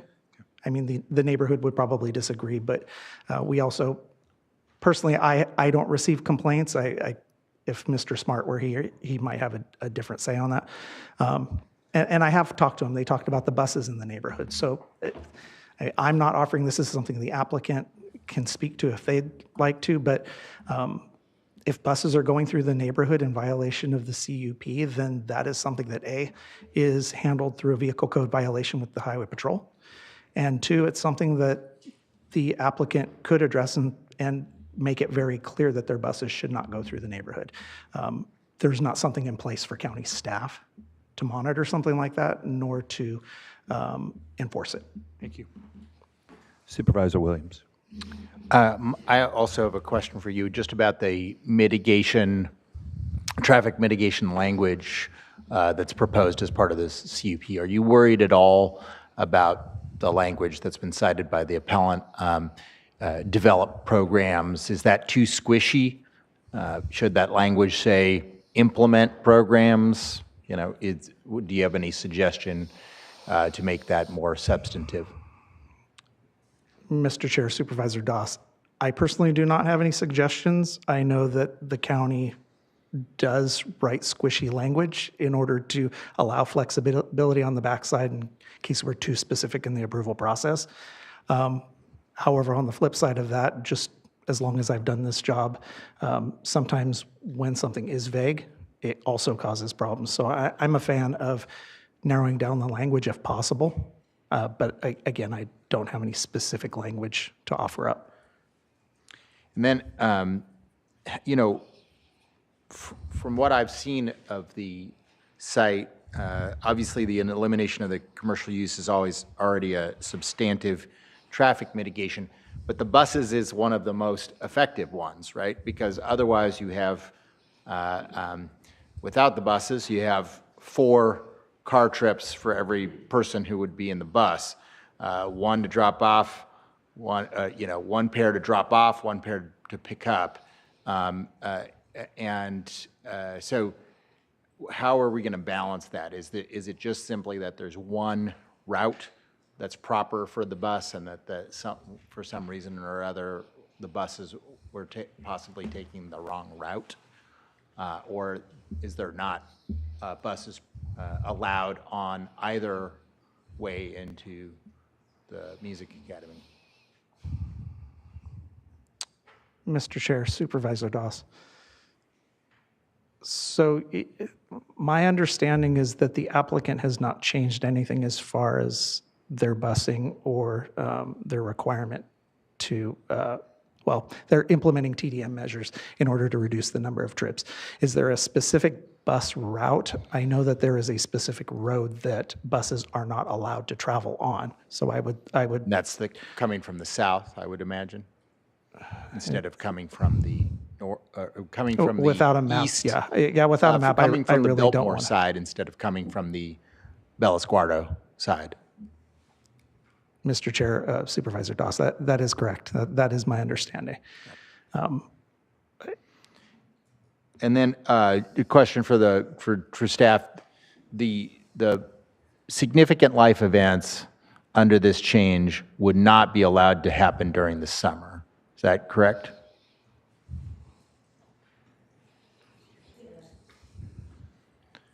Okay.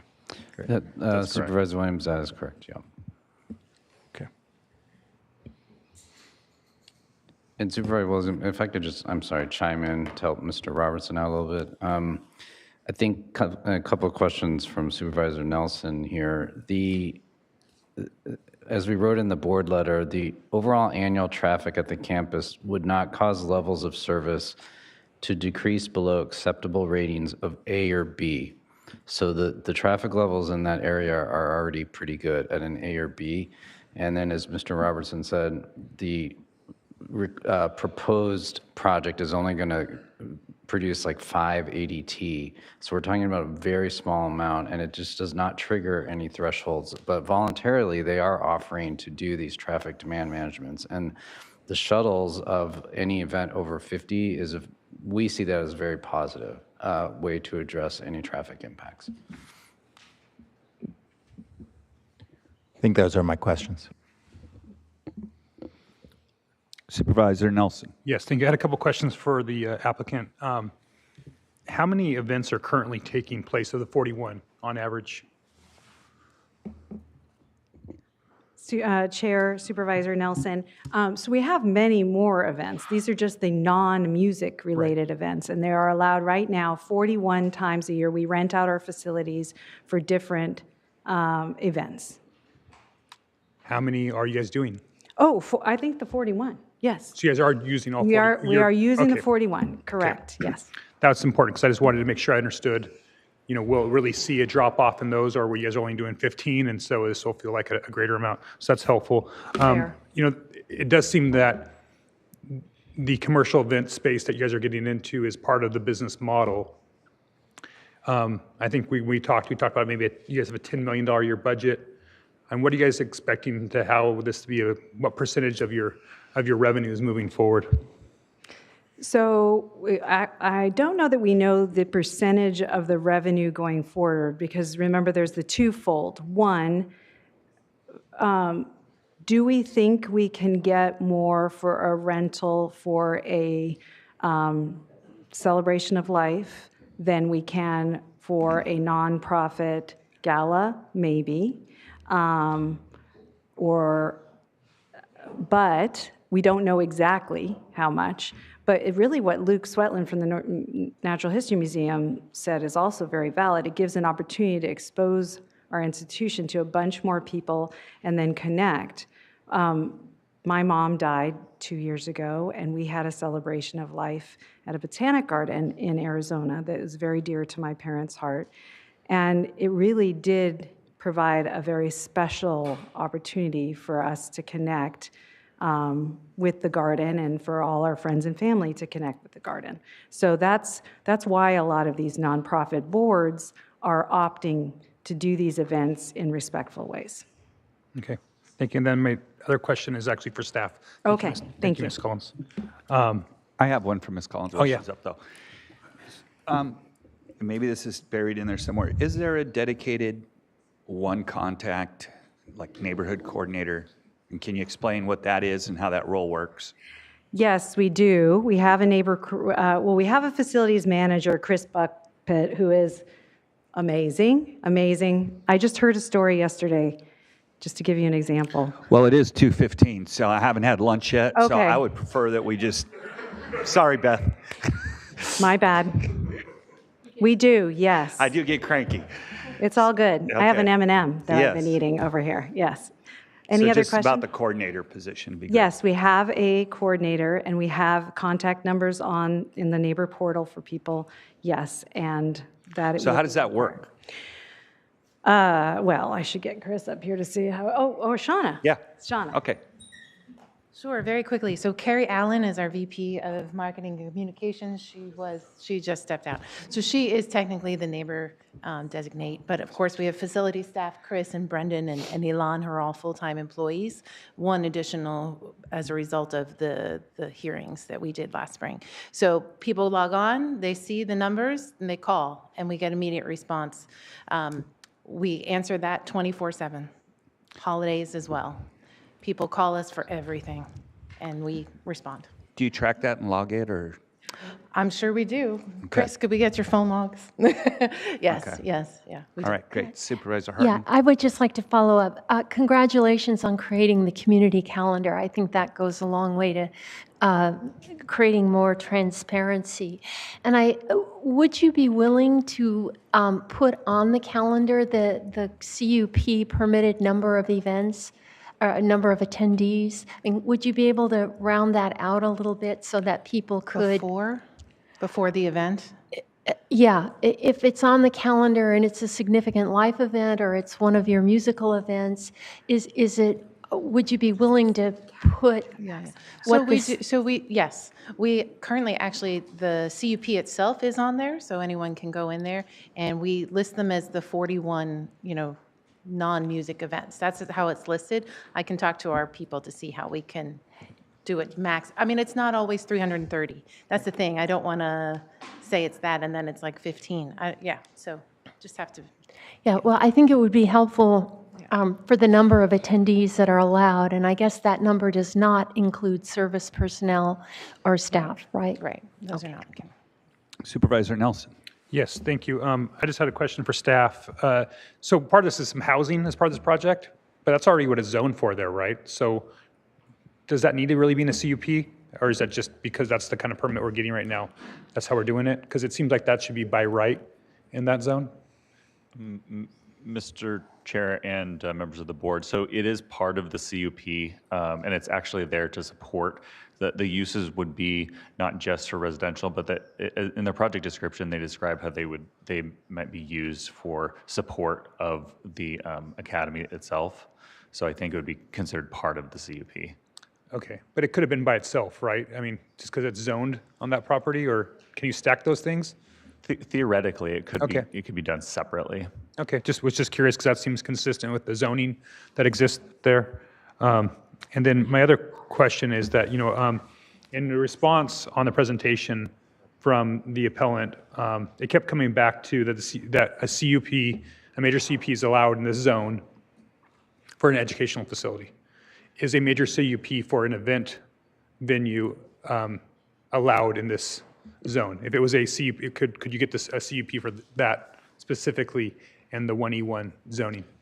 Mr. Chair and members of the board, so that's correct. A major CUP is required for an educational or institutional facility, but then there's also, I believe I just looked it up. I think I have it up right now. I believe there's clubs, conference centers, and other uses that are very similar to what would have special events. Okay. And that would be a major CUP as well. And that would be so that type of major CUP is allowable in this Correct. zone. Okay, just wanted to. Yes, those uses are both allowed. I think it's under helpful major for the record. Lastly, is with this CUP, with most CUPs, neighborhood compatibility is one of the findings we're going to have to make up here on the board. That is correct. Of the findings required for major CUP, neighborhood compatibility is one of them. Okay, gotcha. And in the CUP, are buses prohibited that are serving these events to be idling in neighborhoods?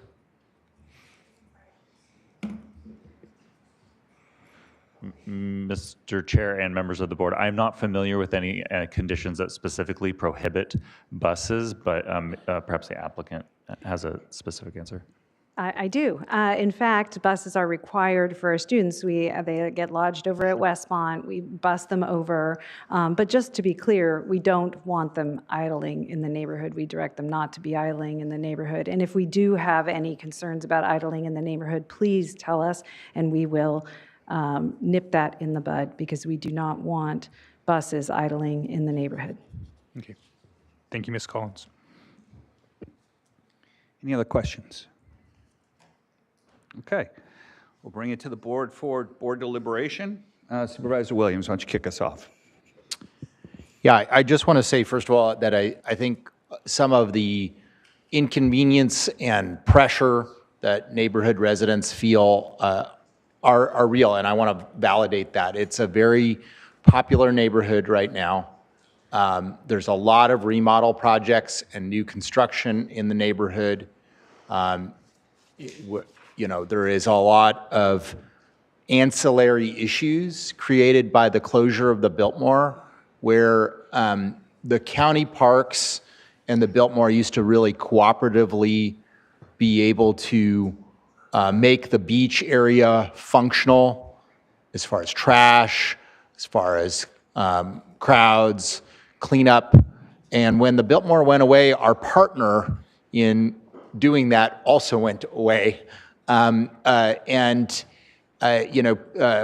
is a income-stretched institution, and so I think it really affected the neighborhood to have sort of COVID-level popularity in the beach times, combined with only parks there, not the combination of the help from the Biltmore, where we had a cooperative agreement with the Biltmore for doing things like trash removal and other things that was part of our work down there.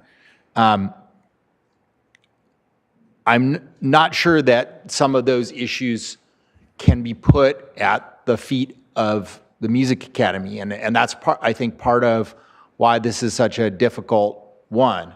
In fact, I thought one of the best ways that could be addressed is to try to address the traffic impacts in the neighborhood as much as possible, and that would be the issue. And for the last 2 years, I would suppose for a year and a half, stopping about a few months ago, we worked very hard in communication with the Music Academy staff, asking very tall orders of them because of sort of what I had tried to ascertain was the neighborhood interest. Mind you, with the exception of one time, the only people that I've talked to in that is John, because he's the president of the association and was active, I think, even before you were president. So we could have got some things wrong. I could have gotten some things wrong, but we tried really, really, really hard.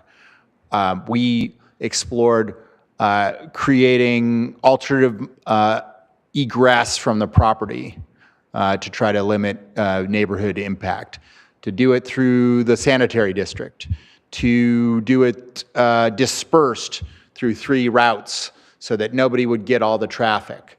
And we even explored the idea of doing a new road to try to do it. What is disappointing to me in that is that I don't actually feel like at this point that would have satisfied Mr. Sanford's interest or the neighborhoods. Because we spend a lot of time on traffic, and it's obvious from this hearing that the real issue is fear over significant life events.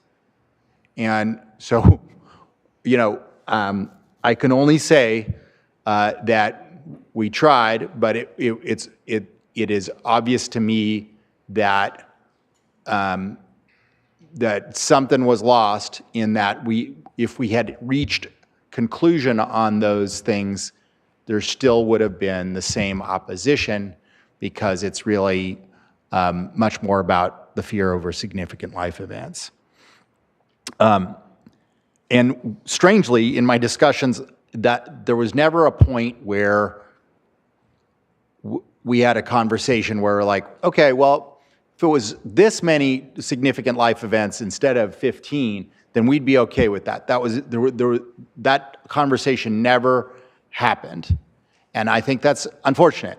I feel like this could have reached agreement between the applicant and appellant, and there was mediation, there was conversations.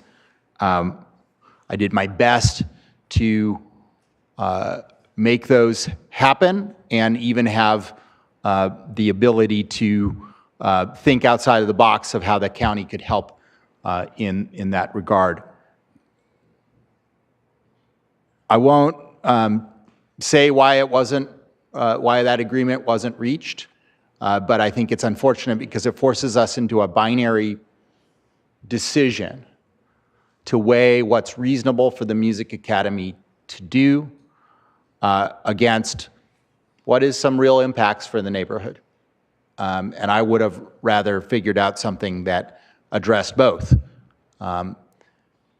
I feel in this day and age, having a nonprofit engage in significant life events to be able to sustain that nonprofit is a reasonable thing to do with some restrictions.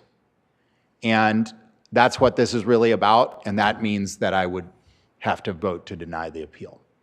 I do think that we should try to do some things to prevent that from being problematic.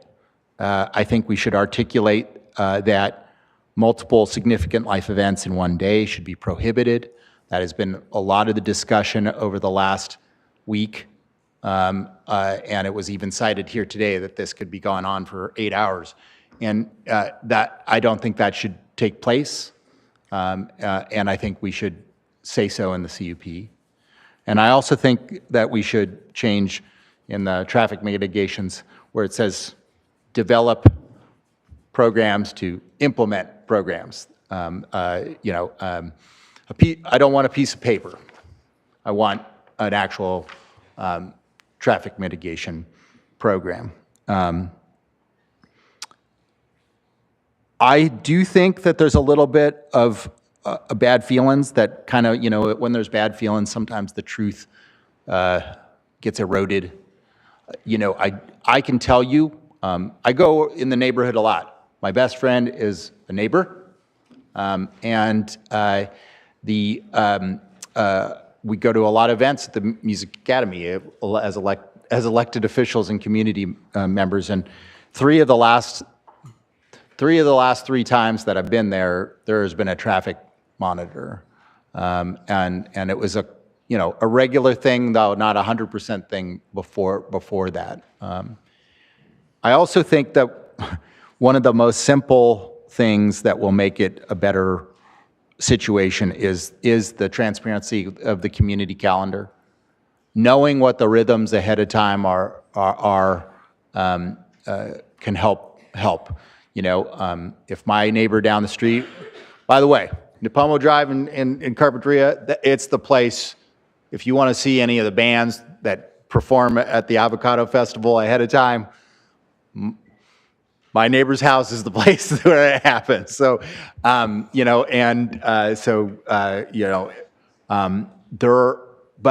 if I know things are going to happen, that makes a big difference in my life. I know what the rhythm of the neighborhood is going to be. So I don't think it's necessary. I'm not going to say that it will be outside, that it won't have impact. But I think that the impact is below our legal thresholds. And I won't say that 15 is the right number, but that we didn't really actually talk about what the right number was in 2 years because I don't know, right? So because I think it's hard for folks to acknowledge maybe the validity of having any number of significant life events. And so with that, I support denying the appeal. Okay. Anybody else? And I don't think this should be the criteria, because I said before in this hearing that the law should be the same whether people are nice or not nice people, that the law is the same, should be treated whether on the righteous or the wicked.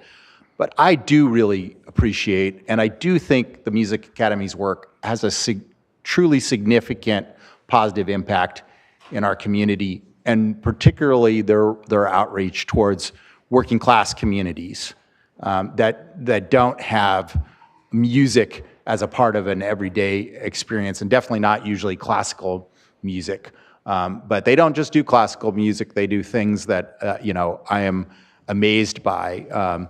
Hymns, Hanukkah songs, the Arabic songs. It's, if you want if you want to get away from the terrifying trap of the world's misfortunes and see the world's best instead of the world's worst, go to one of the Sing performances.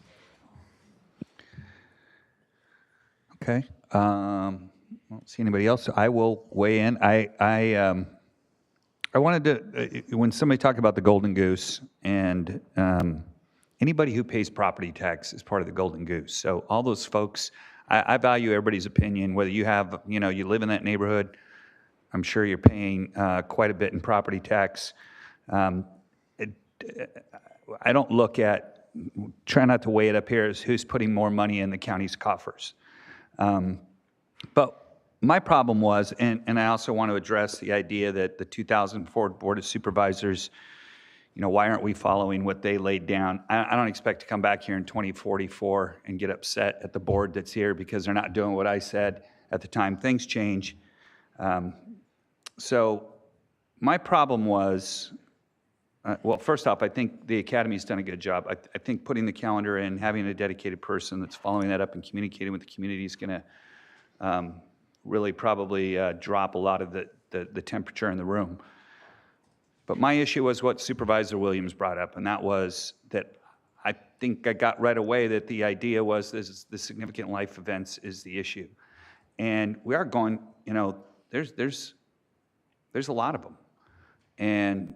But when I asked, well, if it's not 15, what would it be? The answer was 0. We don't want any. And when you come to an appeal, you've already received, you see that the staff recommendation is to deny your appeal. You already went through the Planning Commission and it was unanimously rejected. That's the time to negotiate. That's the time to say, okay, I can't live with 15 of these, but I could take 5 or 6 or 7. And if you put these other restrictions on it, it would make us happy. The problem is when it's an all or a nothing type situation, it really puts me in a box. And so, I like what some of the changes that the Academy has made. I do feel for that neighborhood because I'm kind of going through the same thing right now with some construction that's going on, and I live in a really quiet neighborhood, and now there's a lot of people driving through, and it is disconcerting. Same thing, I've had a wedding from the person behind me.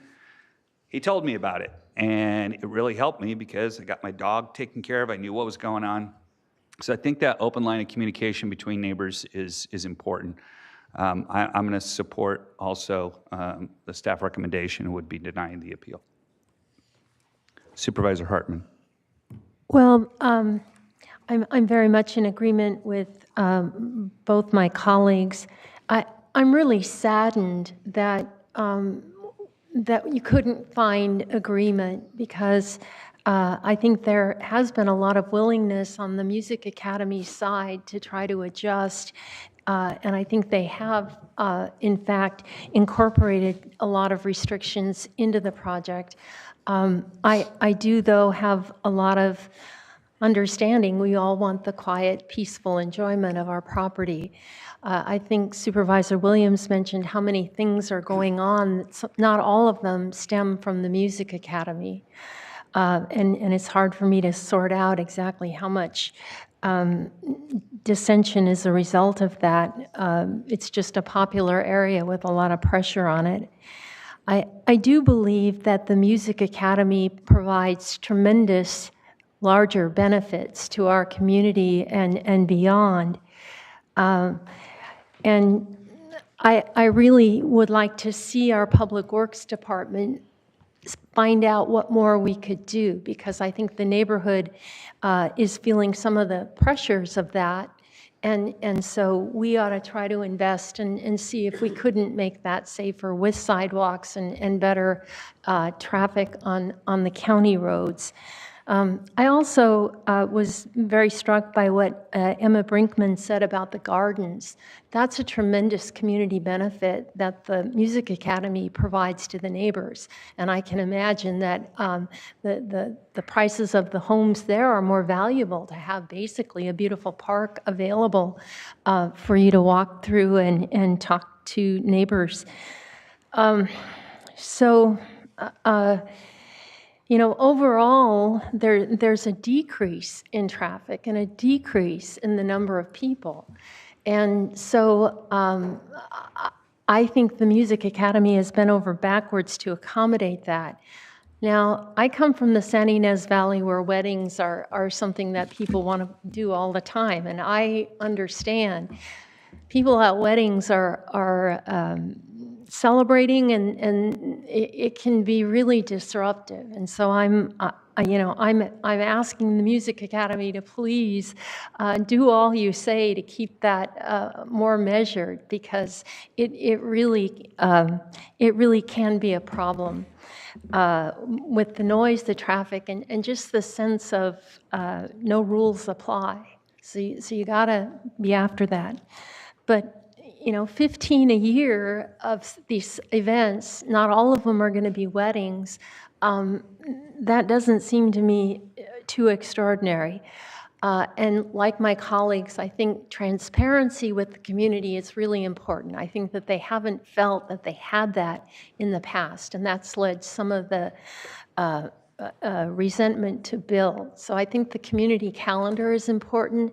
I would encourage that there be maybe annual meetings, or go to the association meeting and explain, try to heal and some of the ill will that's happened, because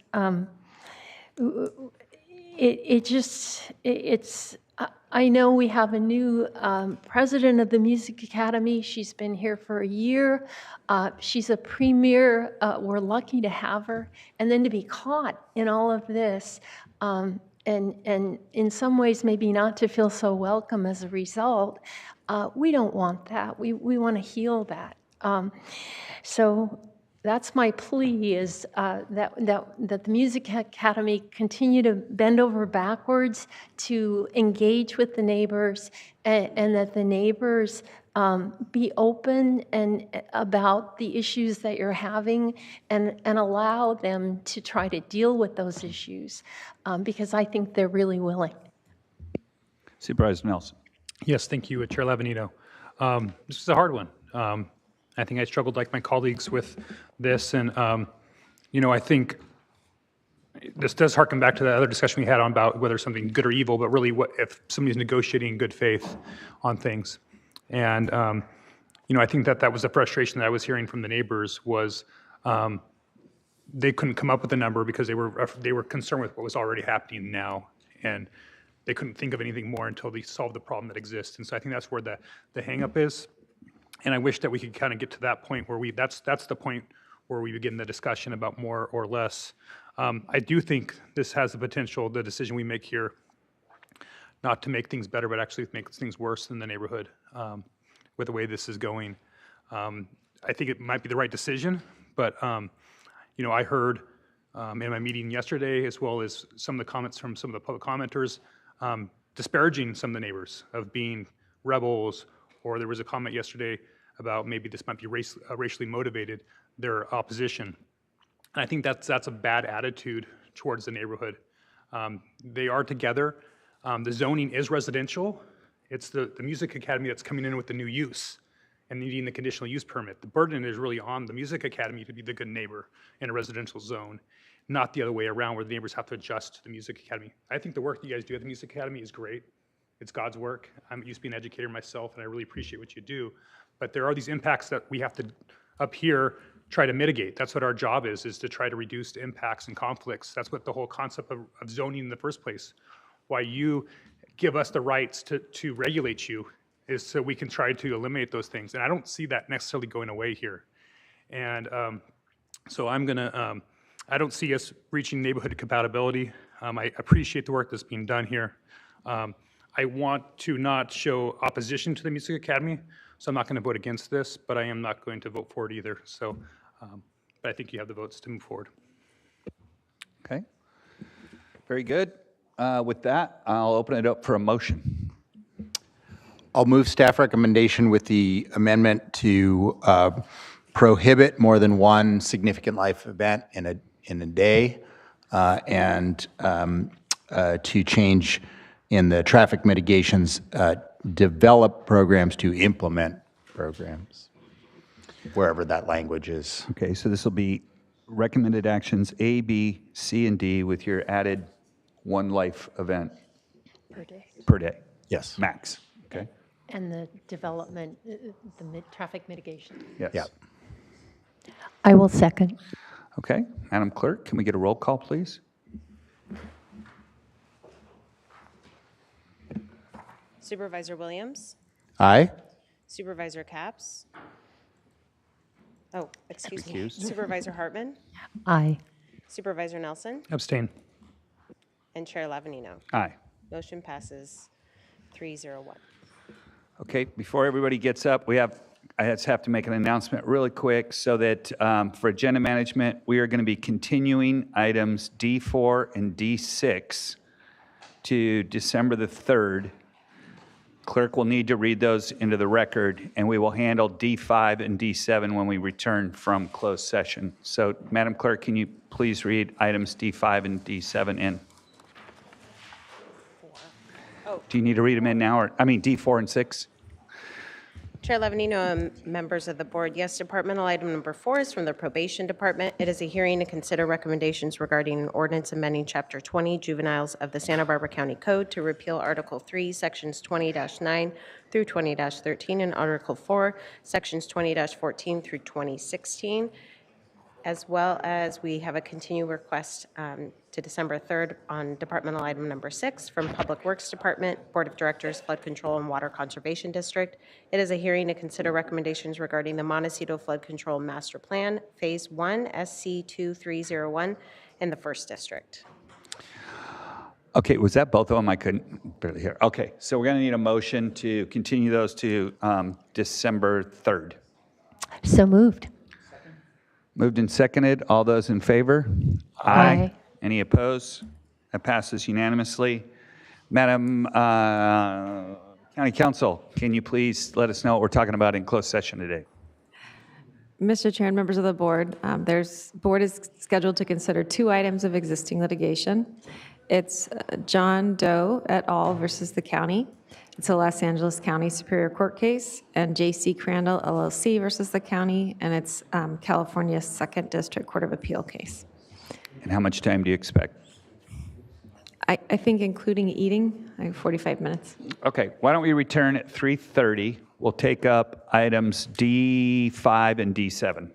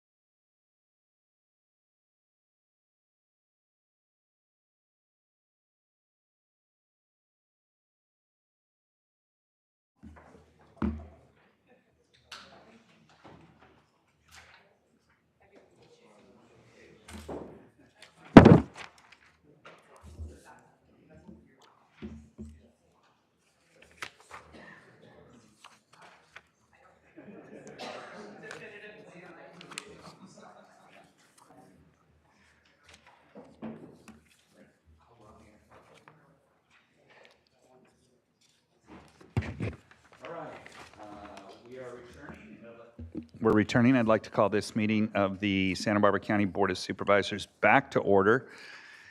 Madam County Counsel, can you report out of closed session, please?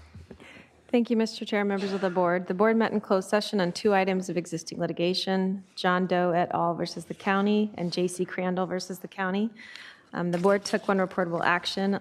In J.C. Crandall case, was challenging the county's approval of Santa Rita Holdings cannabis cultivation project through a petition for writ of mandate. On October 29th, the Court of Appeal granted J.C. Crandall's appeal and overturned the county's approval of a project. In closed session, the board authorized County Counsel to seek review of the Court of Appeal's decision in the California Supreme Court. The vote was 4-1, with Supervisor Nelson voting no. Okay, that takes us to, we've continued item D4, so that takes us to D5. Madam Clerk.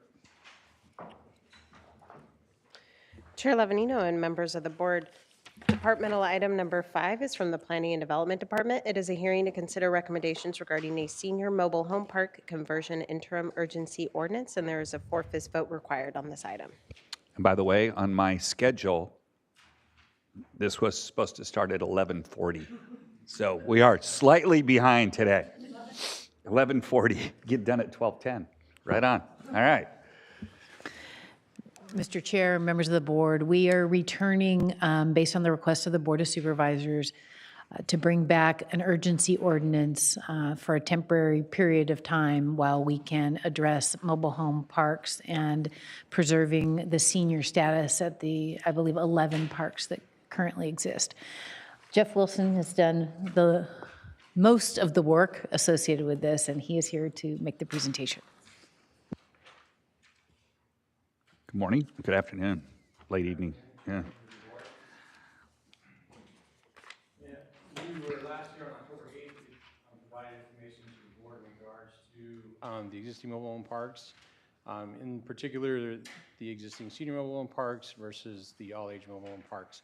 At that hearing, we were directed to prepare an interim urgency ordinance and return to present that to the board for consideration. At that hearing, we also received direction to delay the work on the short-term rental projects and begin preparing a zoning ordinance related to a senior mobile home park overlay zone, and then research the existing mobile home parks to determine the necessity of rezoning them to the mobile home park zoning designation. The interim urgency ordinance presented to you today, it will establish a moratorium that will prohibit the conversion of senior mobile home parks and age-restricted mobile home parks to all-age mobile home parks. The purpose for this is to create an immediate preservation of public peace, health, and safety and general welfare. Allow us or staff time to prepare the necessary ordinances and then create additional measures to protect residents.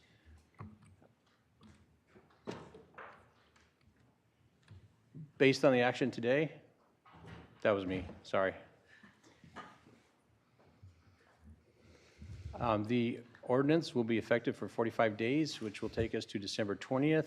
Based on the government code section, we are allowed to extend the interim ordinance for the first extension, 10 months and 15 days, and we can come back for a second extension that would be for 12 months. So today we'll be requesting direction to return on December 10th hearing in order to provide a report and request for that first extension, which will take us out to October 25th of next year, which will give us sufficient time or adequate time to prepare the necessary ordinances.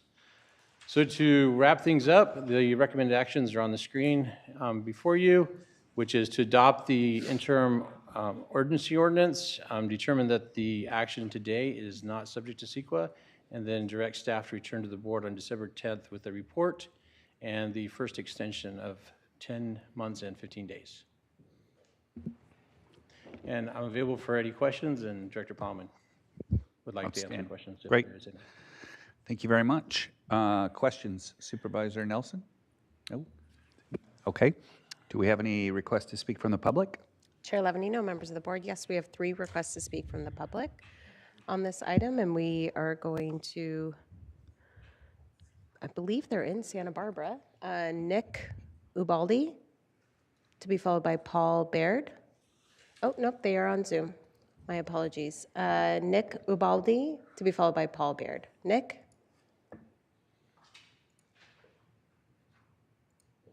Yep, you guys have me? Yes, please proceed. Hi, thank you for allowing me to speak on behalf of Del Cielo Mobile Home Park. I appreciate the opportunity to discuss priorities and values that we share in creating a fair and inclusive community. Our community has a unique opportunity to broaden housing across an inclusive and in an inclusive and equitable way.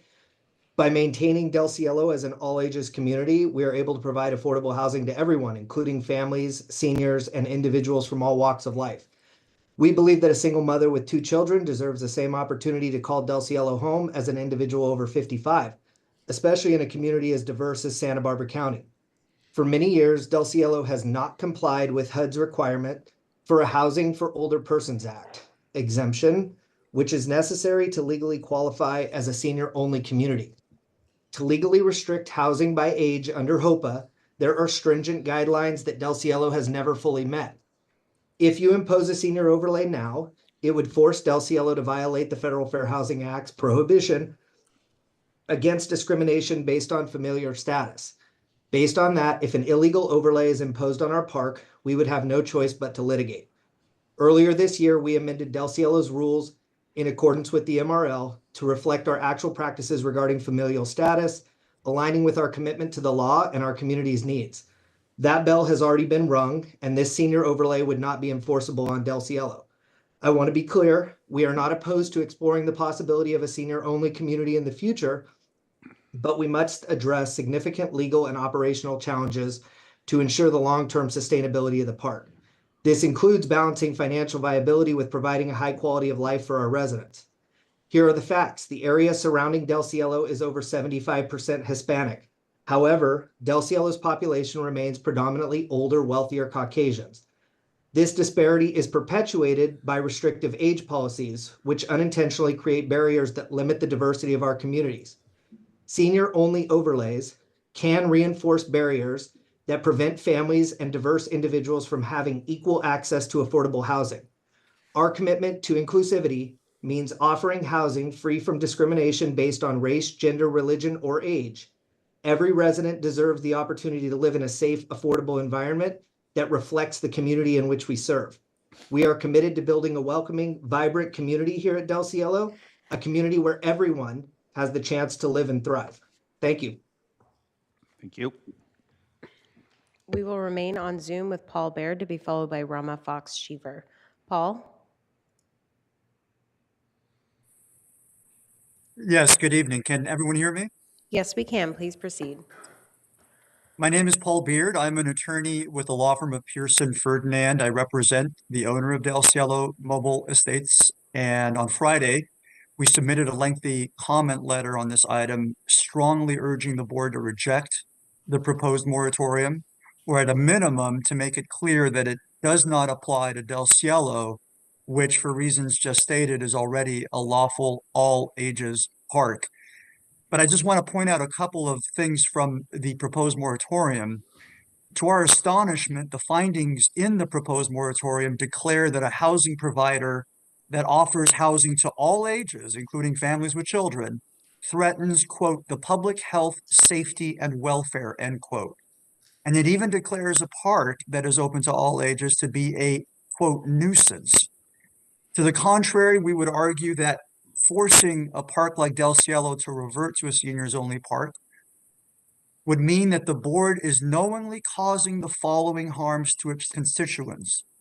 One, the loss of unsubsidized affordable housing options and housing stock available to families with children, many of whom are racial and ethnic minorities. And two, an increase in housing costs to those same disadvantaged groups. If it enacts the moratorium, the board will be turning its back on, thumbing its nose at, a large swath of its constituents. And as just noted by the prior speaker, if this moratorium passes, the board will face certain litigation. We've had this litigation before against other cities up north, and we have been successful in overcoming demurs, motions to dismiss those very same claims. And so we feel very confident that any legal challenge to this moratorium or any future senior overlay ordinance will be successful.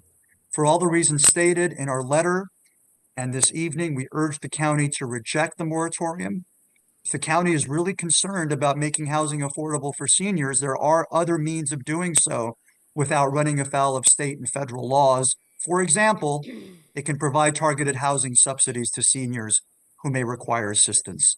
But institutionalizing discrimination against families, children, and racial and ethnic minorities is not the way to do it. Thank you. We will now, excuse me, we will now go to Rama Fox Cheever on Zoom, and then we will return to Santa Barbara with Martha Hassenplug. Rama?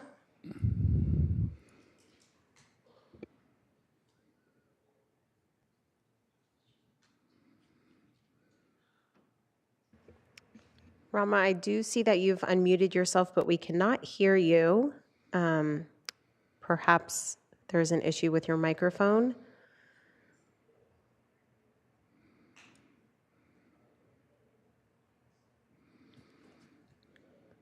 Rama, we'll come back to you. I'm going to go to Martha Hassenplug here in Santa Barbara. I see you're unmuted again, and we still cannot hear you.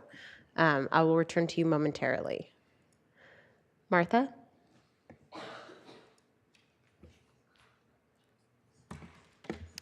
My name is Martha Hassenplug. I live in Rancho Santa Barbara Mobile Home Park. I want to say that your staff has been kind and welcoming to us today during this long session. We had over 10 people this morning, which actually represented about 40 people because of mobility issues and bad backs. They could not come and go. What I want to say, I heard loud and clear the threat of litigation. That to me is not a reason why you would not do the right thing. I heard that there was a illegal overlay and that they had a financial liability, which are things as recent buyers of the park, they should have done their due diligence. I also heard that a senior overlay puts barriers to avoidable housing.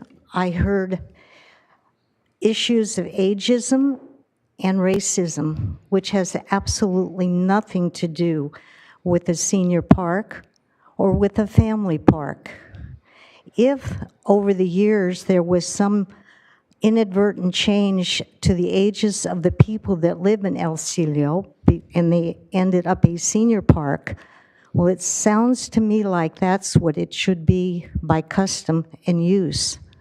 We who are lucky enough to live in mobile home parks have espoused the way to get out of our housing issues in California is to build more first starter mobile homes for young families. The issue of senior mobile home parks to the owners is that when we move in, we stay till we die, which is frequently about 20 years.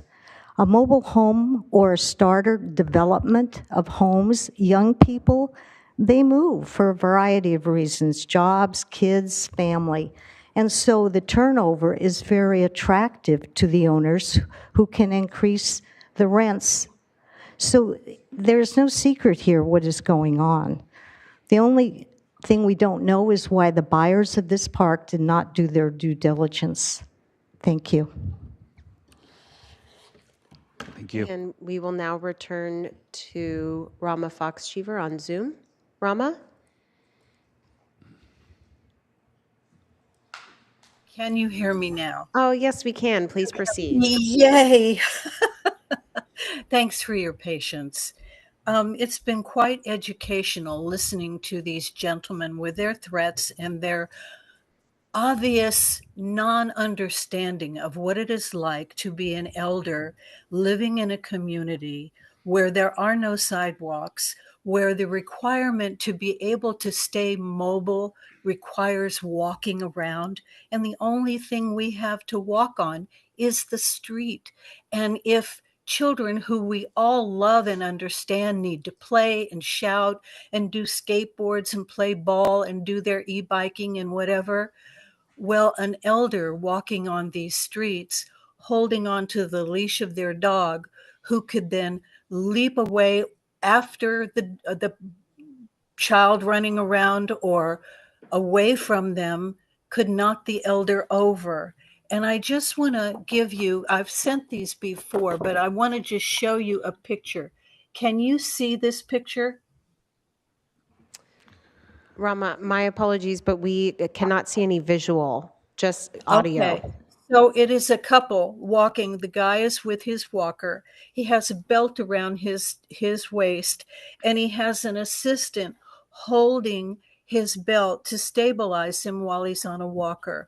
I have another picture where there's a woman who's recovering from hip surgery and knee surgery that she had like a year and a half ago, and she's walking with her cane. These people don't have any other place to exercise. They can't go to the gym. They don't have the ability to do that. And we love children. This is not an environment for children to, there's no place for them to play. And when we as elders, as the lady before me spoke, when she said, I mean, if you don't have anybody close to you that's older, we come to this park, we pay the money that is much less expensive than other housing because we can't afford more housing. And we all know how hard it is to find a place in Santa Barbara to live.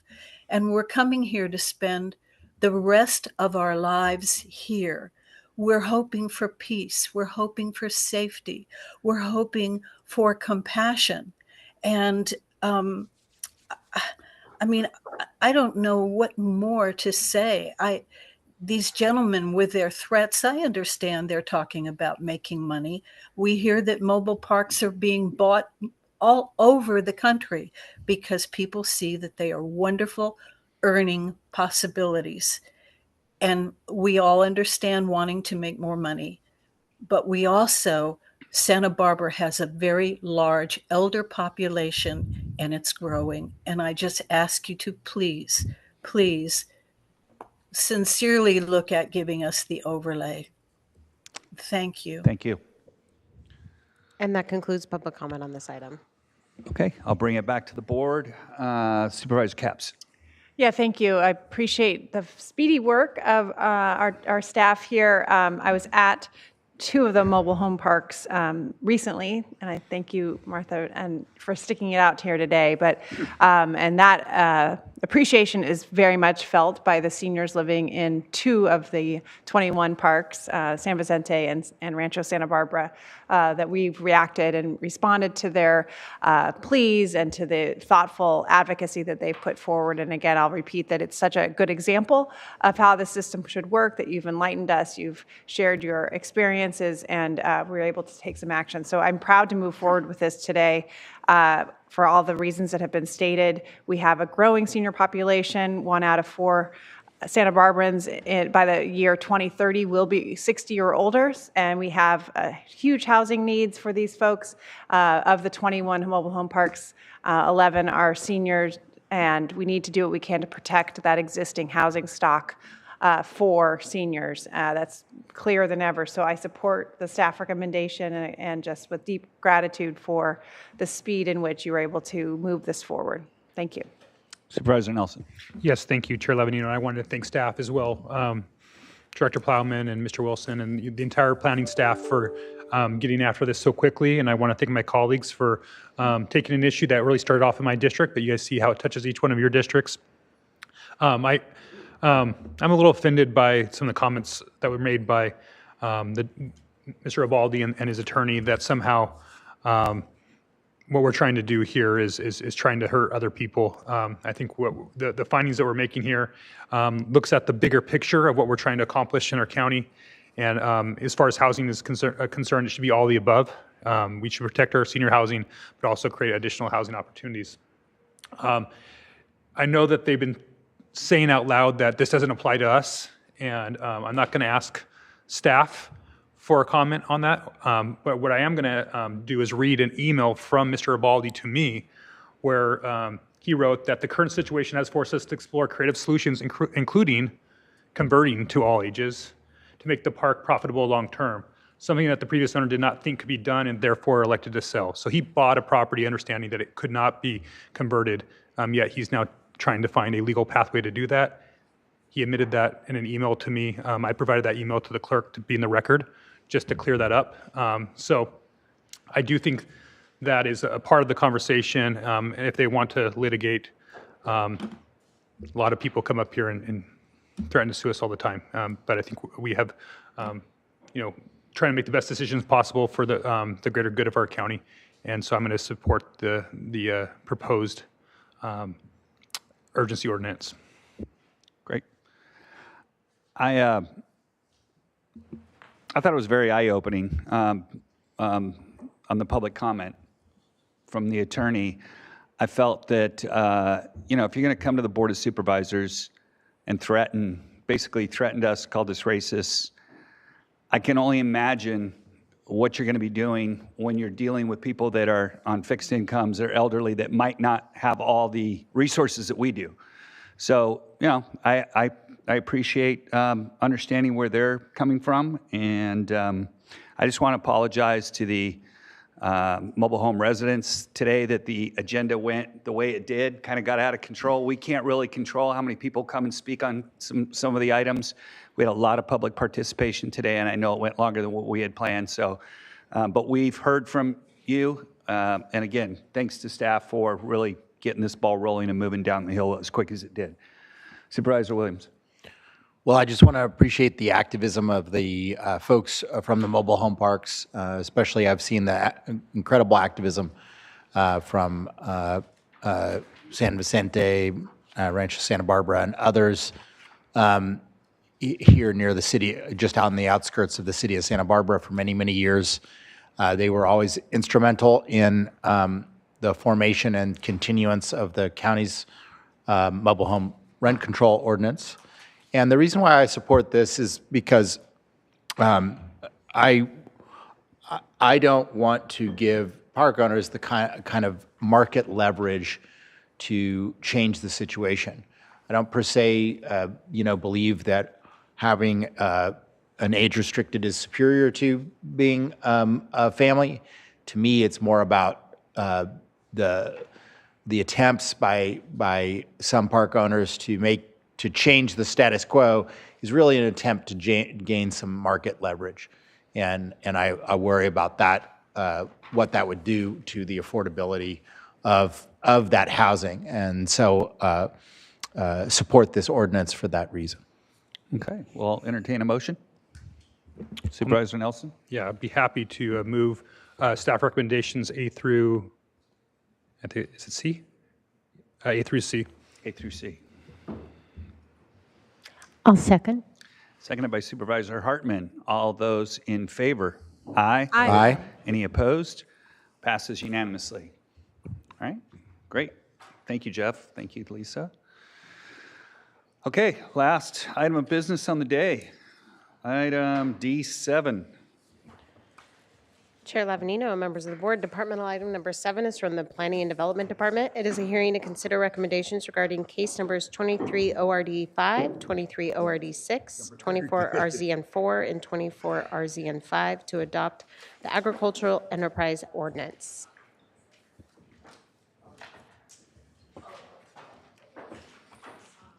Okay.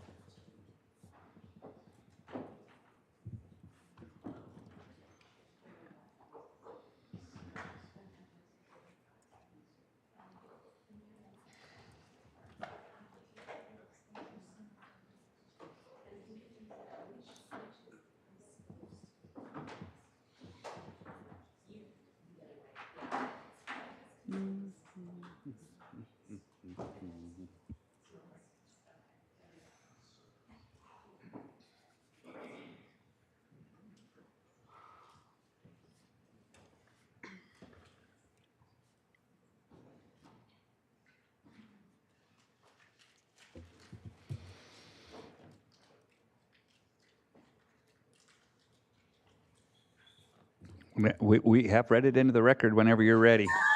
I'm sorry. That's okay.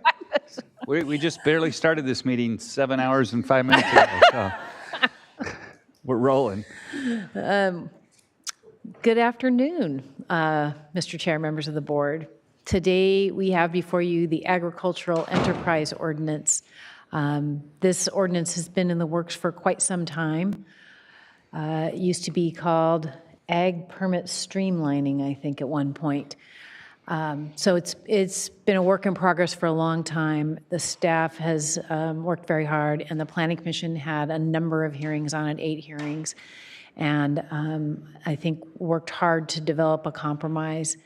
And I am happy to be here with my team today to present this. We have Julie Harris, David Lackey, and Alex Tuttle, who've worked tirelessly on it. And I would like to turn it over to Ms. Harris at this point in time and have her make the presentation. Good afternoon, Mr. Chair, members of the board. I am Julie Harris. I'm Senior Planner with Long Range Planning and doing the presentation today. I scheduled it for about 15 minutes. I'm going to see if I can speak fast. Maybe I can get through it faster. This is a big issue, so we'll go ahead and take our time on this one. We're good.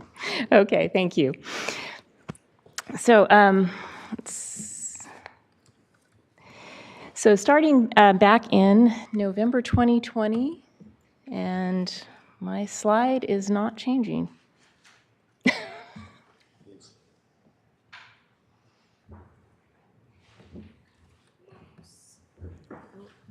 I was using,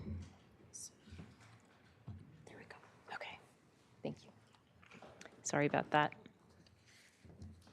So in November of 2020, the Board of Supervisors directed long-range planning to proceed with a set of ordinance amendments that became known as the Agricultural Enterprise Ordinance, or AEO. Its purpose is to help sustain economic viability and diversity of agricultural operations in unincorporated Santa Barbara County.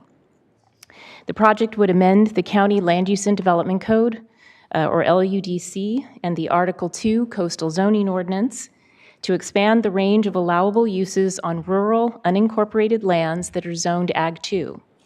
It would also allow incidental food service at winery tasting rooms on both lands zoned Ag 1 and Ag 2. And it would downshift or streamline the permit process for the AEO uses. The AEO is also intended to generate new opportunities for local farmers and ranchers to increase their revenues and enhance productivity of operations. This map, sorry, I'm still getting used to this system. This map depicts the location of all privately owned lands in the county that are zoned Ag 2. It does not include or depict the lands that are owned by the state and federal governments, such as Vandenberg Space Force Base. The agricultural enterprise uses include 2 general categories of use. The first consists of 8 supplemental agricultural uses that are directly related to the agricultural productivity of the land. And the examples of these uses include small-scale agricultural processing, product preparation, farm stands, and small-scale composting. The second category includes 8 rural recreation or agritourism type uses. These uses are not directly tied to agricultural productivity, but they can benefit local agriculture as both a supplemental source of farm income and as a direct marketing and educational opportunity. A few things to keep in mind about some of these uses. Incidental food service at wineries with tasting rooms is the only agricultural enterprise use that would be allowed on the Ag 1 zone. Some of the uses are not currently allowed, such as farm stays, and other uses may be allowed today, but they would require a minor conditional use permit or major conditional use permit, such as small-scale events in campgrounds. To participate in the AEO, the primary use must continue to be productive agriculture. A summary of the Commission's recommended uses, permit requirements, and development standards is presented in Attachment 12 of your board letter, which is a matrix of the proposed uses and permit requirements.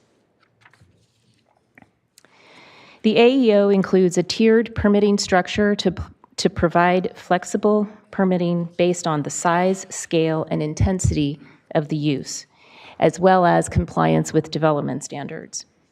This slide depicts the full range of permit tiers, beginning on the left with the simplest and ending on the right with the most complex. Each permit type is described in detail on pages 4 and 5 of your board letter.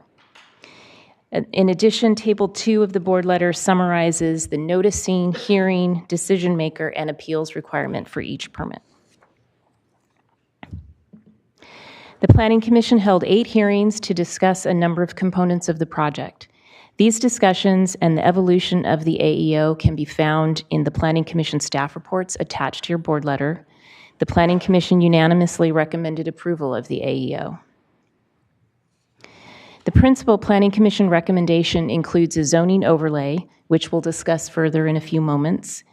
And in general, the Commission's recommendations trended towards allowing a greater number of the AEO uses without a planning permit under an exemption or with a low-level zoning clearance. To minimize potential land use compatibility issues and adverse effects on agricultural and natural resources, and to protect the general public health, safety, and welfare, the Commission recommended development standards be applied to all intensities of AEO use, including those that would be allowed with an exemption. Combined, the development standards would address issues that might arise with a permit downshift to the exemptions and zoning clearances. Some examples of the development standards for the proposed AEO uses are listed on this slide, including compliance with the county code, including the fire code, the building code, and public health department requirements. An informational advisory, alerting visitors that the campground, farm stay, or other use is located on or adjacent to active farmlands. And setbacks for land use compatibility, such as noise. For example, there are additional standards and setbacks that would be required if a proposed use would incorporate amplified sound. Modification of development standards could be requested as a part of a permit application. The Commission, the Agricultural Advisory Committee, and the public discussed over the course of several meetings appropriate setbacks to apply from adjacent properties in production with agricultural commodities, such as row and food crops, orchards, and vineyards. Much of the discussion focused on how best to balance food safety concerns while not unduly limiting agricultural enterprise use opportunities on adjacent agricultural lands. The discussion included proposing a setback of up to 1,000 feet from adjacent row and food crops for certain AEO uses. To address this issue, the Commission introduced a zoning overlay as a tool to limit some of the proposed ag enterprise uses that present potential conflicts with the historic food crop growing areas, while continuing to allow all of the uses that are currently allowed in the Ag 2 zone. There are 2 parts to the proposed limited agricultural enterprise overlay.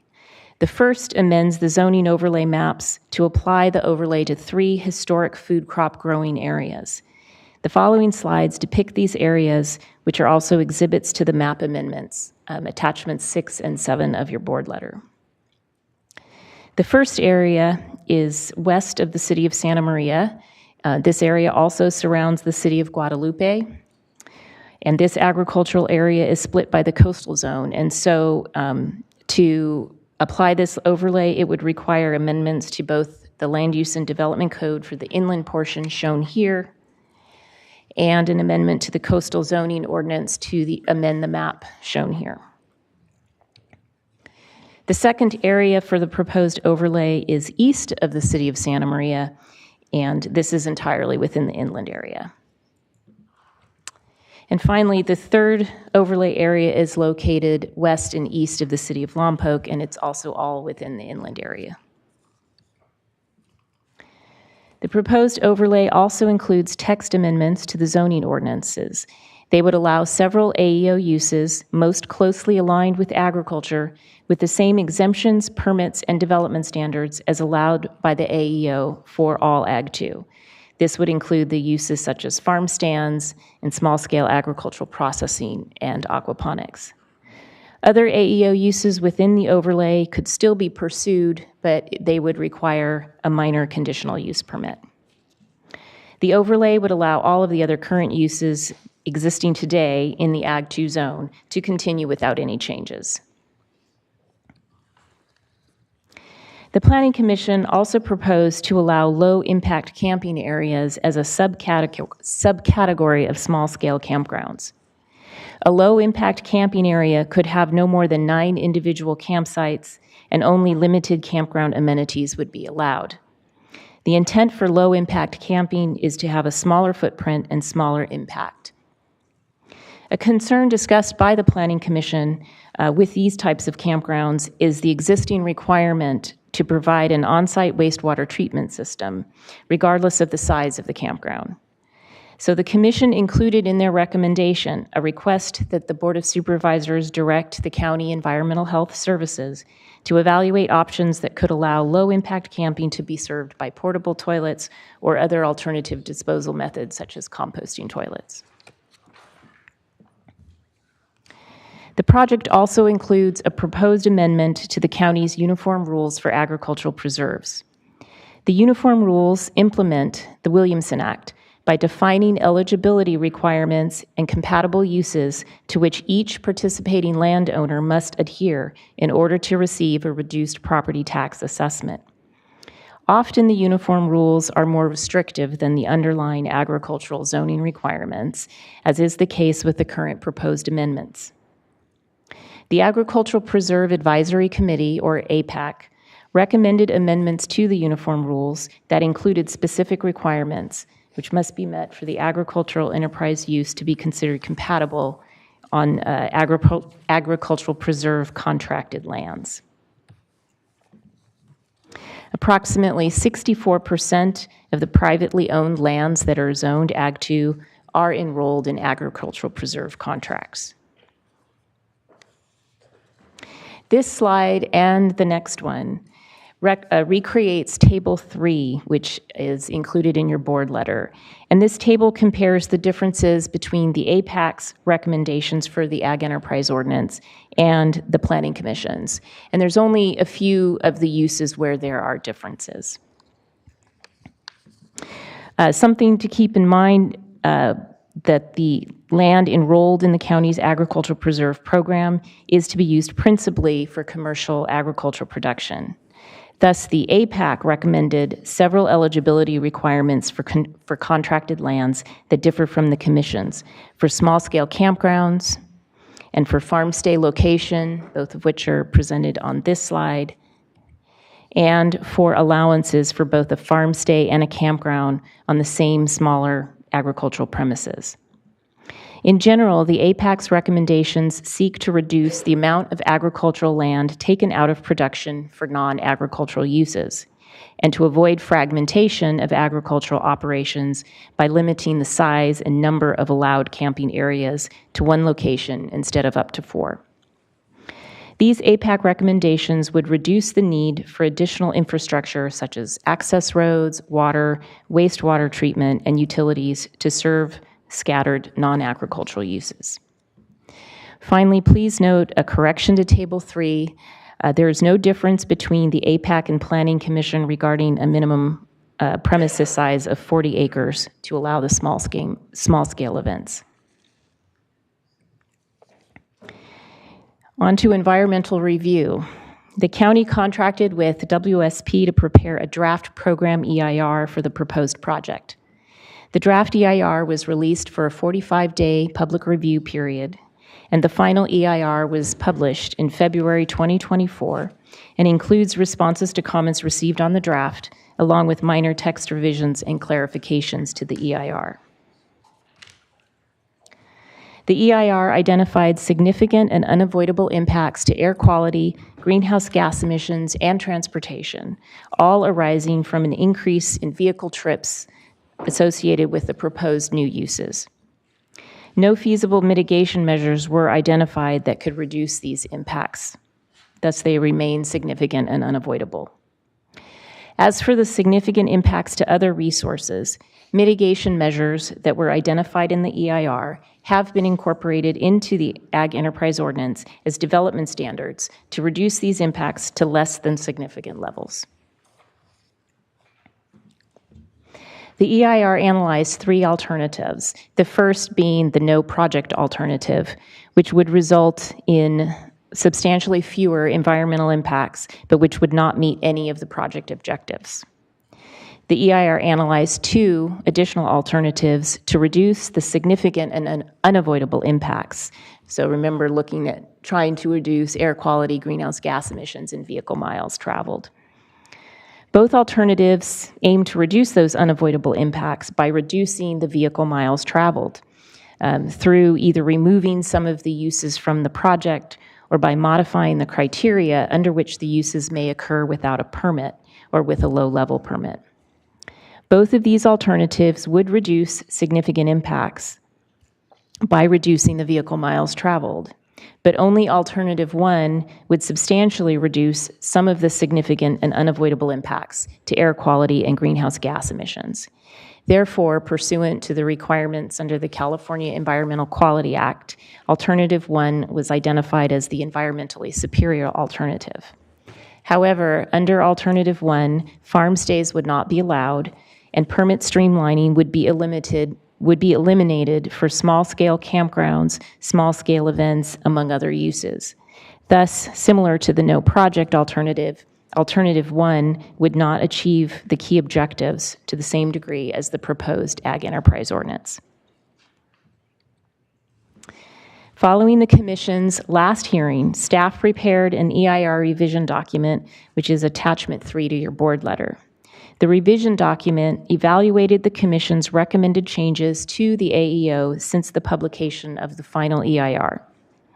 The analysis concluded that the changes would not result in any new significant environmental effects, and that it would not result in a substantial increase in the severity of previously identified significant effects, nor would it deprive the public of a meaningful opportunity to comment.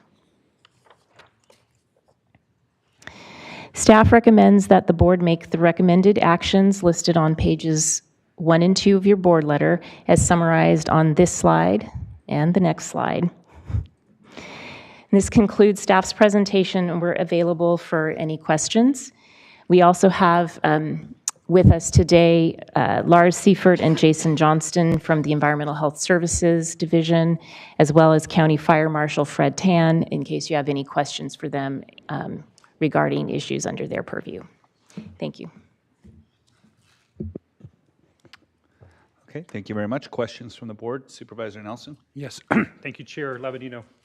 If we go back to the slides on the APAC versus the AEO recommendations, just for the board, when we're looking at Ag 2 properties, which is mostly what we're talking about here, what percentage would be in APAC's jurisdiction, and what percentage of them would be in the AEO?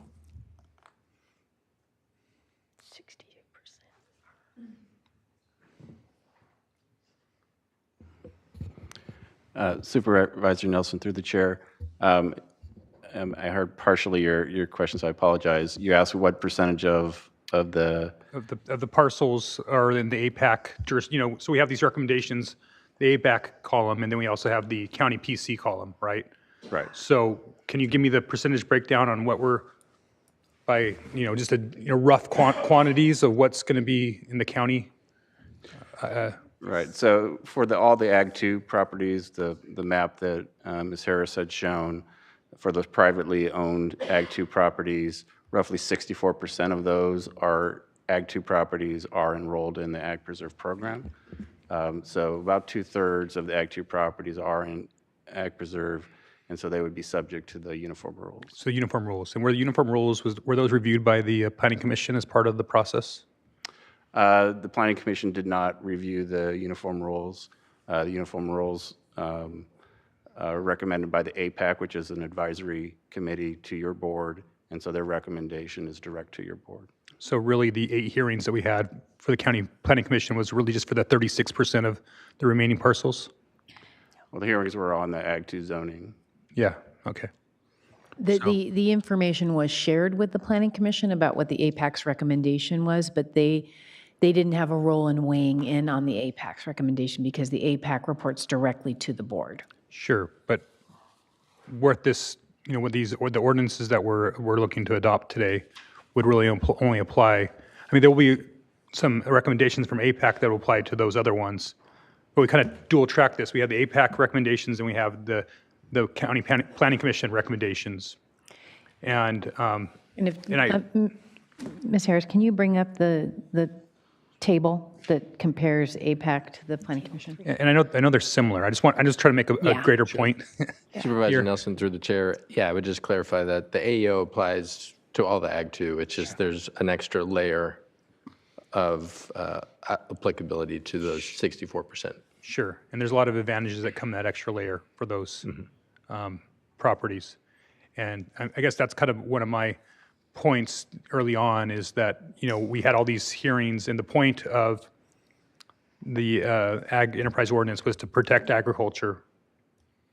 And that's the same mission of APAC, right, is to protect agriculture. So if they both have the same mission, I'm concerned that there's conflict there. And so that's just my initial comment there, that we've done all this work essentially to protect agriculture, but then we're now going to add another layer potentially with the APAC recommendations. So I guess there's a feeling out there among people I've talked to, there a little bit of a disappointment that was outside of the purview of and added as another layer because there's a lot of benefits that are being lost by those 2/3 of those properties moving forward. So. Supervisor Nelson, I mean, it is at the board's discretion, certainly. I mean, these are recommendations from the APAC. I think we have one recommendation by them that is tied to a mitigation measure in the EIR, but other than that, the board could determine to follow the Planning Commission's recommendation for all of those items. With the one area that we have to be careful about is the small campgrounds, because that was tied to a mitigation. All right.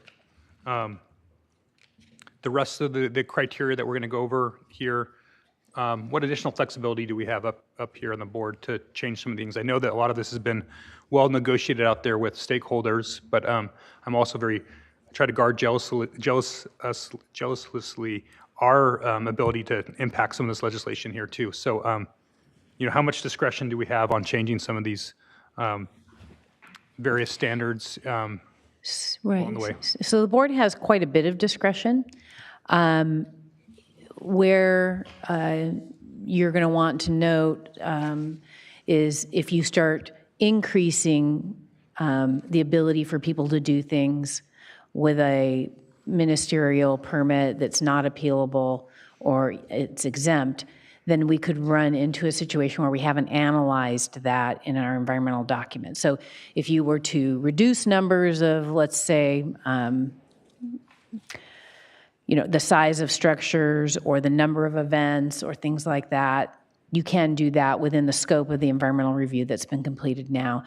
There might be minor tweaks that could be made to increasing things slightly, but we could be in a position where we would want to look at that and revise our revision letter to the EIR so to make sure that we covered it, particularly in areas where there's already a Class 1 impact that's been identified.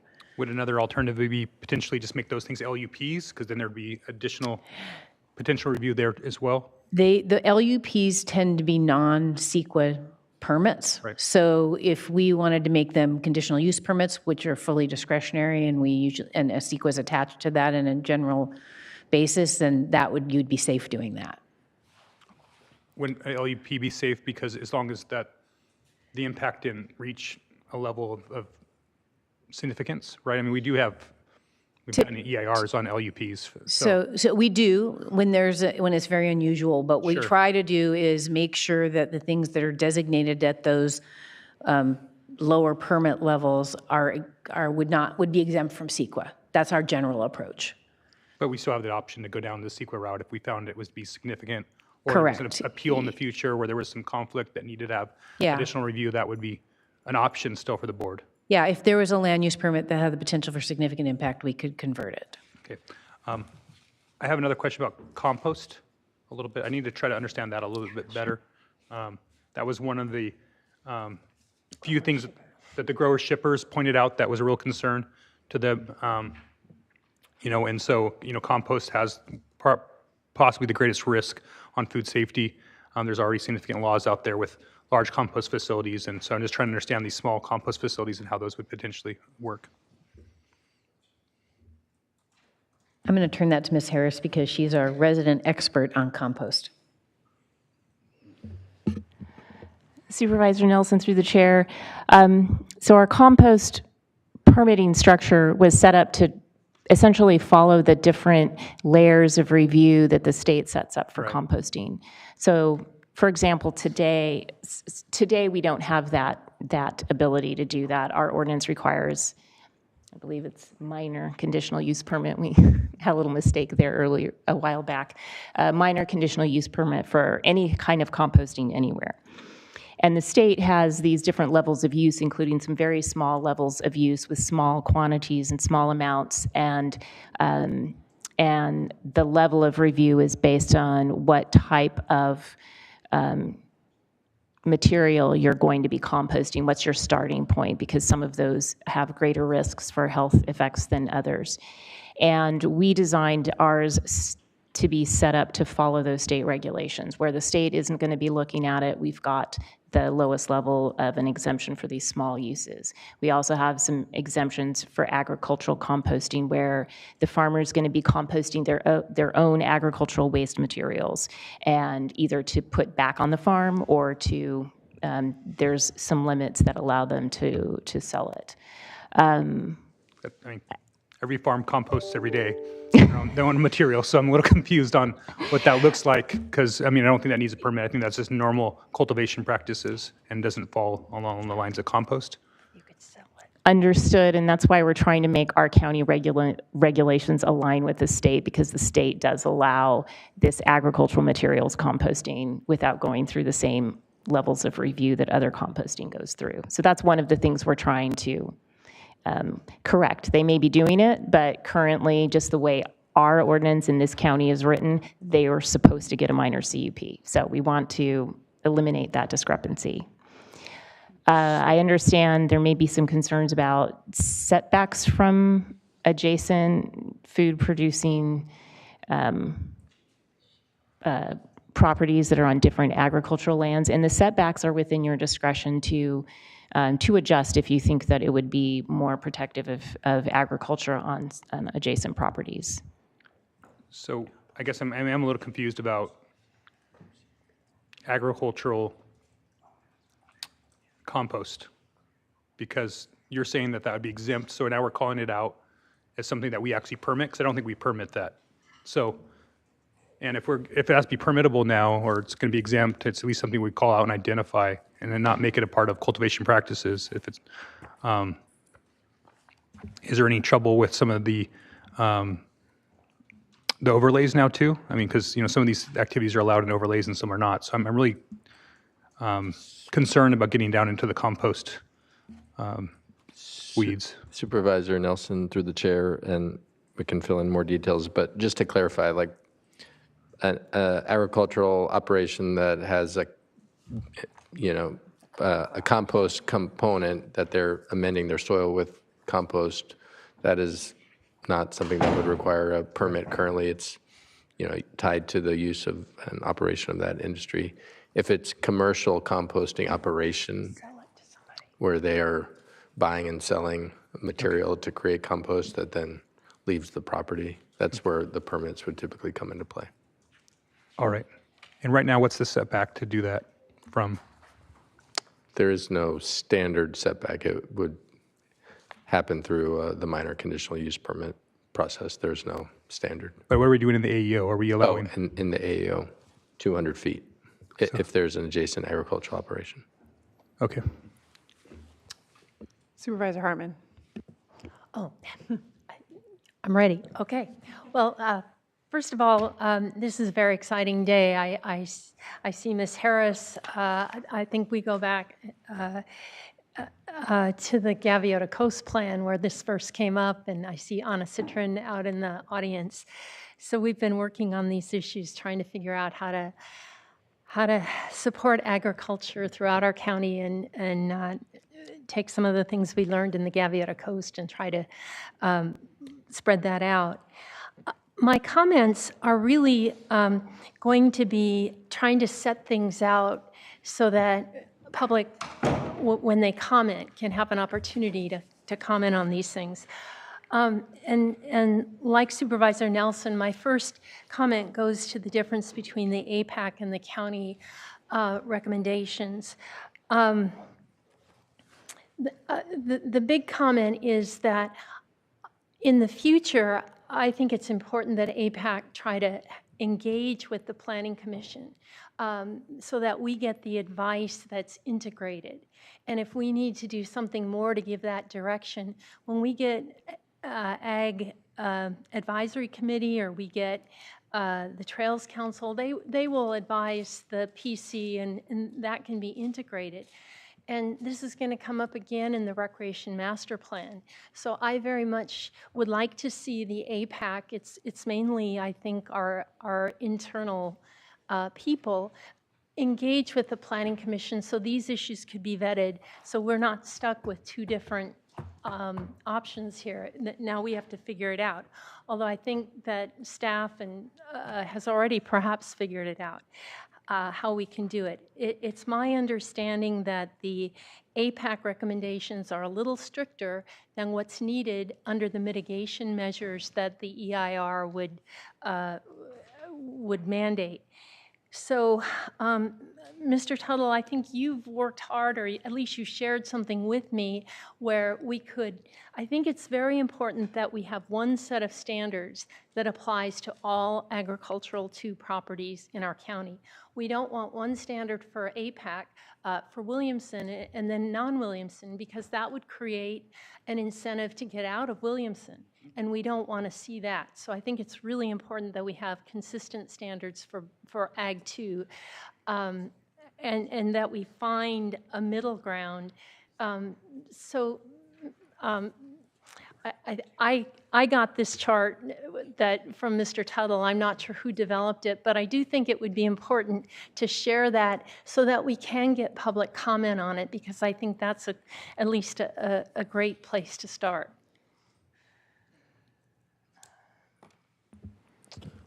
Supervisor Hartman, through the chair, I think we're working on pulling that up. And it was an attempt.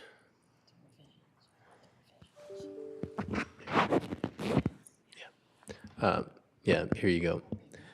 It was an attempt to try to harmonize and reconcile the mitigation measure from the EIR with the recommendations you have before you. As Ms. Plowman indicated, it's really just with the small scale campgrounds where we have to be a little careful and not move too far away from the mitigation. Otherwise, it could create an issue, potentially. The other areas where there's differences, like in the farm stays and in the events, I think, or below educational experiences, you have wide latitude on those if you want to come up with a single standard. So what we did was, and I'll correct one thing for the record, which is that the minimum premises size for small scale events is already in harmony between the two. So that's just a correction there. Moving out to the small scale campgrounds, what we did was, just looked at a potential compromise that would stay with the intention of the mitigation measure while bringing the uniform rules into closer integration with the AEO. It's not perfect harmony, but it's closer. And what that would look like is on the smaller premises where you have the greater likelihood of compatibility issues or interference impacts to the ag operation. The current APAC recommendation was 1 acre, a 1 acre envelope, and the proposal or compromise would be to establish, you could have one campground site on those smaller premises, 40 to 100 acres, up to 2 acres in size. 100 to 320, you could have your 2 sites, which is consistent with the County Planning Commission recommendation, 3 acres in size, and then greater than 320, you could have your 4 sites, 5 acres, which is consistent with the Planning Commission recommendation. So it's mostly on that small 40 to 100 acre situation where there'd still be a little divergence under this proposal or under this compromise. So that's our work, is to see if we can figure that out today. But thank you for getting as much harmony as you can there. The second issue I have is whether for these small-scale uses, we would have what an exemption means or a zoning clearance. I think it's very important to be able to track activities. I don't want to create burden, but I want to be able to track it, because one thing that is important is that I think in 2 or 3 years, we would like you to come back and tell us how it's doing, how many people have been participating, and what it's meant, so that we can understand its impact to help agriculture, if it's hurting agriculture, how it works with surrounding neighborhoods. And so I think it's important to have some record. So I'm agnostic about whether it's a zoning clearance or whether it's an exemption where they have to actually come in and get something that says exemption. But I think that's very important that we track it. The other couple more points. I would like to propose additionally that if we have Ag 2 properties that are completely surrounded by Ag 1 properties, that for small campgrounds, that they have to get a CUP, because basically they're locked into residential areas, and that's a potentially big conflict. So that would be my recommendation, that for those kinds of properties, Ag 2 completely surrounded on all 4 sides, whole circle, by Ag 1, that they get a CUP for small campgrounds. I guess the final 2 more points. There was a request to expand the overlay to include some property near Gary. And so I'm eager to hear what people think about that. Does that affect neighboring agricultural properties, or is that something that's well within our discretion? And then the final, while we have Mr. Seifert here, is on the wastewater issue. How much discretion do we have to ask you to look into portable or pumping or composting toilets for these operations?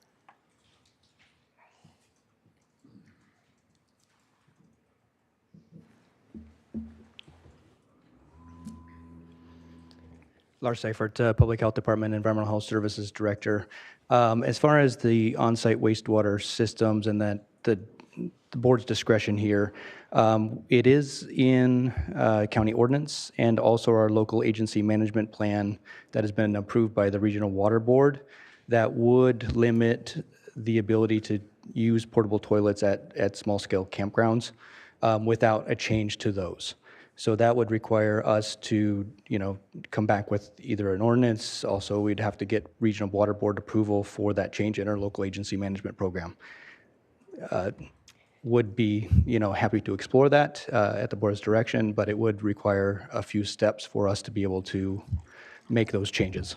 So it's doable, but it's a fair bit of work. Yeah. I got a quick question on that, if I can just jump in for Mr. Seifert. My understanding is the Regional Water Quality Board is, saying if that's permanent bathrooms, and that's what the need for not having temporary toilets, right? Yeah, currently our local agency management program and how we have it set up is basically for temporary or occasional uses, we would be allowed to permit or allow portable toilets. This would fall under a ongoing use on the property, and so that therefore it would require, under current stipulations and provisions, a on-site wastewater treatment system. Is it potentially, is it an option to temporarily use them while we process a potential ordinance change? Would that be something that might be able to do in the interim if that was something? I mean, obviously, if the ordinance change wasn't accepted by the state or regional water quality board, then at that point there'd need to be additional changes to that property. But would that something that EHS be willing to look at? We could certainly explore that with county council. Okay. And then I just have a final question or comment, and that really has to do with compliance once we pass the Ag Enterprise Ordinance. And there's two aspects to compliance. One is ensuring that people are following through with the development standards and the conditions, and what teeth does our oversight have? And then the second is the TOT and how we can ensure that we actually collect what's owed us. So I'd like to hear your thoughts about those two issues.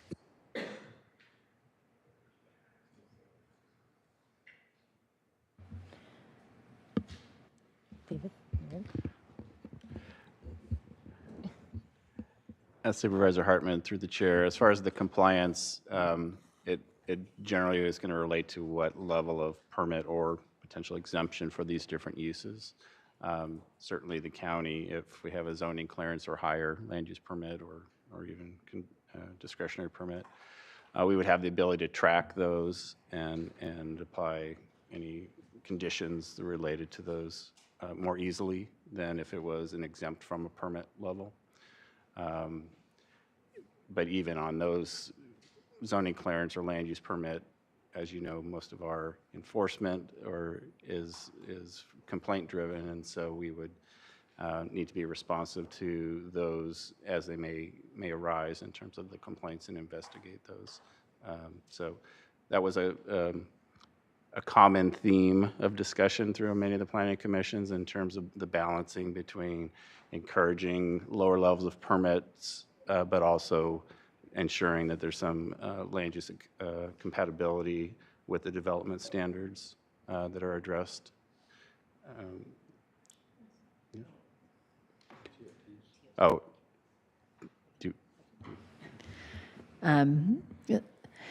Supervisor Hartman, through the chair. So your second question relates to bed tax, essentially, TOT, and it's our understanding that we can charge bed tax for our farm stays and for what we would call probably owner-operated, provided camp facilities like Airstream trailers or those types of RVs or something like that that's provided by the operator, but not for tent camping. So we can certainly, it's not something we would typically build into our code. That is a separate process that happens through the treasurer tax collector. Ms. Soto, did you have something you wanted to add? Thank you, Director Plowman. So I know our treasurer tax collector, I've raised these issues with him, and he's done some research. I think that the board would like more information about what would need to change in our TOT ordinance in order to ensure sort of a uniform platform, as we talked about. I think that would be helpful to give that direction so we're clear and we can discuss it. I know he's already been researching it, however. So that will be direction, because we want the TOT. Yeah. We've invested a lot in this. And the other thing is, in terms of compliance then with the development standards, I think that, again, it was explained to me we have two choices. We could do an exemption where the actual permittee comes in to get the exemption, has to basically be on a registry, or it can be a zoning clearance. I don't have a strong feeling, would like to hear from others about it, but I think that this compliance, it's educational, make sure they have the development standards, that they understand what it is that we expect of them, and that it's on our radar. But I also think we're making a big step here, and we're having trust and faith. And I think it's really important that if people are doing this without permits, if people are doing this in defiance of their permit conditions, then I would like to see something built in the ordinance where they would not be entitled to any kind of permit to do this for a period of time, a year or something, because we don't have penalties that amount to much. And so I think we need some other strategy to say we're serious. We want to ease things up. But we do have these development standards, and we do have expectations. And if those aren't met, then we have some recourse. So those are my comments.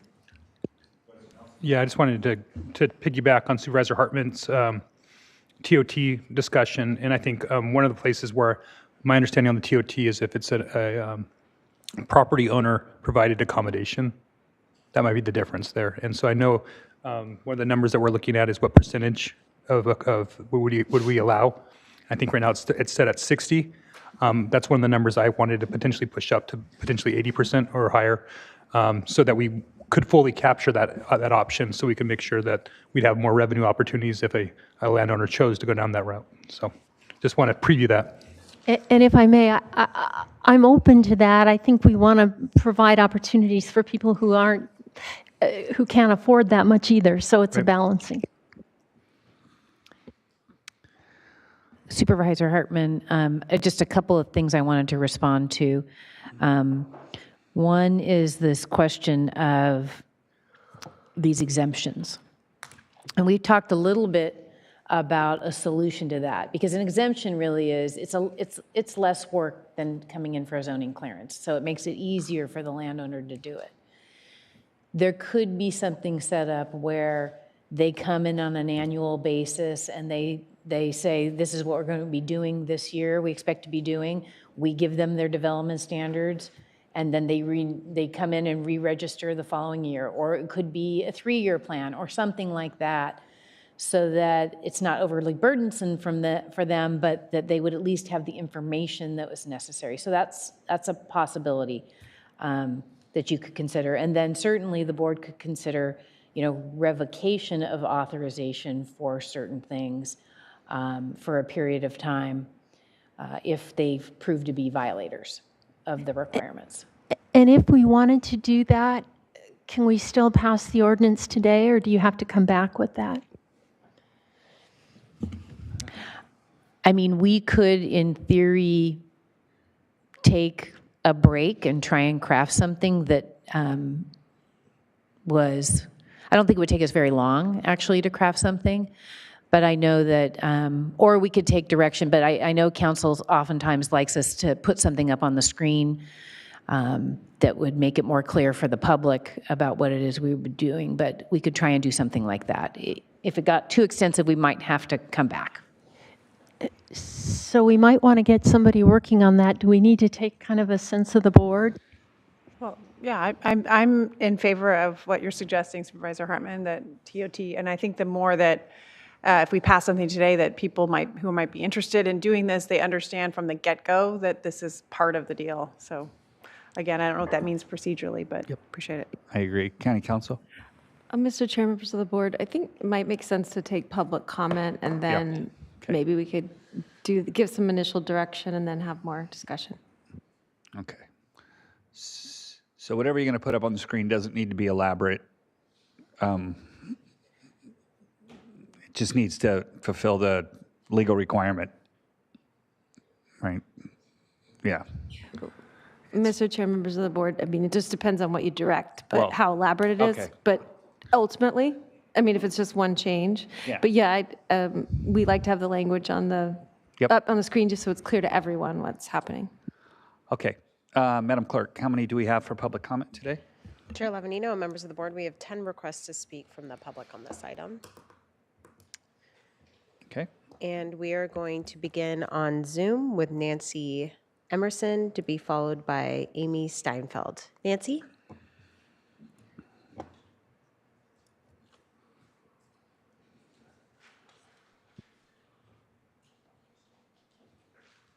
I'm Nancy Emerson, representing We Watch, a San Ynez Valley land use and environmental organization.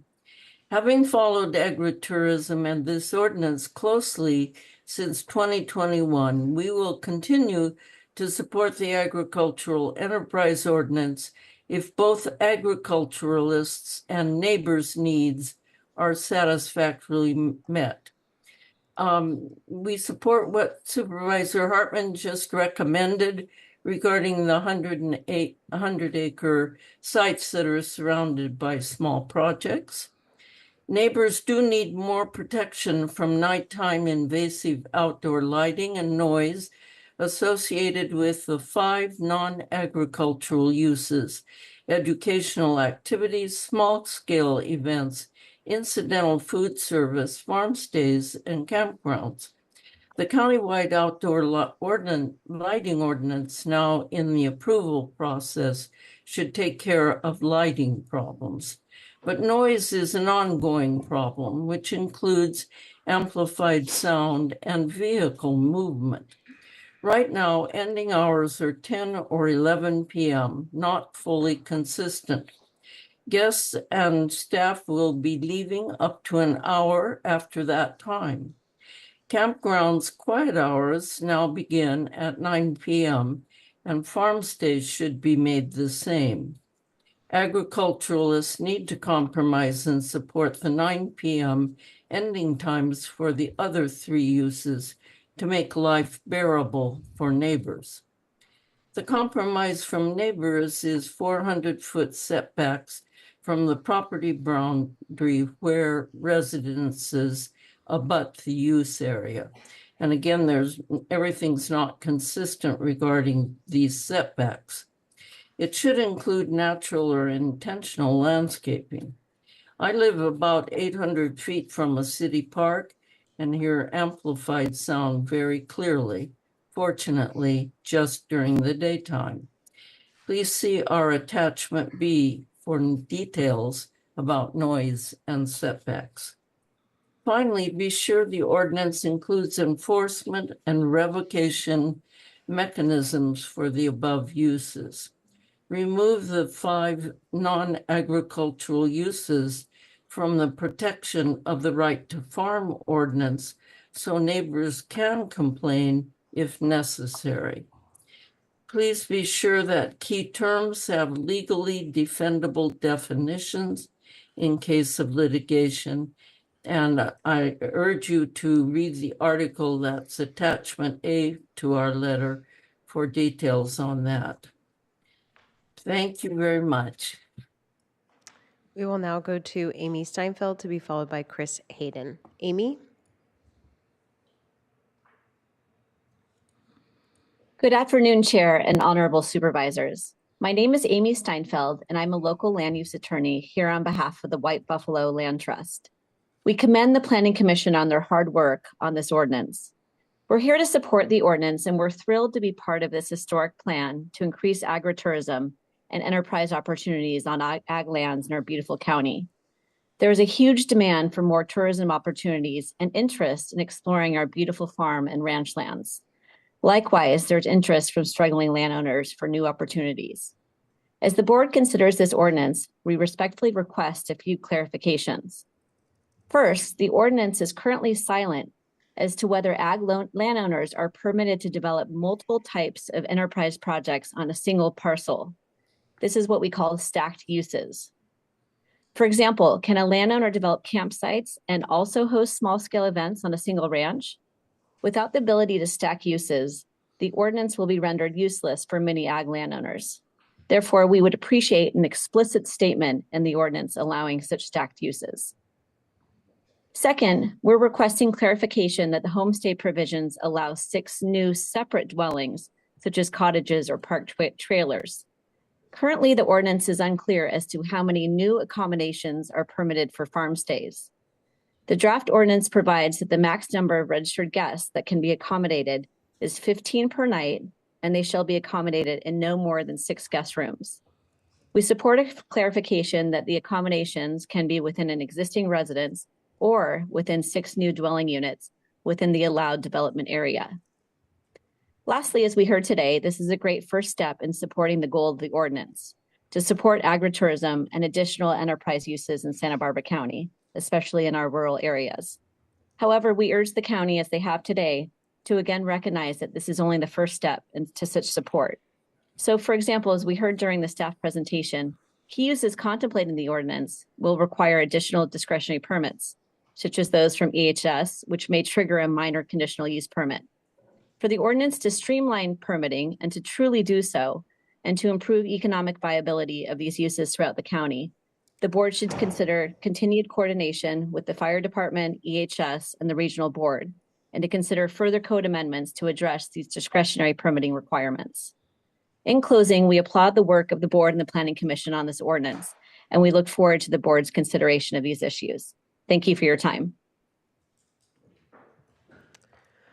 We will remain on Zoom with Chris Hayden to be followed by Catherine Lomayer-Rohrer. Chris?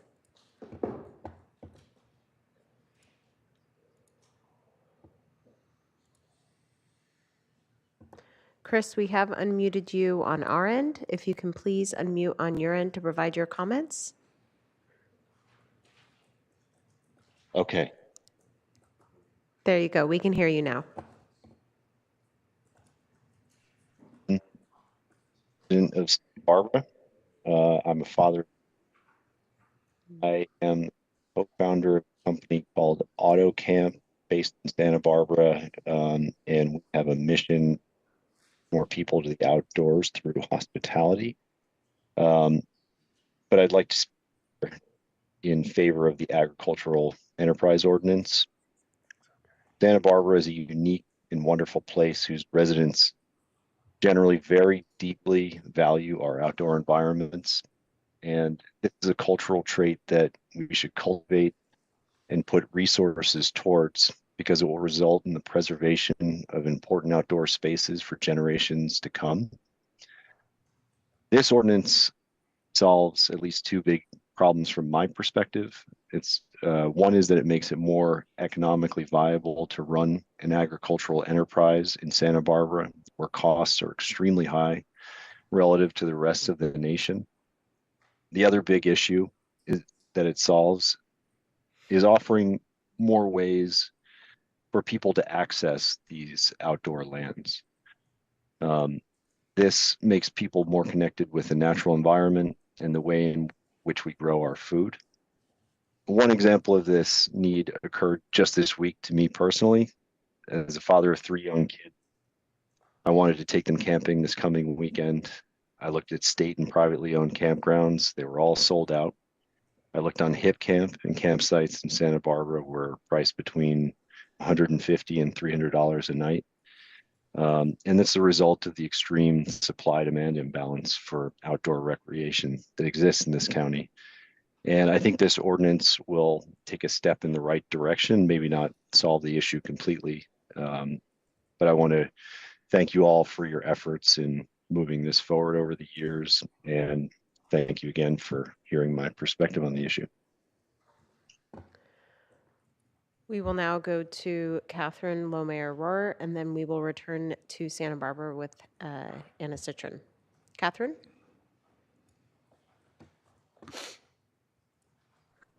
Okay, I hope you're able to hear me. I hadn't actually intended to register to speak. I was hoping to just listen, but given the opportunity, I'd like to say I genuinely support the stated purposes of the Ag Enterprise Ordinance, but I do want to bring to the board's attention that there are some significant areas of concern in the drafting of the ordinance and of the EIR.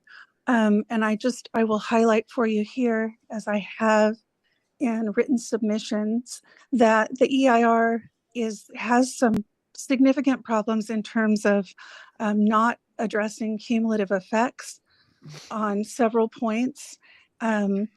Additionally, there are some concerns, significant concerns with the statement of overriding considerations, and I will leave that there because that's unholy boring content for the people in the room, I'm sure.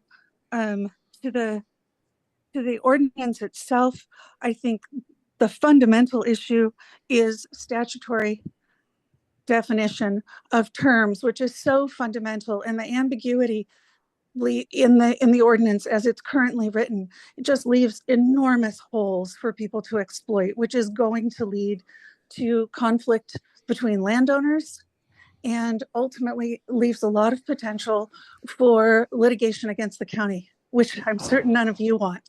And so I just really urge you to work with county council and with your staff to crank down and close some of those loopholes before, so that you're certain that this is really serving agriculturalists first and foremost. And what I noted was there's nothing there that actually talks about reinvesting or actually supporting agriculture. Ultimately, at the end of the day, there's a lot of enthusiasm for all these alternative uses and tourism, and that's fantastic. But when do we turn around and actually make sure we're supporting the primary goal here, our primary customer with this ordinance, which is our agriculturalists? Where is that in the ordinance? It's not there yet. And I hope that you're going to take some steps to make sure it's there before this is enacted. And thank you again. We will now return to Santa Barbara with Anna Citron, to be followed by Mary Hayden. Anna?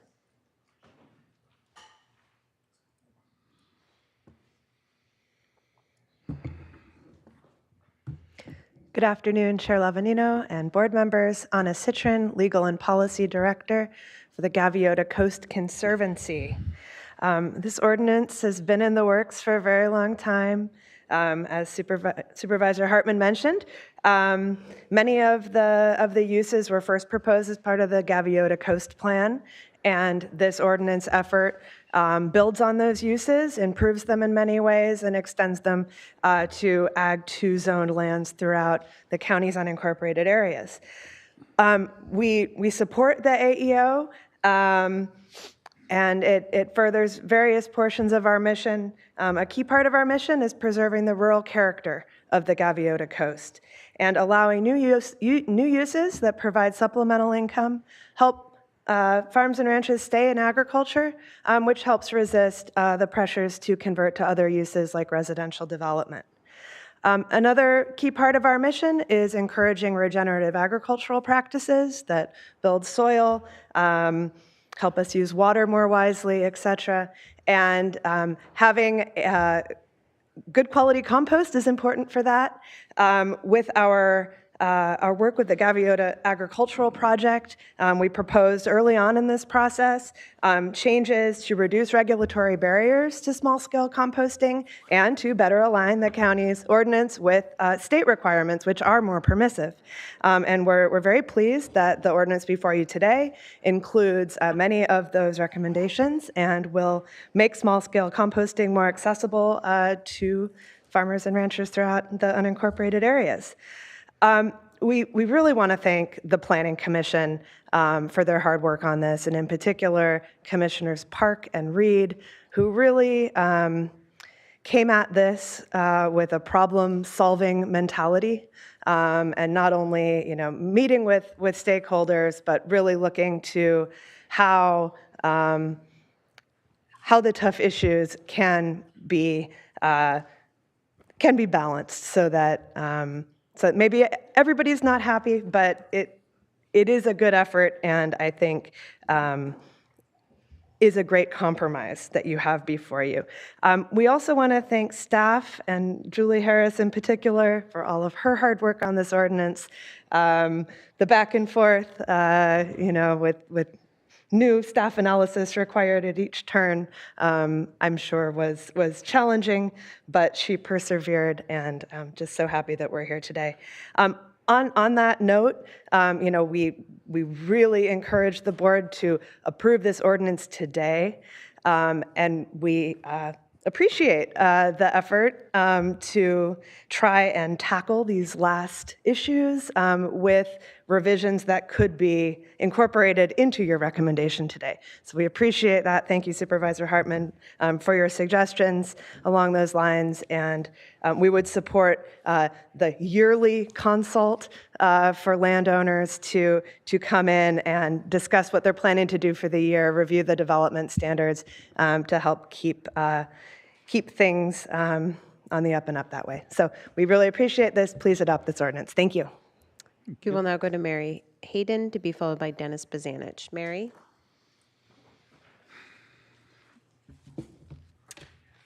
Good afternoon, Chairman Lavanino and the board. Thank you very much for giving me this opportunity to speak to you all today. I'm very excited to be here today in hopes that we can pass this. This has been a very long process, and I'm really excited. My name is Mary Hayden. I'm a rancher from the North County. My family's been involved in ranching for the last 100 years, almost 100 years. Our hope is to carry on our ranching tradition for the next 100 years, and we believe that the Ag Enterprise Ordinance could really, really help us in that endeavor. I've been involved since the beginning, those early initial meetings at St. Mark's Church and meeting with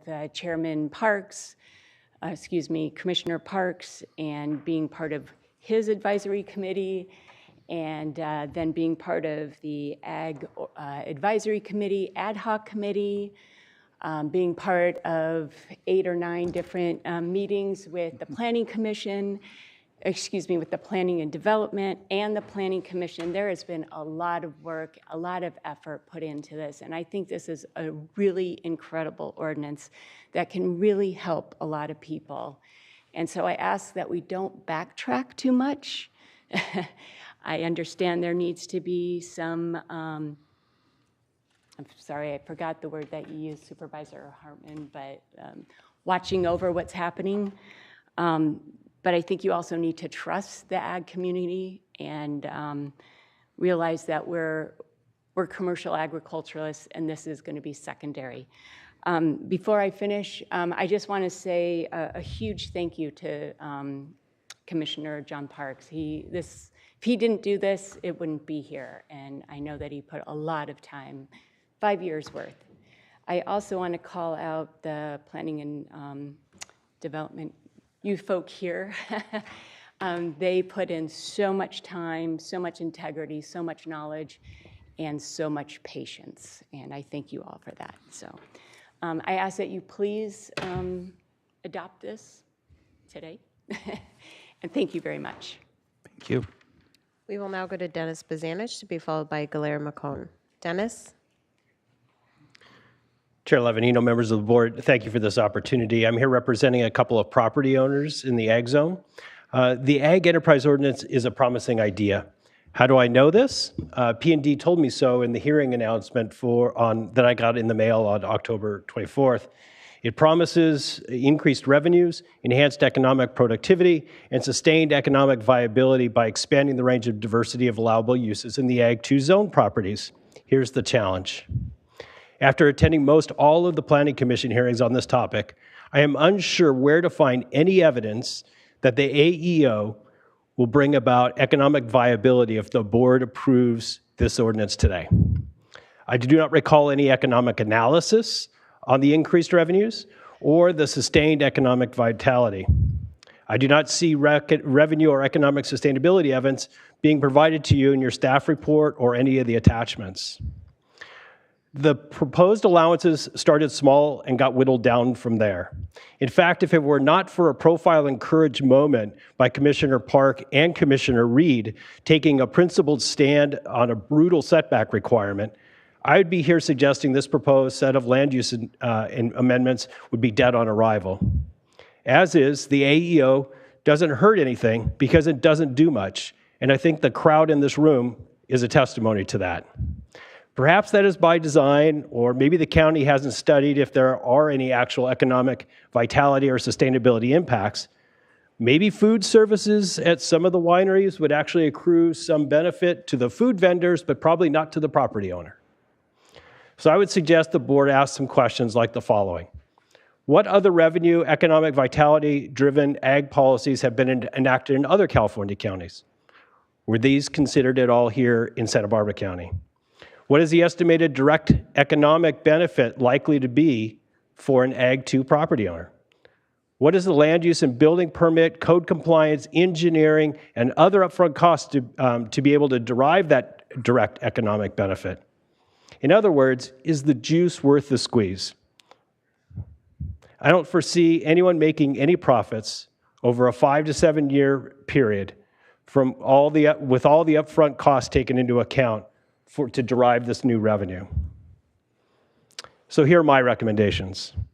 Delay approval and ask for an analysis of the direct, indirect, and induced economic benefits to Ag 2 property owners of the new or revised uses in this ordinance.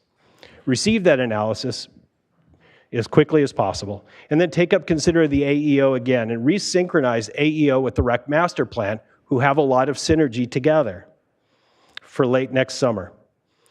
Or go ahead and approve the AEO and ask for the economic analysis to be brought back to you on a regular basis. And just because I can't help myself, I'll also recommend that you make the usual CEQA determinations. By the way, I'm also, thanks, Doss, for laughing at the one joke I got. That's like the nerdiest joke I've heard in a while, but a good one for us. You wouldn't expect any more. Yeah. By the way, this last second conversation that we have now about adding a compliance component to this ordinance is giving me January 19th, 2016 Article X flashbacks about doing something at the last second and trying to jam it in there. And then we ended up giving a bunch of folks who may or may not have been growing cannabis an entitlement to do so. I would be very cautious, very cautious. We will now go to Galaire McCone, to be followed by Allison Laslett, who is our final speaker. Do we have a Galaire? I might not be pronouncing that. Gallery? Gallery? Oh, thank you. My apologies. Yeah. I didn't close it, so if anybody's here that sat through 2 hours, they can. Allison Laslett, and if you do want to speak, there's speaker slips in the back. You could fill one out. Allison? Hi, I'm Allison Laslett, the CEO of the Santa Barbara Vintners. I have been part of this process since the November 2020 meeting where it was initiated and have sat on several committees as it's been developed. We appreciate the time and consideration that's gone into the ordinance, and we do support it, particularly the addition of incidental food service, which we view as a safety item. So thank you for that. I want to quickly discuss the Santa Maria overlay that is east of the city, and I sent in 2 exhibits to show. There we go. Okay, you know this. You saw the 3 overlays. This is the one east of Santa Maria. And I want to look at, if you look at the screen, you'll see a little blue square that's an inset, right? So that's what I want to talk about. If we could go to the inset. When the idea of the overlay was introduced, we know that the effort was made to avoid including vineyards. And we really appreciate that, and we know how difficult that is. Some vineyards have fallen within the overlay, and for context, we have 200 vineyards in Santa Barbara County, and 7 of them fell in the overlay, so we think that you did a really great job. It's a very hard task. What we would request is that the vineyards that fall inside the overlay are exempt from the overlay, since that was the original intent. And if that's not possible to exempt them all, then I highlighted 4 that we would request exemption for that are on the boundary. I understand that the goal here is also to protect row crops. And so if there were a way to perhaps put a setback on the vineyards instead of having them subject to a minor CUP to participate in the Ag Enterprise Ordinance, then that would be the request. And that's it. Thank you very much. And we will now go to our final speaker, Teddy Kabugos. Teddy?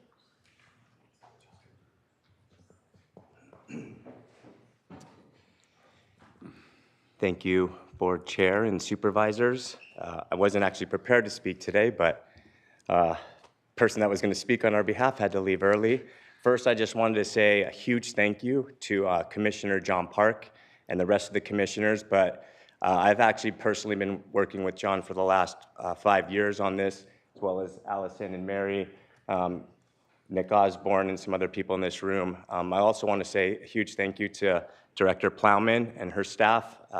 Had several meetings with their team too, I think, and so I've been working really hard on this, and I just think that, you know, Santa Barbara County in a whole, I'm a huge advocate for Santa Barbara County, all things travel, tourism, agriculture. Now I think that we have something very, very special, and to allow an ordinance like this for landowners. Actually, there's an article that just came out about 2 weeks ago. Southern Glacier just fired over 1,000 people, mainly their entire wine division. 40% of those people were in California. A woman said, my husband's been working for this company for 30 years, and he got fired over Zoom. My friend over here had a contract from Napa buying his grapes, and they canceled on him 3 days before they were supposed to harvest them. People are leaving grapes on vines like never before. Agriculture just isn't the same. So I would, you know, in response to what you were saying, not sure if you were aware of that information, but again, especially in the wine industry, alcohol sales are at an all-time low across the country. Wine and Spirits Wholesalers of America are aware of this, all kinds of people. So to allow, you know, wineries, vineyards, and other agriculture to have different uses on their property, I think is vital for local landowners in this county to keep their land and to do different things. So again, I think that if we can come to, you know, we were so happy with what we thought we came to, and then I don't know what happened with the unified rules. I'm not, you know, a big understander and all that stuff, but again, I'm really, really thankful if we can put something forward that allows food service, overnight stays, and other ways to attract travelers to this county. I think we have the best county in this country, and I'll always advocate for that. So thank you guys very much. Thank you. And that concludes public comment on this item. Okay, it's coming back to the board. Why don't we start with Supervisor Nelson? Yes, thank you, Supervisor Lavanino, or Chair Lavanino. I'll kind of work in reverse order. Allison last came up and mentioned a couple of locations that are in my district on the east side of Santa Maria Valley that were, I don't know if they were inadvertently left out, but I think there was just a balancing act that was taking place. A lot of that east side agriculture where there are grapes is kind of the heart of the valley in many ways, and so it's a careful balancing act out there with that. I would support honoring the request by Mike Testa from Coastal Vineyards for the properties that are just adjacent to Gary, as well as the Cottonwood Vineyard, which is at the corner of Orchid Gary Road and Dominion. That would kind of keep Dominion as the dividing line, because there's a lot of productive row agriculture out there. That's what we're trying to protect there in the Santa Maria Valley, and that's where we were trying to land this to get the support from a lot of the agriculturalists that were asking for 1,000-foot setbacks, you know, and really potentially killing this, the AEO. So I think that is the compromise that I'm willing to at this point. It does look like we might have future look backs at this, and maybe we can look at some of these other spots in the future, but I'm comfortable today with those two, which I think are the two most important and the two most viable for AEO opportunities. So I wanted to maybe just throw that out there for staff as far as altering the overlay to exclude the Coastal Vineyard parcels that was brought up in their letter, their comment letter. Supervisor Nelson, can I just clarify? Yes. They listed 4 APNs in that letter? Yes. Is that what you're referring to, That's all correct. 4? Yes. There are 2 by Gary and then 2 further over to the 101. two I parcels. think all 4 of them are in Gary. I was looking at my map. We have a map we can show you. Okay, you can bring them up. Yeah. My understanding was they were all 4 in the Gary area.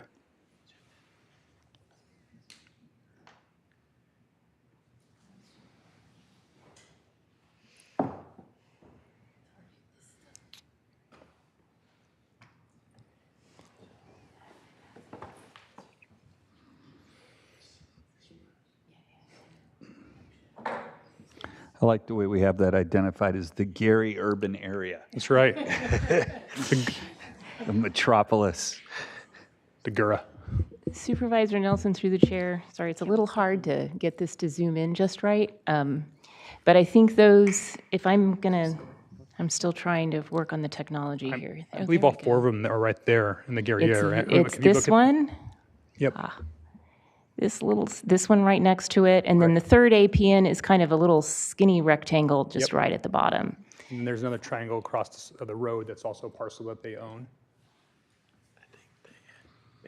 Again, which actually I think might actually already be outside of it. I think the 4th one might actually be already outside. I think 4.2 might already be outside the overlay. So Supervisor Nelson, they identified 2 properties to the west of those 2 as well. You can see that it changes the page. They give you the book, and then they have a different page number for the 2. The 120, okay. Yeah, Okay, gotcha. and they're to the west. Actually, can we circle back on that? I'll look on my, I might have written it down wrong, but I also would support, even though it would be kind of a Swiss cheese spot, the Cottonwood Vineyard, which is right there, you see. It's a dark spot. Just slightly right there, yep. So I guess my question would be is, what setback would apply? Would any setback apply? So just be advised that that property would have a 200-foot setback from their property boundary if we take them out of the overlay to the adjacent properties to protect the adjacent properties. Gotcha. Yeah. All right. Well, let's hold back on that. I'll hear from my other colleagues then. Okay. Some of the other issue, I'll look at that while we're up here. It looks like we have a little bit of time, if that's okay for me to take a second look at that. A couple of places I wanted to potentially look at some changes on this. I really hope that we can adopt the county PC for both Williamson Act and non-Williamson Act. I understand there might be some issues there, and I know there's a compromise, but I think the compromise is still somewhat problematic. I think when you start to reduce development areas, what you do is you get landowners to try to find the most prime spot to put sites on, right? They start to, because what I think if you give them 5 acres, they're going to use topography, hillsides, things like that, because they're going to have more than enough space to do that 5 acres. If you say, hey, no, you only got 2 acres to do, they're actually going to find the sweet spot on their property where we're hoping that they're do ag on, right? So that's one of the reasons why you actually having a larger development side actually allows them some more flexibility. Because I think most of them aren't going to try to maximize 5 acres. I don't think they want to have this big sprawling campground. So that's where I have some concerns. And so I would just prefer that we keep aligned with the county PC on having the 5-acre disturbance area as well as the 2 premises areas. The other thing that I also thought might be helpful is roads are considered disturbance areas. And I think if we can exclude roads, especially on parcels bigger than 320 acres as part of areas, because we want some of these to be remote, right? And so if they have to use up their disturbed area with a road, they're going to make it closer to the agriculture. Well, and I guess there's a way of getting around it by having an ag road, maybe out to some kind of trough nearby, and then you stub off of that. But I just can see that being a problem in the future. So I was just trying to get rid of that so it wasn't something that becomes a problem. I understand there's a recommendation on small campsites that we're getting from the PC, and I think that one of the comments was that was negotiated and then negotiated down again, and it was really fought back by Commissioners Reed and Park to keep that number up higher. I'm okay with raising the numbers if the board is interested in doing that, if we think this is something good. Maybe there's not support for that. I think we could move it up to the 80% on the landowner. And then on the guest ranches, something I like to see is going beyond the recommendation for the with an LUP or a minor conditional use permit. So getting more, I think those should be allowed. I think right now it's 6 bedrooms and 20 guests. Is that what it's at right now? 15 guests. I was hoping that we might be able to increase that with an LUP, or potentially with up to 9 bedrooms, or maybe up to. We actually have a larger one of these in my district. That's an old property, old home that could be as many as 15 bedrooms, but that would be with a minor conditional use permit. Was my recommendation. I want to see more of these things allowable, so there's a permit pathway. They may not actually get permitted, but it might be something you're looking at. As far as compost is concerned, I would like to remove it based on the recommendation of the grower shippers, but if we decide to keep it, I would hope that we'd go with the 1,000-foot setback that was at least recommended in other places from row crops, or 400-foot setback from orchards or vineyards. That's a really, food safety is a big issue, especially with compost. And if these are going to be kind of some micro enterprises, I would hope that could be complied with. And then my last one I had was, I was hoping that through neighbor agreements, we might be able to reduce setbacks potentially to, instead of 100 feet, down to 50 feet with a neighbor agreement. If neighbors can agree on working through those things, I think that's something we should be able to honor. If not, then they would go back to the default 200-foot setback that exists now. So those are things I'm looking for in making changes at this point. All right, so I have a question about how much we're changing and how much we're going to be able to do today. Me too. Because we just kind of, I agree with a lot of them, and we got to get it done right, but it's like, we're not going to get this done tonight. I mean, because I just don't see a way. You're going to, county council's like, it's not going to happen. So we got to decide right now, do we want, I think it goes back to, we want to do it right? You know, or do we want to get it done tonight? So why don't we just start with, like Bob laid out, his menu, which I agree with, and then everybody figure out where we kind of are, and we'll kick it to staff, and then you can come back and tell us, you know, if you can do it in the next.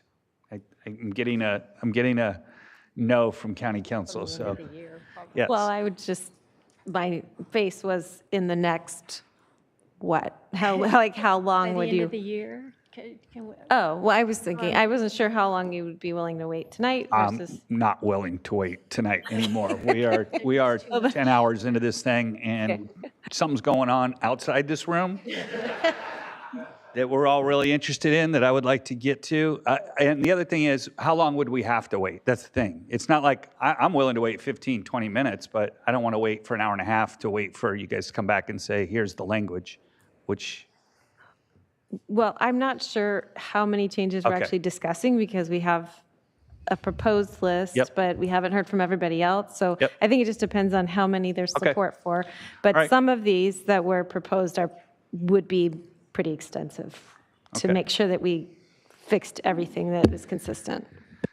And then while we have a legal mind on the mic, I want to ask on APAC versus county PC, how much of that is legally required? Is the APAC telling us this is a legal requirement as opposed to how much is just their recommendation? And if we went with county PC, are we putting ourselves in jeopardy at all?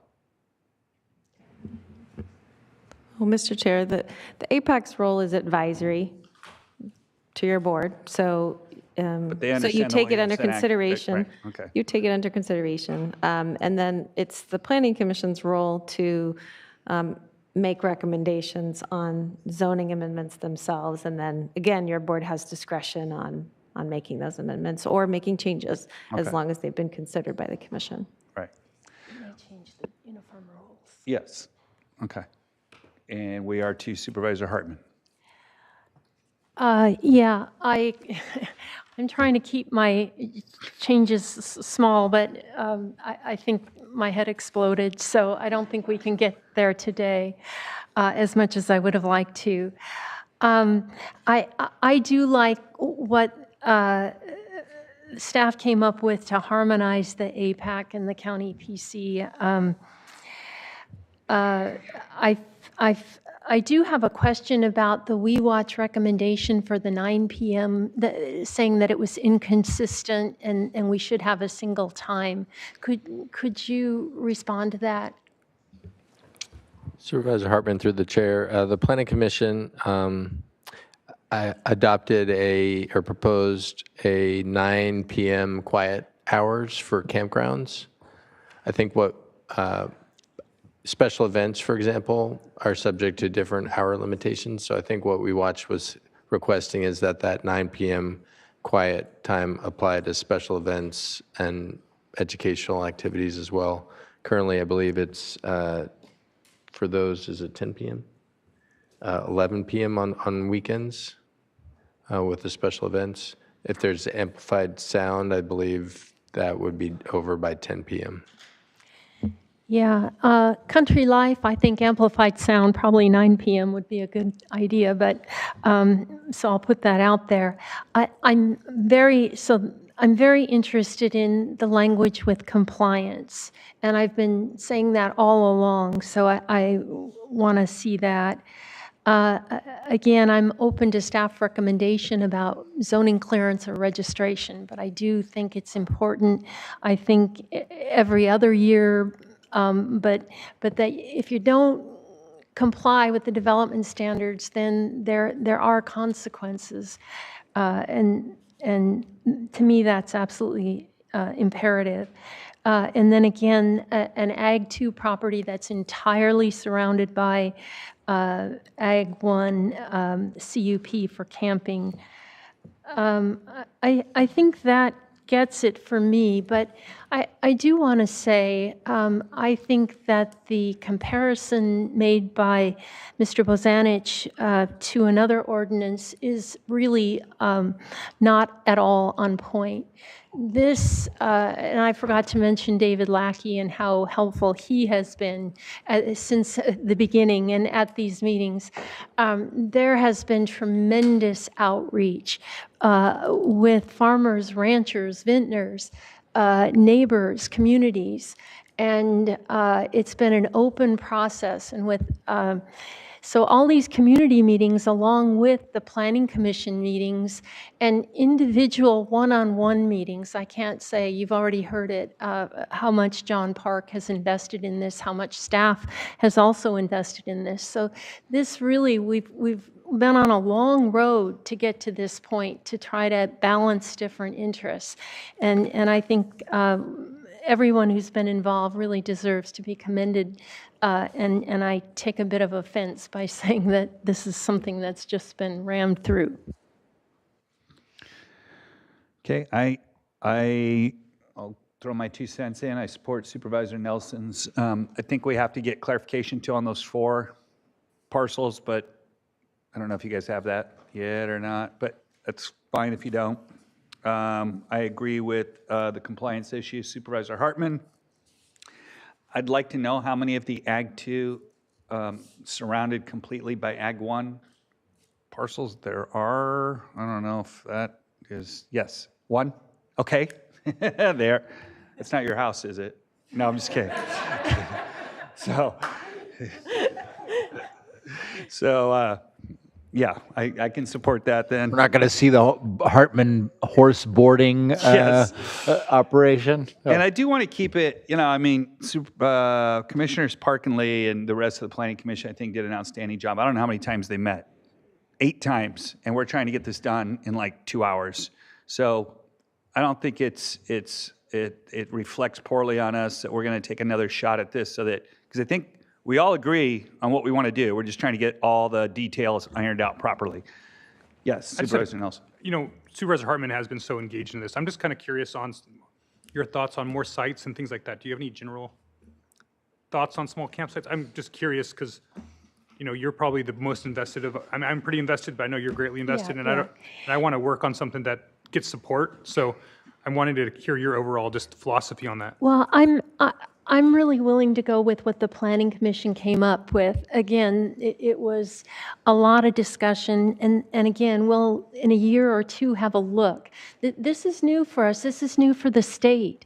They've tried to pass legislation. It didn't quite get through to allow more camping on agricultural land statewide. So we're kind of getting our feet wet, and again, the issues of environmental health are real ones. Right. So I'd rather tiptoe than jump in. And I understand that, and I appreciate that too. My only concern is that we make it so small it's not worth the initial investment to do it. So that's the balancing act that I'm trying to try to help potential applicants with. Is like to be able to make this work financially. It's got to have maybe some level of, are those Scale. numbers good enough, right? And so Yeah, that's my concern. I mean, I whether it's a Airstream or a yurt or they're not allowed park houses. So, I mean, they can tiptoe into it as well. It's not like this is the kind of thing you have to do all at once. Right. Park houses, that's what, just like a...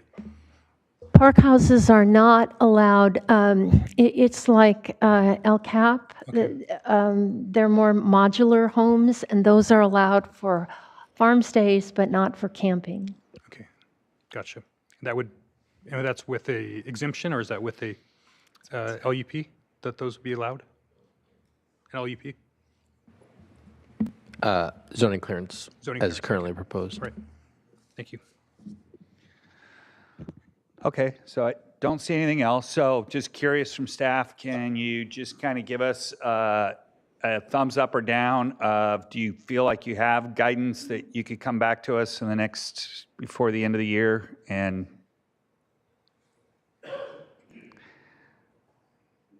I mean, David, don't look at me like that. Okay.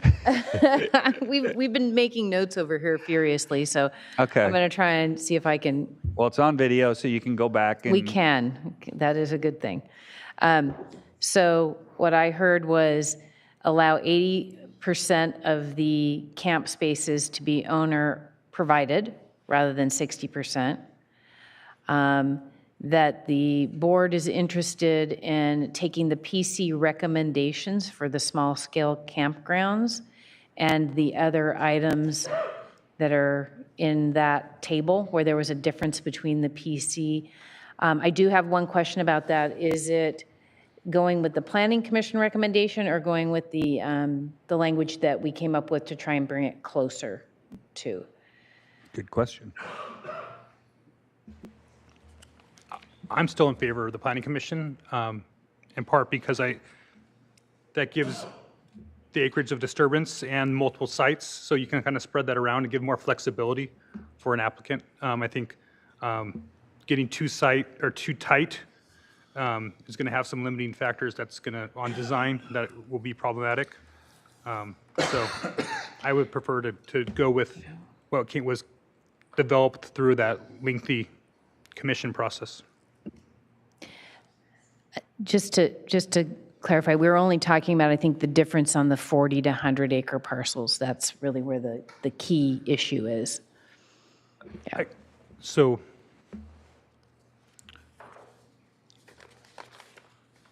is it still just 3 acres on 100 to 320, even in the PC recommendation? If we can get the screen up, Jacqueline. There we go. So you would have one site up to 2 acres on 40 to 100 acre parcels, and you would have 2 sites up to 3 acres on parcels between 100 and 320. And then on the on the over 320, it's the same as the Planning Commission. Alex, do you have something you wanted to add? Yeah, so just to clarify, so for that 100 to 320, the difference would be total disturbance of 3 acres versus 5, but the number of sites would be the same. And the Planning Commission did stick with a requirement that if you are doing a remote site, that individual remote area would be limited to a 1 acre disturbance. So while theoretically you're allowed a total of 5 acres, if each individual remote site can only be 1 acre. So I'm not sure you could get to the 5 acres with only 2 remote sites, even under the Planning Commission recommendation. Or did I just add to confusion rather than clarify? No, I got it. I just think that there's going to be a lot of, we're trying to imagine an ordinance for the entire county with varying topography and soil and uses, and this is what's really hard about this, is we're trying to make it fit. And after we adopt this, somebody's going to sit down at the counter with one of the planners and going, okay, this is what I want to do. And we're trying to contemplate all the scenarios that might work. And I know there's going to be things that are going to get tripped up that we're going to have not contemplated. And so I'm just trying to keep things broad to give as much flexibility, Last thing I want is for somebody to get so close, but then we messed it up by a half acre here or there, and their project is no longer viable. And so that's where I'm trying to allow that level of flexibility. Supervisor Nelson, through the chair, all supervisors really, just one thing to remember is, as is the case with the campgrounds, if you don't meet the standards that are built in for the like the zoning clearance level campground, you can always request a CUP to go bigger or more sites or anything of that nature. Yeah, and everybody's eyes roll when they hear CUP. At least I'm happy that a lot of this has gone down to minor CUP potentially instead of a major CUP. And I actually liked that. I mean, I just wish that process was a lot faster in our county. Well, it's not just speed, it's cost. Right. Right? I mean, if you have something that costs at minimum like $40,000 if you do it yourself, let alone if you have any staff doing it. Right. Super hard. Who does that select? Right. Makes it very cost prohibitive to make that initial investment with no certainty, which is always what the challenge is here. So that's why I'm trying to create it as broad as possible so they don't have to necessarily go down that route. So that was my challenge there that I was trying to sort through. So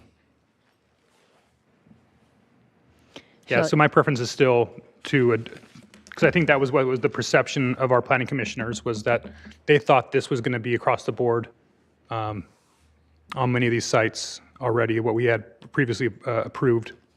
So my preference still is to have the county PC recommendations apply for Williamson and non-Williamson Act properties.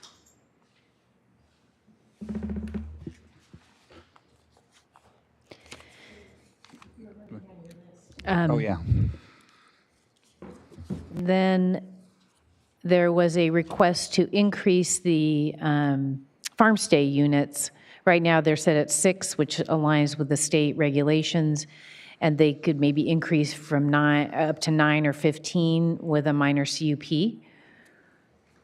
And then I heard remove compost, but if we don't remove compost, have at least 1,000-foot setback from orchards and vineyards. I heard that... Mr. Chair, just because I didn't get a chance to comment on anything, and I don't need to, because I generally support the idea of, that is the philosophy behind this, but I don't think we should do anything that potentially unwittingly makes things more restrictive than they are right now. As you were alluding to, Bob, everybody's composting, they're just not getting permits for it. And then we do something with a restrictive setback requirement or something else. I just think that it's important to really make this a win for compost. And even though on paper it might be more permissive than what's allowed right now, if it's paid more attention to, it might actually be less permissive if we don't do something that's clearly supportive of compost. And I guess the issue is, there are some compost practices that cause food safety issues. And so, having those near active row crops would be a problem. And so, Yeah, but I guess you don't seem to have a problem with people, and I don't either, getting permits for doing composting now. So why would we? So by composting now means you're just tilling it in your field. That's what the compost what we're saying that everybody's doing now. They're just tilling in their own product, right? I mean, they harvest, their broccoli heads, and they essentially are composting by tilling back in their existing and potentially adding soil additives as well.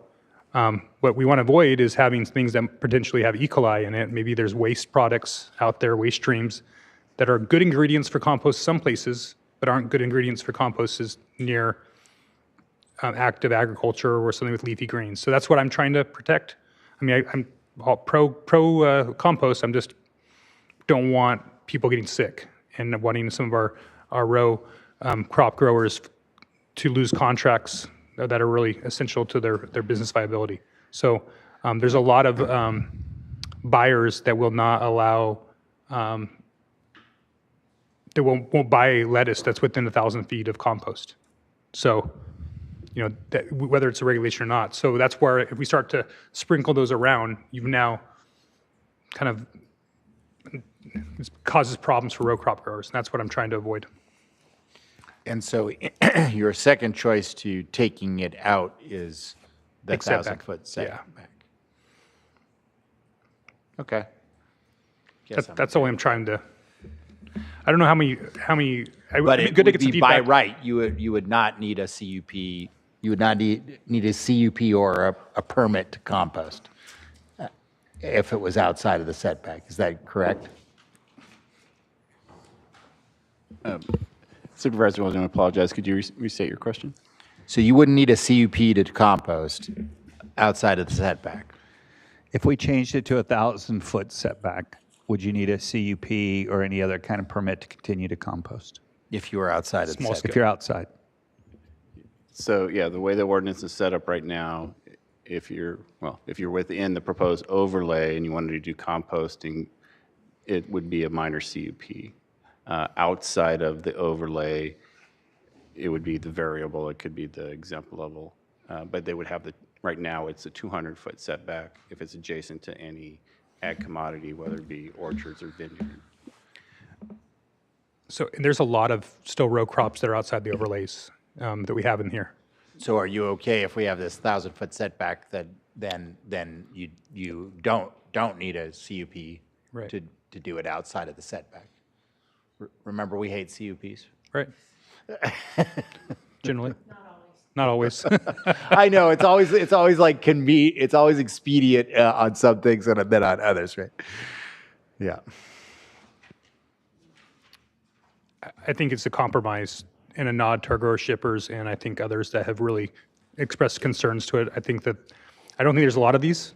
There's a large section of still Santa Maria Valley that's outside the overlay. There's the whole San Antonio Valley that's outside the overlay. There's row crops in other parts of our county that are not protected by an overlay.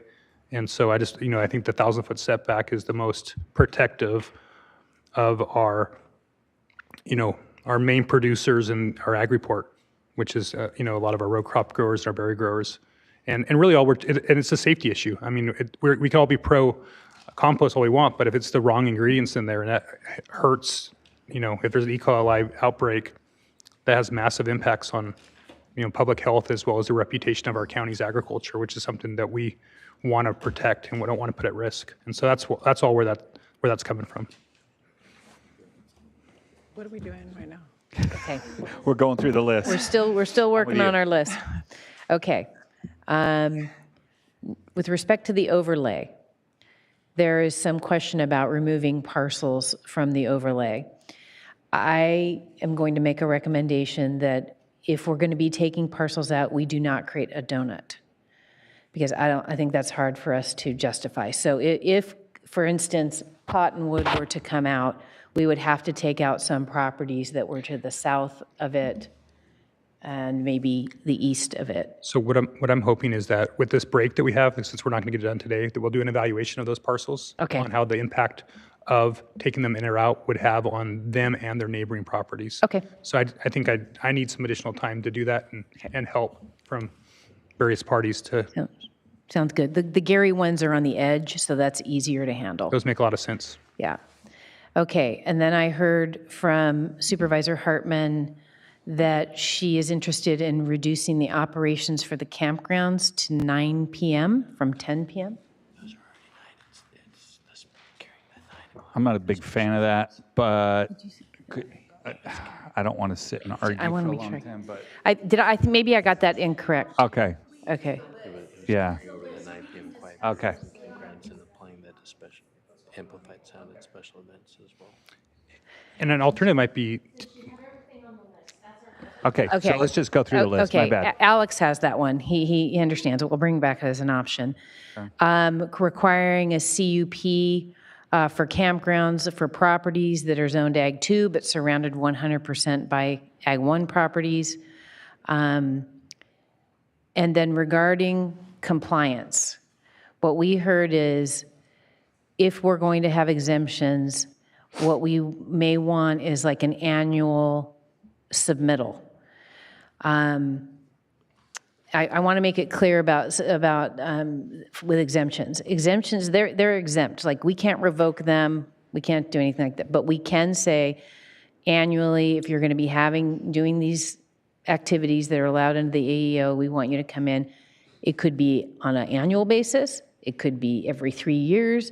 And you just lay out the types of activities that you're going to be doing.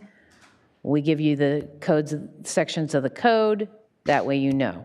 That's one way to do it. It's kind of like a registry of sorts. Yeah, that's good. Although ideally we'll be user-friendly and have a handout. Right. We want it to be user-friendly. It's a balance, right? And then we heard about revocation.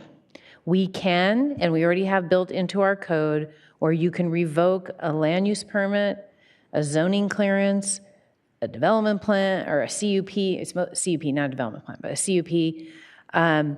So we can do that, and we can clarify that if you're a bad actor, it can be revoked, and that you cannot reapply for a year to get those activities. And so that's something we can easily build in. But it would not apply to exemptions. And that's all I heard. I think that covers it. Supervisors, through the chair, the one clarification on I think what Supervisor Hartman in terms of the quiet hours was getting at was the 9 p.m. quiet hour that currently applies to campgrounds would be carried over to apply to other AEO uses like special events and educational activities, I think is what I heard. I'd like to discuss it. Okay. Okay, awesome. Oh, pro. Yes. Go ahead, Das. Stacking uses. We got I read it as that stacking uses is allowed, but I want to make sure that that's the case. I think that's one of the differences between the APAC and the AOE, the PC. Commissioner Williams, through the chair, stacking of uses is allowed. Basically, when you have an ordinance and it says you can do this in a zone and that in a zone and this other use in a zone, you can do all of them in the zone. You just have to get the appropriate permits, whatever is required by the ordinance to do the use. So that's the way our existing ordinance works. Great. Cool. All right. So you have direction, correct? Supervisor, and I guess I'll direct this at Supervisor Nelson through the chair. So regarding the APAC versus the PC recommendations, particular for the small-scale campgrounds, I think it would be helpful for us to get a sense from the board, if that's the direction you want to go, to revert to the PC recommendation across the board, or if you want to follow the compromise approach. Going back to what was mentioned earlier in the hearing is For the small-scale campgrounds, the apex recommendation was in part tied to a mitigation measure in the EIR. So if we abandon that completely and just stick with what the PC recommended, then we have to look at what are the consequences of not implementing that mitigation measure. There needs to be substantial evidence in the record if we determine that that mitigation measure is not required to mitigate impacts to ag, and then we have to look at whether or not there's any potential for further CEQA analysis. So that's just I would just want to bring you back to that issue because we need some direction, a little further direction on where you want to go with that. Just want to go down the. Go ahead. So I support the APAC recommendation on that.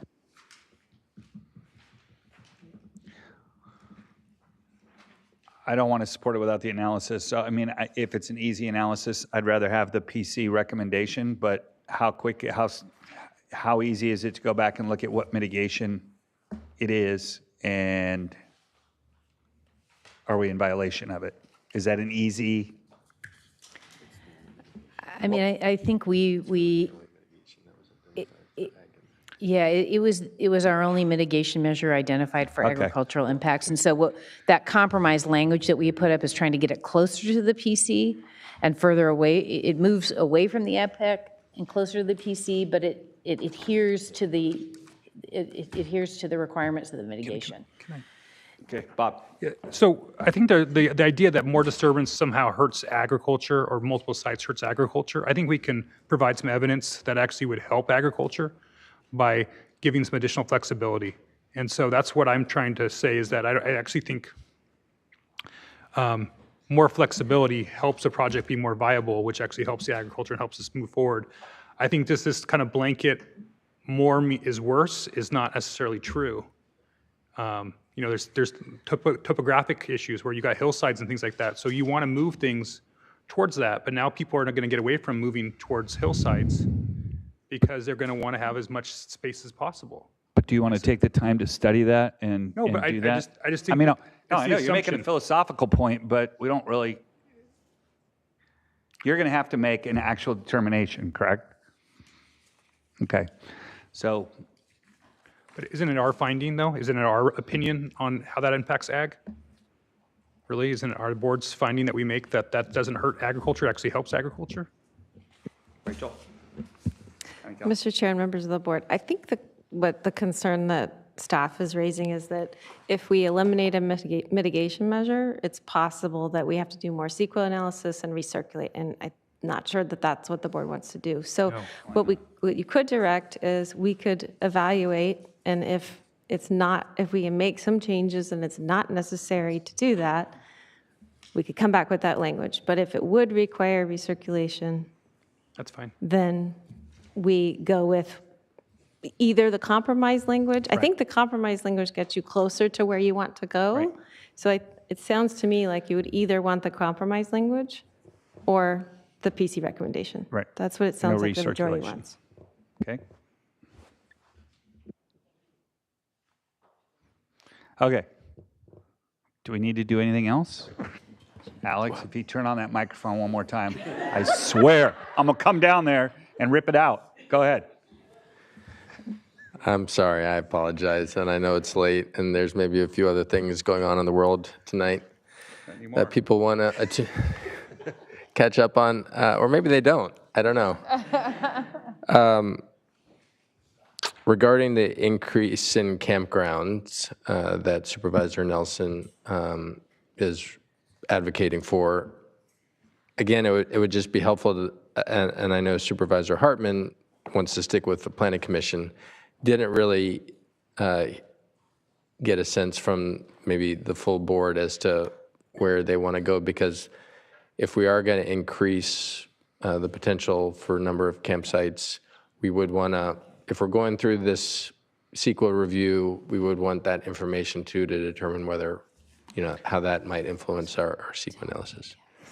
So as a reminder, currently it's a scaled increase of campsites depending on the parcel size.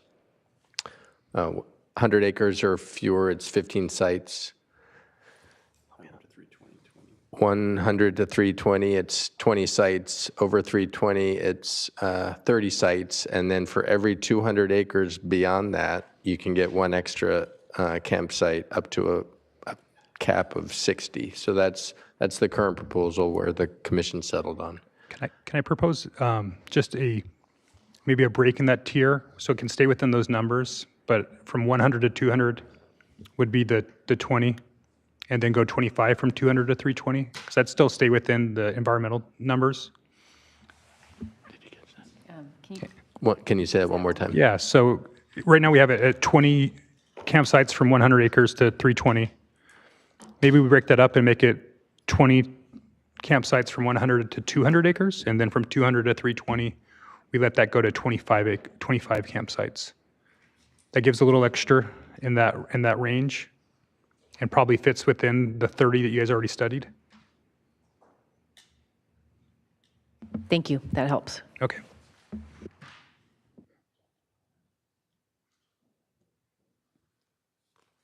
We good? Everybody happy? So All right. I guess I just have one question. Do we want to try and continue this hearing to a date specific? And we have Supervisors, if we get... We only have two. We only have two. We only have two. The question is if the board wants to have a third. And the reason is because if we move 2 items, we have a couple of big hearings still. Yep. And we can move some non-planning items if we do a special meeting on the 17th. 17th of November. December. I thought we were already meeting the 17th. 3rd and the 10th? We're only meeting on the 3rd and the 10th currently. If the board wants to do a special meeting on 12/17, then we can free up space on 12/10. 10, yeah. I'm fine with 17th. I prefer more meetings than 10-hour meetings. Yep. Yep, I'm good with the 17th as well. So we're gonna move this to, we are gonna continue this item till 12/17. No, we would move this item to 12/10, and we Okay, would move and off then- some other items on got it. 12/10 to 12/17. Okay, so can I get a motion to continue this item till 12/10? So moved? Second. Is that in Santa Maria or? It's here. Because we swapped. Santa Barbara. It's in Santa Barbara, okay. All those in favor? Aye. Aye. Any opposed? Passes unanimously. And so we're going to close tonight in memory of Molly Culver. She passed away on October 19th in San Luis Obispo. Molly was part of the county family, worked in Supervisor Greg Hart's office, but she was also a staple of Central Coast politics for decades. I think it's quite fitting that we're adjourning on Election Day, our Election Day meeting in her honor. She was best known for being a great campaign consultant, but she was an even better person and will be sorely missed by all of us. Rest in peace, Molly. And with that, we are adjourned till 12/3 in Santa Maria. Santa Maria. Okay. Amen. Meeting adjourned.